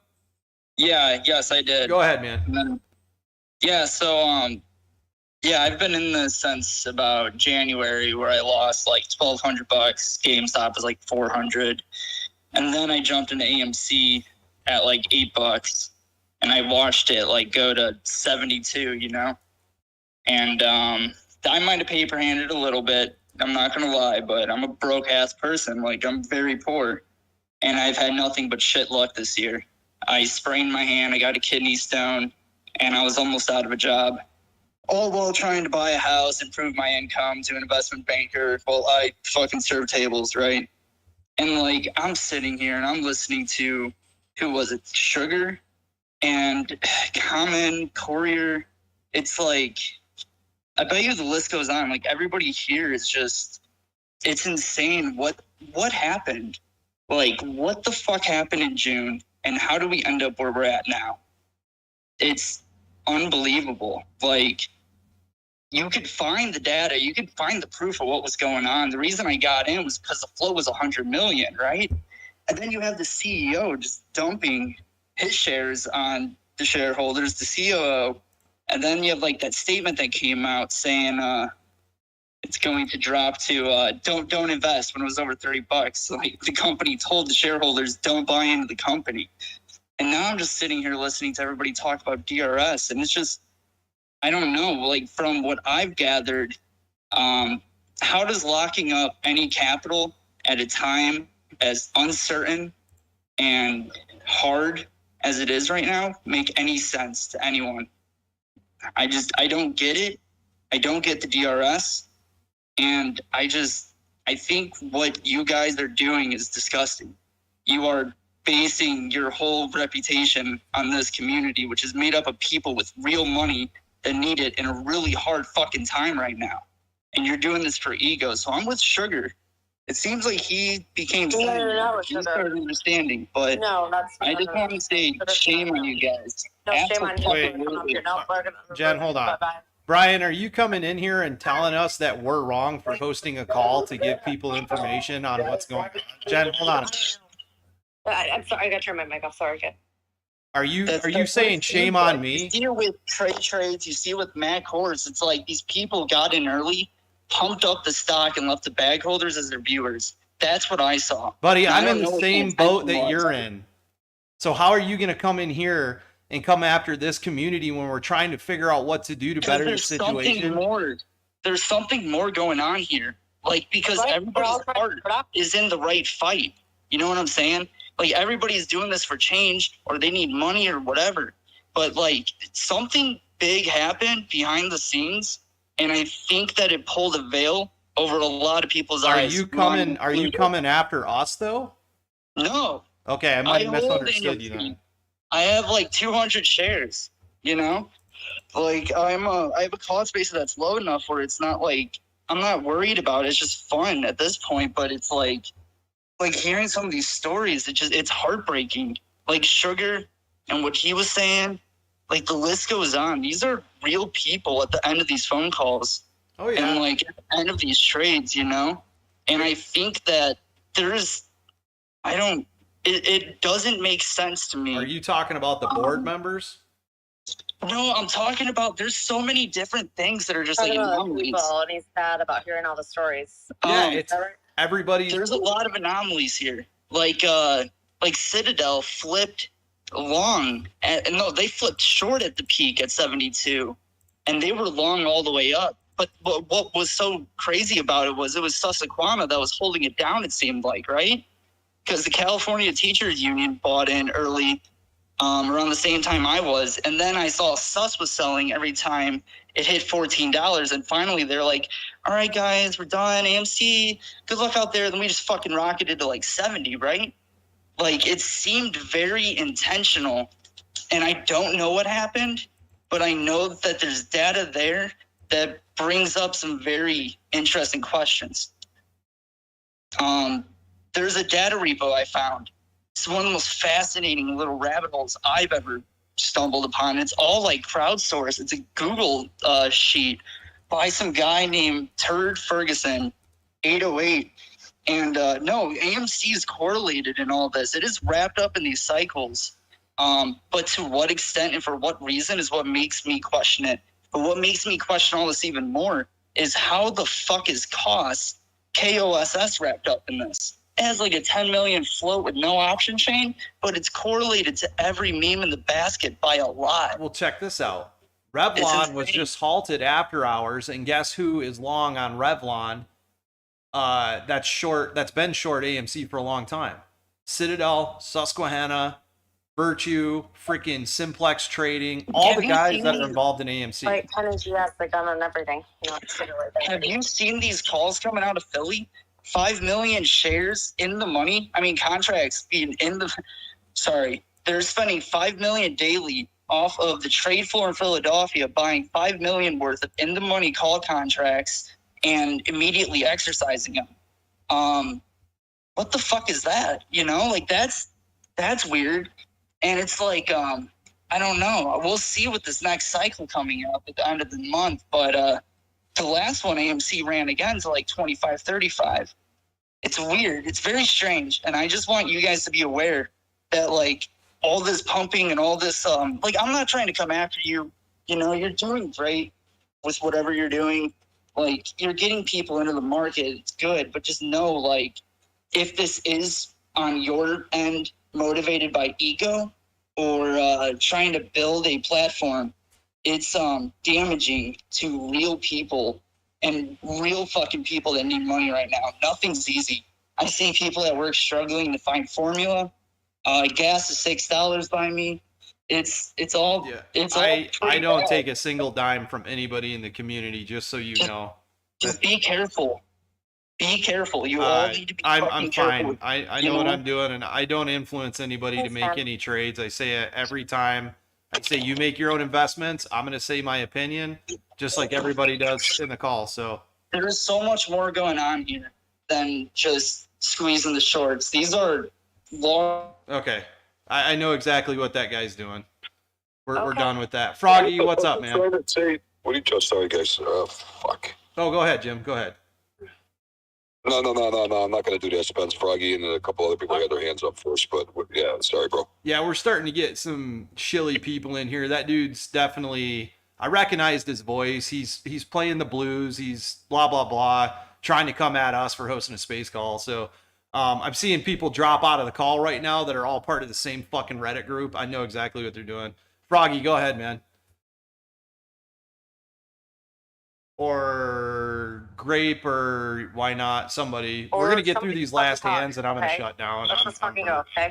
So now's your chance. Hi, what's up, buddy? hey, I hope everyone's having a good evening. Thank you for hosting this space. I just wanted to actually just come up here to say something, impactful for a second. Not that everything that I've heard is amazing, and you guys have said everything I've wanted to say. So I'm only limited to this one thing now that I have to say. And I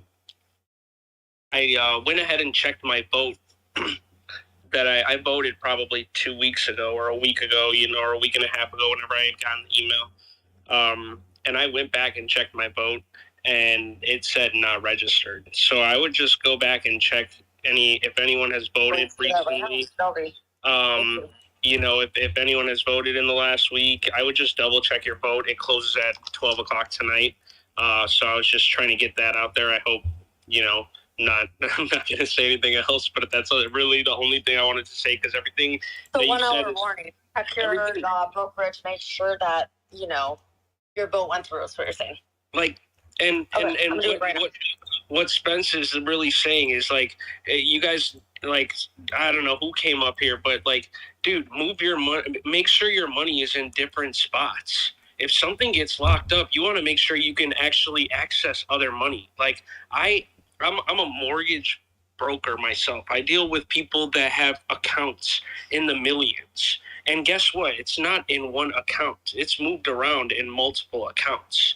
Oh, I've got an IRA of this. I've got it, 401k here. I've got another IRA here. I've got an investment fund with this company, an investment fund with this company. And it's like, guess what? That's exactly what you want, because when one company goes down and you can't access that money and it takes 6 months for you to get that money, where are you going to go to get the rest of your money? And that's all he's trying to say is, he didn't say direct register all your shares. He never even said that. He's just saying that this is going to allow us to get a count and at the same time just move a little bit, because that's all we need with the amount of shares that we have. And that's simple and plain as that. Yeah, it's no different than having a couple different forms of communication so you don't get stuck in a bad situation and you don't have to move all your shares. I don't even recommend moving all your shares. I recommend moving 5, 10, 15, 20%. That way you have multiple platforms to try to sell shares during any type of big event like a short squeeze. And if anything, the brokers that are going to stop you from selling are going to be the shitty ones like TD and Robinhood and Webull, maybe even Fidelity. Who knows? You never know what they're going to do. But I know with ComputerShare, you're direct registered. 1, you can call them, tell them to sell your shares, or 2, you can log into their broker site and sell them yourself. And if all the brokers are shut down, then it doesn't matter anyways. If ComputerShare shuts down and Fidelity shuts down and Webull shuts down, then none of it matters anyways. But at least you've made your best attempt at trying to fix this situation and give Adam Aaron the legal stance that he needs to go after this problem. So, just for everybody that I'm getting ready to close the room down because I'm getting a massive headache. Especially after Captain Ding Dong came in and tried to attack us for hosting a space call. I want to get Froggy and Why Not, and then I'm going to close down, but I'm going to open a room tomorrow for the shareholder meeting so we can continue another conversation afterwards. And we'll play that by ear, right, Spence? There's no scheduled space yet, but as soon as we find out, what's happening out there, we're gonna start up a space, right? I'll schedule it as soon as I close this one down. I can't schedule a space while we're open, so. No, right. Just wanted to let the room know. Yep. Okay. What's up? Why not? Hey, thanks for opening the space, and we'll make this real quick. I'm one of the GME crowd. Don't boo me. I'm AMC GME all the way. Got many shares of each. I've got GameStop too. Yeah, so I've been there a long time. So I did DRS shares with GameStop. And the other thing, and I've sold only to buy back more. I had to make a move at one point, and they do when you're going to sell them through the ComputerShare, because they're a transfer agent. You do have a lag, and so most of us on the GME side who figured all this out. We don't send all of our shares to ComputerShare just in case, right? Some MOAS happens and we want to sell some shares. We want to sell it right away. So many of us did a 50-50 deal where we moved 50% to ComputerShare and then kept otherwise it with Fidelity or whoever. To those that aren't aware, there are ComputerShare does accept from out of country. And ComputerShare is actually located in different countries, so that is an option. If you go to Superstonk, it's pinned to their Reddit channel there. If you look, it's right on top. Everything you need to know about it. And so I encourage everybody to DRS. It's a safe thing to do right now, and things are unsafe. True. And the other thing I would say to everybody is this: look. As far as I'm concerned, the only DD that we can trust is what we have done. These are people that are incredibly brilliant, who have popped out of the woodwork and shared their intelligence with all of us. And what they have uncovered has never been done before in the history of the world. The amount that has been revealed, and these people didn't do it because they had Bloomberg terminals and they had, the SEC behind them, and they had all these investigative reporters helping. No, this was done by us. So look, here at this point, whatever a CEO tweets, whether it be Elon or it be Adam Aaron or it be RC, anybody, what I believe is what is the DD that's put in front of us and backed up with it's backed up. So, whatever he tweeted today, good for him. I don't really care. I'm not selling. I believe in this. It's going to move. The only thing that was going to cause us a hiccup is if you look at what happened to the London metals exchange with nickel, and they just erased the squeeze. They reversed the orders. Yeah. So, we'll have to deal with that if that ever happens, but I wouldn't be surprised. Look, we're trying to take down the biggest entities in the world, and it's not going to be easy, and as we have already seen. But thank you, everyone. Everybody, hang in there. Hold on. I know that we're going to get something out of this for sure, and I feel for all of you who are on the ragged edge. I was there at one time myself. Thanks for your words. Totally agree with you. Why not? It's nice to hear from you. Thanks for coming into the room too, for sure. What you said about DRS is right on, man. I love what the GME crowd has done. The GME crowd is a much more organized, dedicated bunch in a way that they move to make real action that is going to make an impact on what they're doing. And that's where the AMC crowd needs to freaking go. And I know this because a lot of the GME holders who are in the AMC crowd have been working with me in DMs talking about this process for a long time. So, Froggy, man, if you're there, your hand's still up. I don't know if you kicked rocks or fell asleep or... No, I'm here. I was going to take off, but I do want to thank you guys for hosting this call. I think it was very important that you guys covered pretty much everything that was important. So you should probably definitely pick up on this tomorrow because it's all tough. And DRS. I cannot understand a word you're saying, Freddie. Oh, you sound like you're being tased. It sounds like you're being vaporized or something weird's going on. I don't know. No, I'm. Hold on, can you hear me now? Are you in front of a microwave? What's going on? Sounds like an alien. Why a microwave, buddy? It's the alien signal from China, man. It's short and froggy. Is that better? Yeah, that's way better. There you go. He's alive. Oh my gosh. I unplugged my headset and plugged it back in, but I want to thank you guys for having this space call because I think everything you guys talked about was important. And we should definitely pick up on this tomorrow and do more of it because DRS, I think, is definitely important. Me too, buddy. And tomorrow, man, if you want to come in, I'm going to do a controlled panel at the top of the call tomorrow during the earnings call, and we're going to keep it a shorter space. I would love to give you more time to talk like you do for me on your show. And sorry, it was just, man, it was such a heated, chaotic space tonight. So appreciate you coming in for sure, brother. Yeah. Thanks for having me up. Usually I don't talk when I come in. I like to listen. It's sometimes nice to be a passenger instead of a driver. I totally get you, man. I do too. But yeah, good night, guys. I'm gonna take off. I'll see you guys tomorrow. All right, buddy. Okay. Yeah, later, guys. Later, Froggy. Jim. I'm gonna say good night. What's up, brother? You're up. I'm totally tired. Oh, I'm not up. I'm awake, but going to sleep. I could only imagine what's happening. I was on Ape Radio a little bit earlier, and then we closed it down. And I walked in here, and I heard a couple of conversations. I'm like, oh, fuck, Spence. I would have loved to go on. But anyway, yeah. Long night, huh, Jim? It's been a heated space. A lot of people have emotions today from the tweet.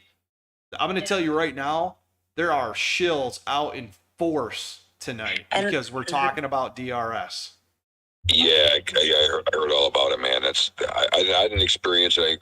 Just a couple in here, but when I walked in here, but I could only imagine, bro, what you were going through. And Jen co-host, and I'm sure Jen heard it all, and a lot of people in here. But yeah, people are really hurting, Spence. Don't tell me what to do with my money. Don't tell me to do that. Sure, get the fuck out. What? Chill. Good night. I'm a shill, and I'm here to attack Spence. Thanks for nothing, Spence. Jen, you suck. Thanks for nothing. Everybody else is here. Good night. Good night, guys. Love you guys all. Thanks, Love you guys yeah, all, man. Spencer. Yeah, I'm sure he'll more about it tomorrow. I gotta go and lead people down bad investment paths, so I gotta get out of here. Goodbye. All right, buddy. So I want to talk quick about a few things that's going on. One, why is Bloomberg posting stuff about alien signals from China? Two, now there's stuff coming out about where did it go? Tara just posted it. Something going on about truckers and food shortages again. You guys, it's getting ready to happen. There's some serious shit coming in that the FUD is insane tonight. You know, Lou and Blue Ice pop back up to hold a massive space when it's appropriate for them to get enough attention to do it. They're never here when times are hard. It's coming, you guys. This thing with Revlon and Redbox, which we didn't even get to talk about Revlon tonight, which I learned all about makeup today from Lady Kate. But this Revlon thing, Revlon halted after hours on a limit up, limit down news pending, and all the companies that are shorting AMC are long on Revlon. So if this thing goes freaking nuts tomorrow morning, if they undo the halt at, say, 4 a.m. to 6 a.m., which is usually before retail can get in for pre-market sales because brokers usually open at 7 in some cases, then I'm going to know for sure that Citadel, Susquehanna, Apollo, Virtue, and all these clowns are doing nothing but pumping and dumping stocks to generate liquidity. So what's up, PJ? Hey, I just wanted to say we have to focus not on that FUD. I, for one, am not going to get sucked in. I'm not going to do any of that. I've had enough of that. And I think we just need to focus because look, we come up with, or everybody comes up with these great ideas, and then there are certain folks in the community that bash it and exhaust us. No, to them I say no right now. Nothing. They're not. I'm not even going to pay attention to them. And I know that you guys are going to get it really bad for this call and for the DRS again. And just that we've all been in here for a long time, and we all have. I know myself. Okay, I got emotionally attached. You know, I mean, to the people here in this community, and maybe a little bit of the stock too. But you know, hey, I'm an honest person. So yeah, and I just don't want to see anybody get upset or get hurt. Like get upset or get hurt because I love you guys, and I don't want you to get emotionally hurt from any bullshit that's about to come our way because it always does when things like this happen. Everybody's going to get probed, baby. Aliens are coming. PJ, should we talk about what you sent in the DM today? What did I send? Oh, I don't remember. PJ said she was going to kick my ass, but it was a typo and it said lick my ass. And I was like, well, I don't know. I mean, I'm kind of. I want to look at that. I don't know, man. No. My autocorrect hates me. I spit my drink out when I read that. I was like, well, that's got to be a typo. Don't even visualize it, man. Don't do it. Don't even. That's like, no. Bad.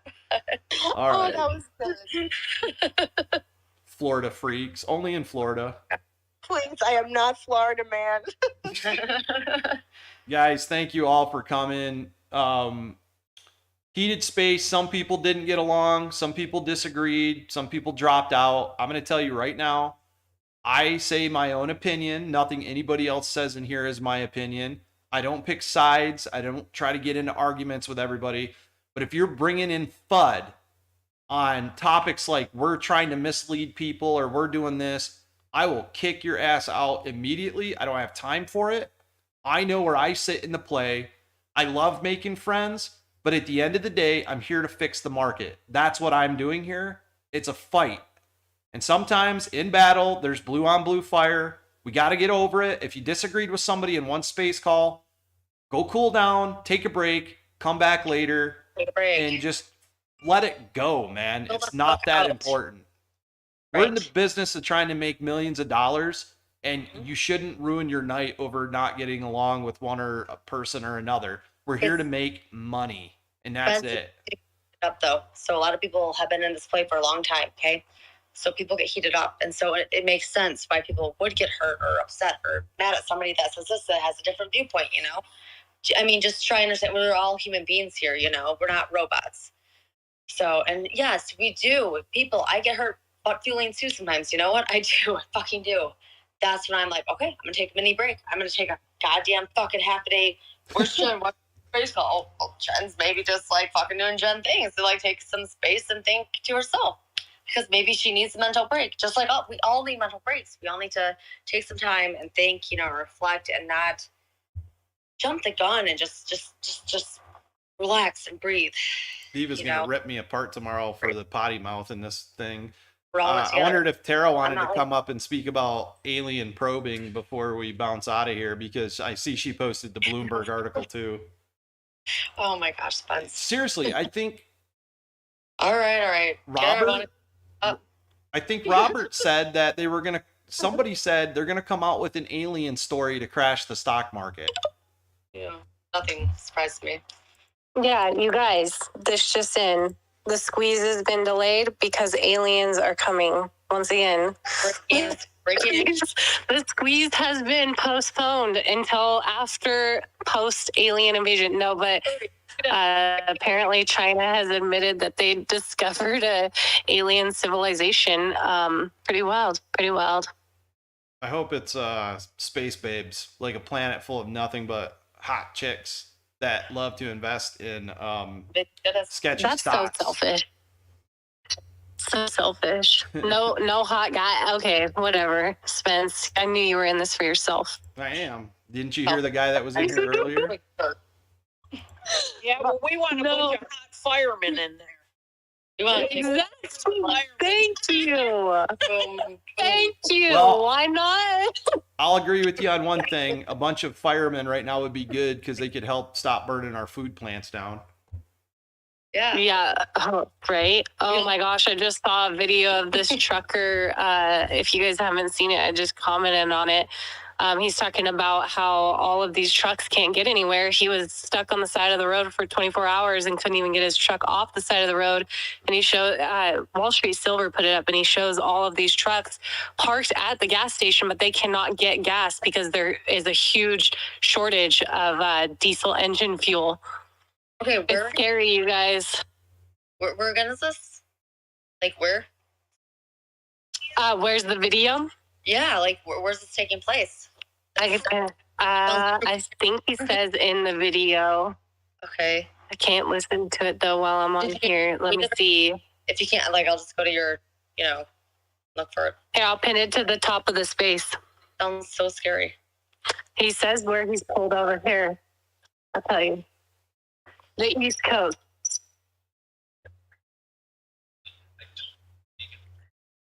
At least I got away, Spence. I actually spent the last 6 days in Cuba on a nice white sandy beach, which was nice. You dog, you. Yeah. Yeah, it was really nice to get away and just put at work and all of the AMC, although I did sneak a peek at my phone a few times to look and see what the stock was doing. I promised I wouldn't, but I couldn't help myself. See, I want to point out. I don't think I've ever talked to Courier before. I don't know. You sound familiar, but I don't recognize your account. You don't follow me or anything. I'm just trying to figure out. Did you just come around to Twitter in January, or you had a different account before? I've been here for a year. I was here not this last November, the November before that, when it was at about on a different account. No, I'm trying to think. It must have been a different account because it says you just created yours January 2022. But I know who you are, Courier. Like I remember you being in our calls. Yeah, but I don't remember. It was under $8 when I started buying. So, that was quite some time. Did you change your username on here? Or picture, maybe? I don't know. I don't know. I can't remember. Okay. I might have come in as something else originally, but I tend to keep the same name. Top of his head. I remember your name and your profile, man. I remember your voice. I know you were in a lot of calls when Cohotus was in. So I do too. Like, And Tara, maybe me. I was following. I don't know why. Remember, she wasn't. Yeah, well, Twitter, that's the thing. Twitter loves to just make people unfollow me. So that's why I was curious if you had a different account before that maybe I was following, because I wasn't following you either, but I'm following you now. But yeah, I just think it's weird. I've noticed that from a few people and DM'd them, and then they said, no, I didn't do that. So I don't know. Twitter is really messing with my account, or maybe it's just their platform. I don't know. They were messing around with me out there too, like a few months back. But with my following count and stuff like that, like it's like every other day, I was like, oh, I exceeded the following limit or something like that, and I was like, all right. And then I could not, as a result, I could not actually follow people back and stuff. Like maybe one person every 6 hours or something. It was really, really weird. I was like, what is this? It'll last for 2 days. This rich guy in here has his hand up. He has me blocked, so I'm guessing this is going to be really, really interesting. Before I leave, maybe we should give him a chance to say something.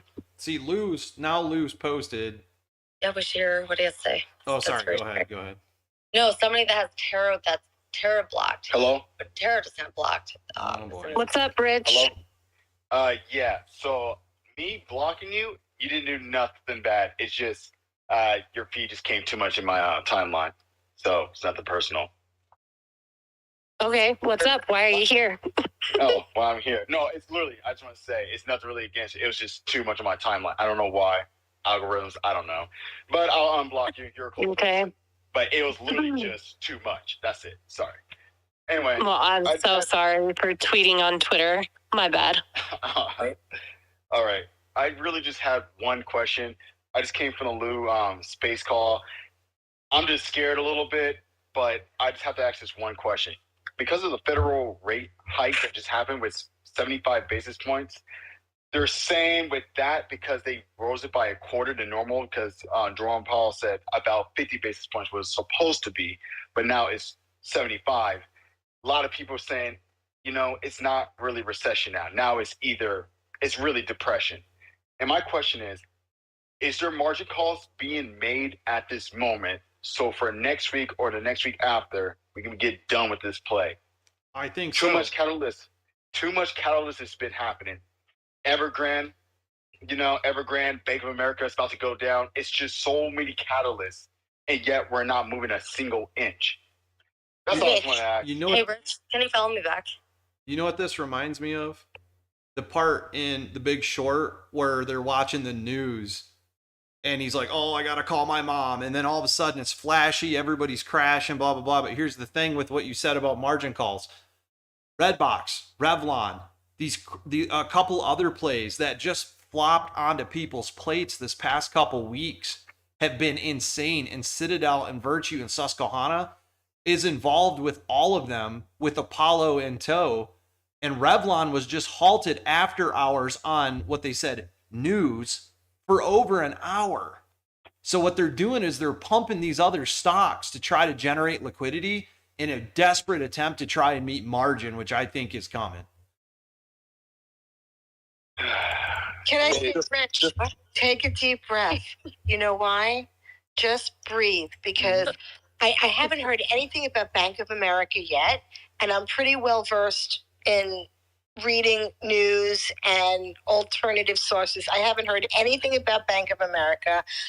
Jerome Powell raised it 75 basis points today, and he will next month too. Mm-hmm. He's trying to get us out of he's trying to put us into a recession to tighten our buy-in. Okay, that doesn't have. I mean, of course, it has to do with stocks and houses and everything else, but a recession is regional, a depression is global. And that's the only difference. It doesn't have to do with how many times he's going to raise the hikes or he's going to raise the rate. So deep breath. This is a really funky time that we're going into, something so bad I've never experienced before. But I know where there's smoke, where there's rumors, there's fire, there's smoke, whatever you say. However, don't get freaked out until it begins to happen. Yeah. Go ahead. You're absolutely right. It's just the money I put in this play, and it's just not something to go by. Everybody here, we all have the same story.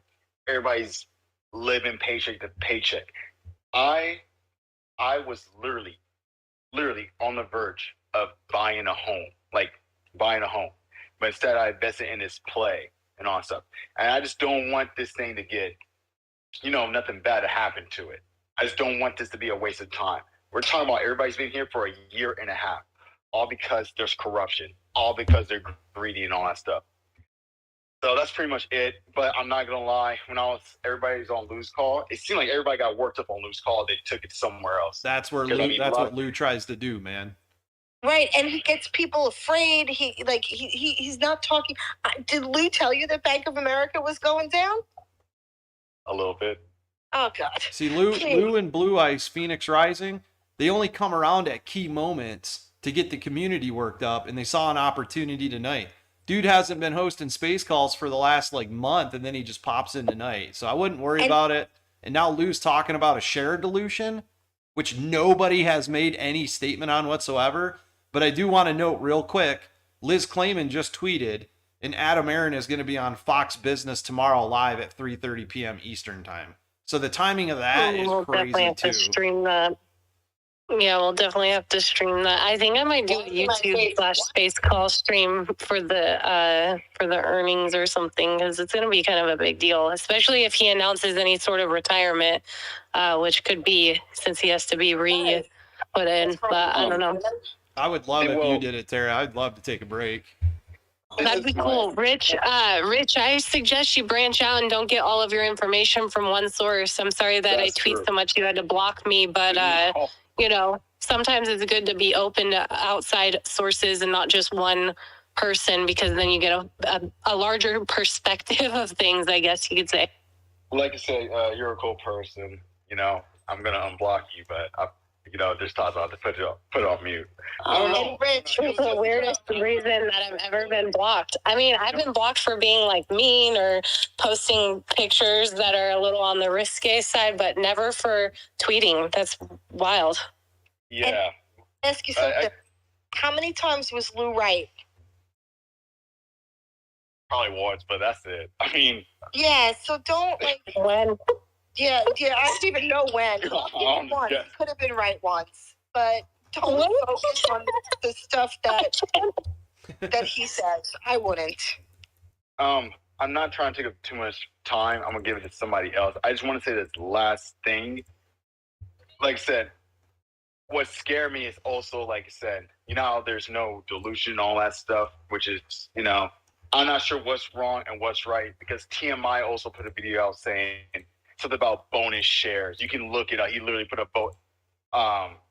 video out like that. Then Lou said this. So I'm worked up. It's just, I don't know. I'm nervous. I shouldn't be, but I am. The shares the proxy has a vote in it to increase the number of shares for employee compensation, which the majority of the community voted against because the company is not profitable. That's logical. They were going to increase the number of shares awarded to non-employee board members, right?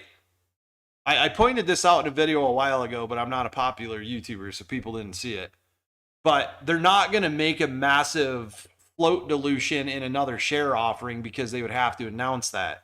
The shares they're talking about creating are for that employee compensation package, which I'm pretty sure the community voted against more or less. So we'll see tomorrow, man. Like PJ and Jen said, and there's no point in panicking over it at this point because we're already down where we are. We already own our shares, and the panicking and the fear of what's going to come tomorrow is not going to help you in any way at all. Just be patient, be calm tomorrow, see what comes out, and make your play the best you can as it comes. So. And our shares are going to be what helps us through this big old mess that we're going to experience. Mm-hmm. All right. Well, everybody, thank you for having me on. Y'all made me feel better. You took the FUD out of me, but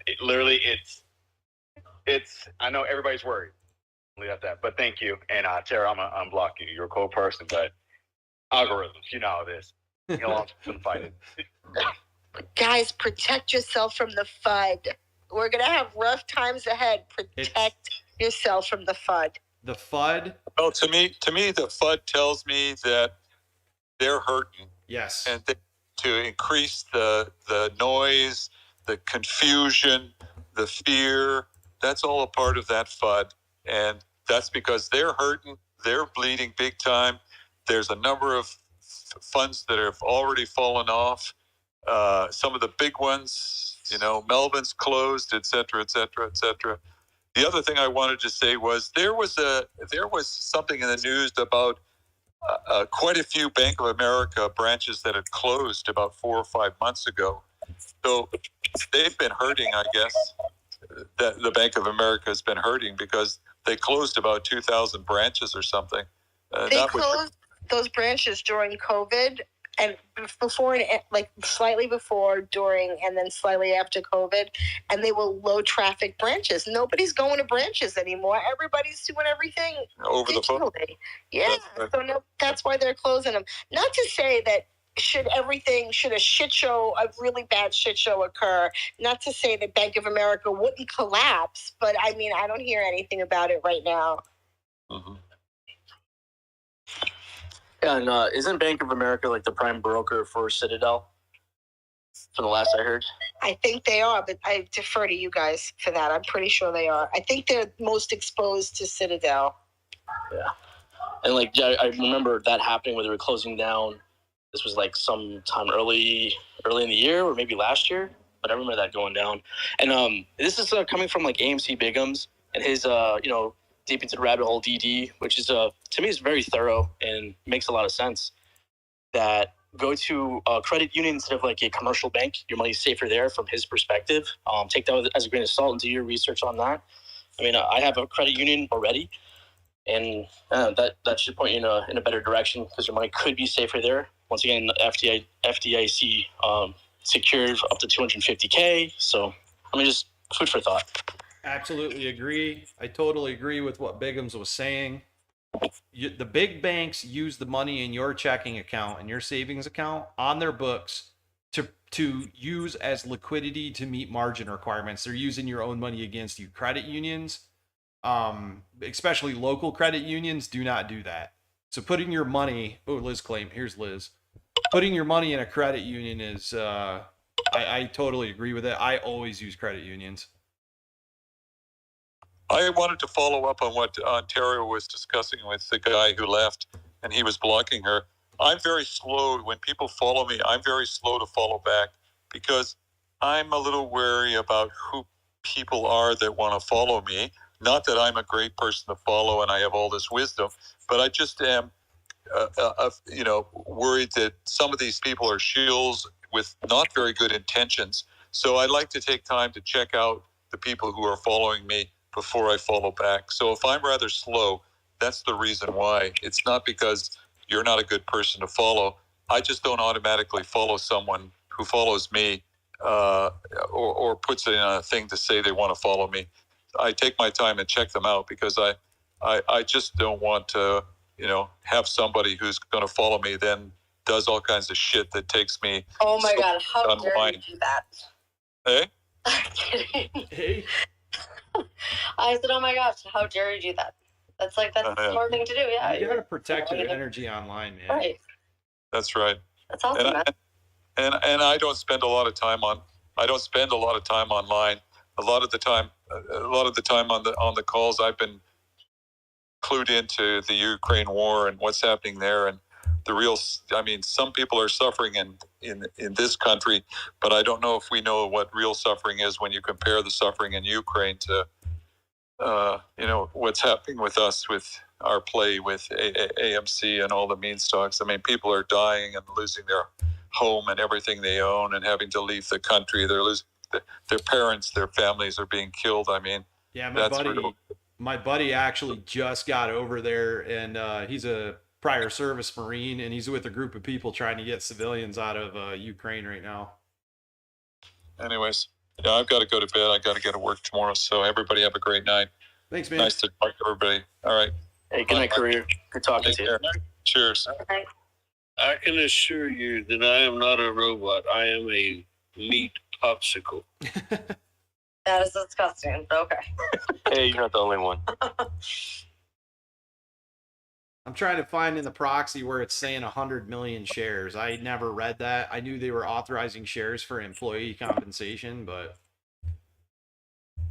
Hey, if you could hear me, I gotta go. My mom's calling. I'll talk to you all later. later, Tara. I'm ready to close down anyways, guys. I want to do some reading. So Like, it's going on midnight The here. fifth time. So, fucking space health all day. You guys are awesome. If you do the reading, are you gonna do a video of that? I'm gonna explain? reread it and then I'll post a quick YouTube video. But the last I read is that they were doing a certain amount of shares for employee compensation. But I don't see anything right now just grazing over it talking about 100 million share dilution. So All right, I'll definitely be watching that video. Thank you. cool. Thank you guys for a great call. I really appreciate your hard work. I really do. Thank you for coming, PJ. So Yeah, sorry I got here so late, but thanks for letting me talk. But I didn't get to say anything. But I'll catch you guys later, though, for sure. yeah, man, no worries. Thanks for coming up. Sorry, it was such a busy call tonight, and then to come back and have to, Lou and Phoenix Rising, which is Blue A's coming into the fold once again. They told us to sell back at fucking 13, and then it ran to 16, and now they're back talking about share dilution and this and that. There's so much going on. There's so much FUD. If you doubt yourself now, there was no point in doing anything you did for the last 12 months. I'm not selling. I don't care what anybody says. I see the writing on the wall. I see the smoke. And now all of a sudden we've got aliens and truckers shutting down and all kinds of dumb shit going on, which is exactly what we predicted would happen. And if anything, the REVLON issue today should be screaming volume to you. The Redbox issue today should be screaming volumes. TD Ameritrade stopped any purchasing of options on Redbox. You can sell only. And then afterwards, they halted REVLON after hours for over an hour on incoming news when the MSM was reporting that they were going to file Chapter 11. The company never made an official statement. What's happening is Citadel, the market makers, and Apollo are juicing these stocks to try to make liquidity as fast as possible because they are about to get crushed. That's my opinion. That's the last I'm going to say on it tonight. I'm going to go let my dog out to go poop because he is pacing like crazy. So Y'all have a great night. Thanks for the call, Spence and Jen. Good talking to you as well, PJ, and everybody else. night, guys. Night, everybody on YouTube. Hey, thanks a lot, dude. I'm coming, Bubba. I'm coming. Hey, guys. Thanks for coming. Crazy call. Lots of drama. Blah, blah, blah. Everybody's heated, man. I am here for the stock. I'm here for the market corruption. I'm trying to figure it out the best I can. I'm doing what I can do. I love that you guys come in and hit the chats up, man. Like I said, this channel will always be free. I will never charge anybody anything. And all my opinions are my own. And I'm not trying to motivate you to do anything you don't want to do yourself. I'm just putting information out and talking about the situation. Watch out for aliens. Don't get probed. You guys all have a good night. Froggy Stonks out.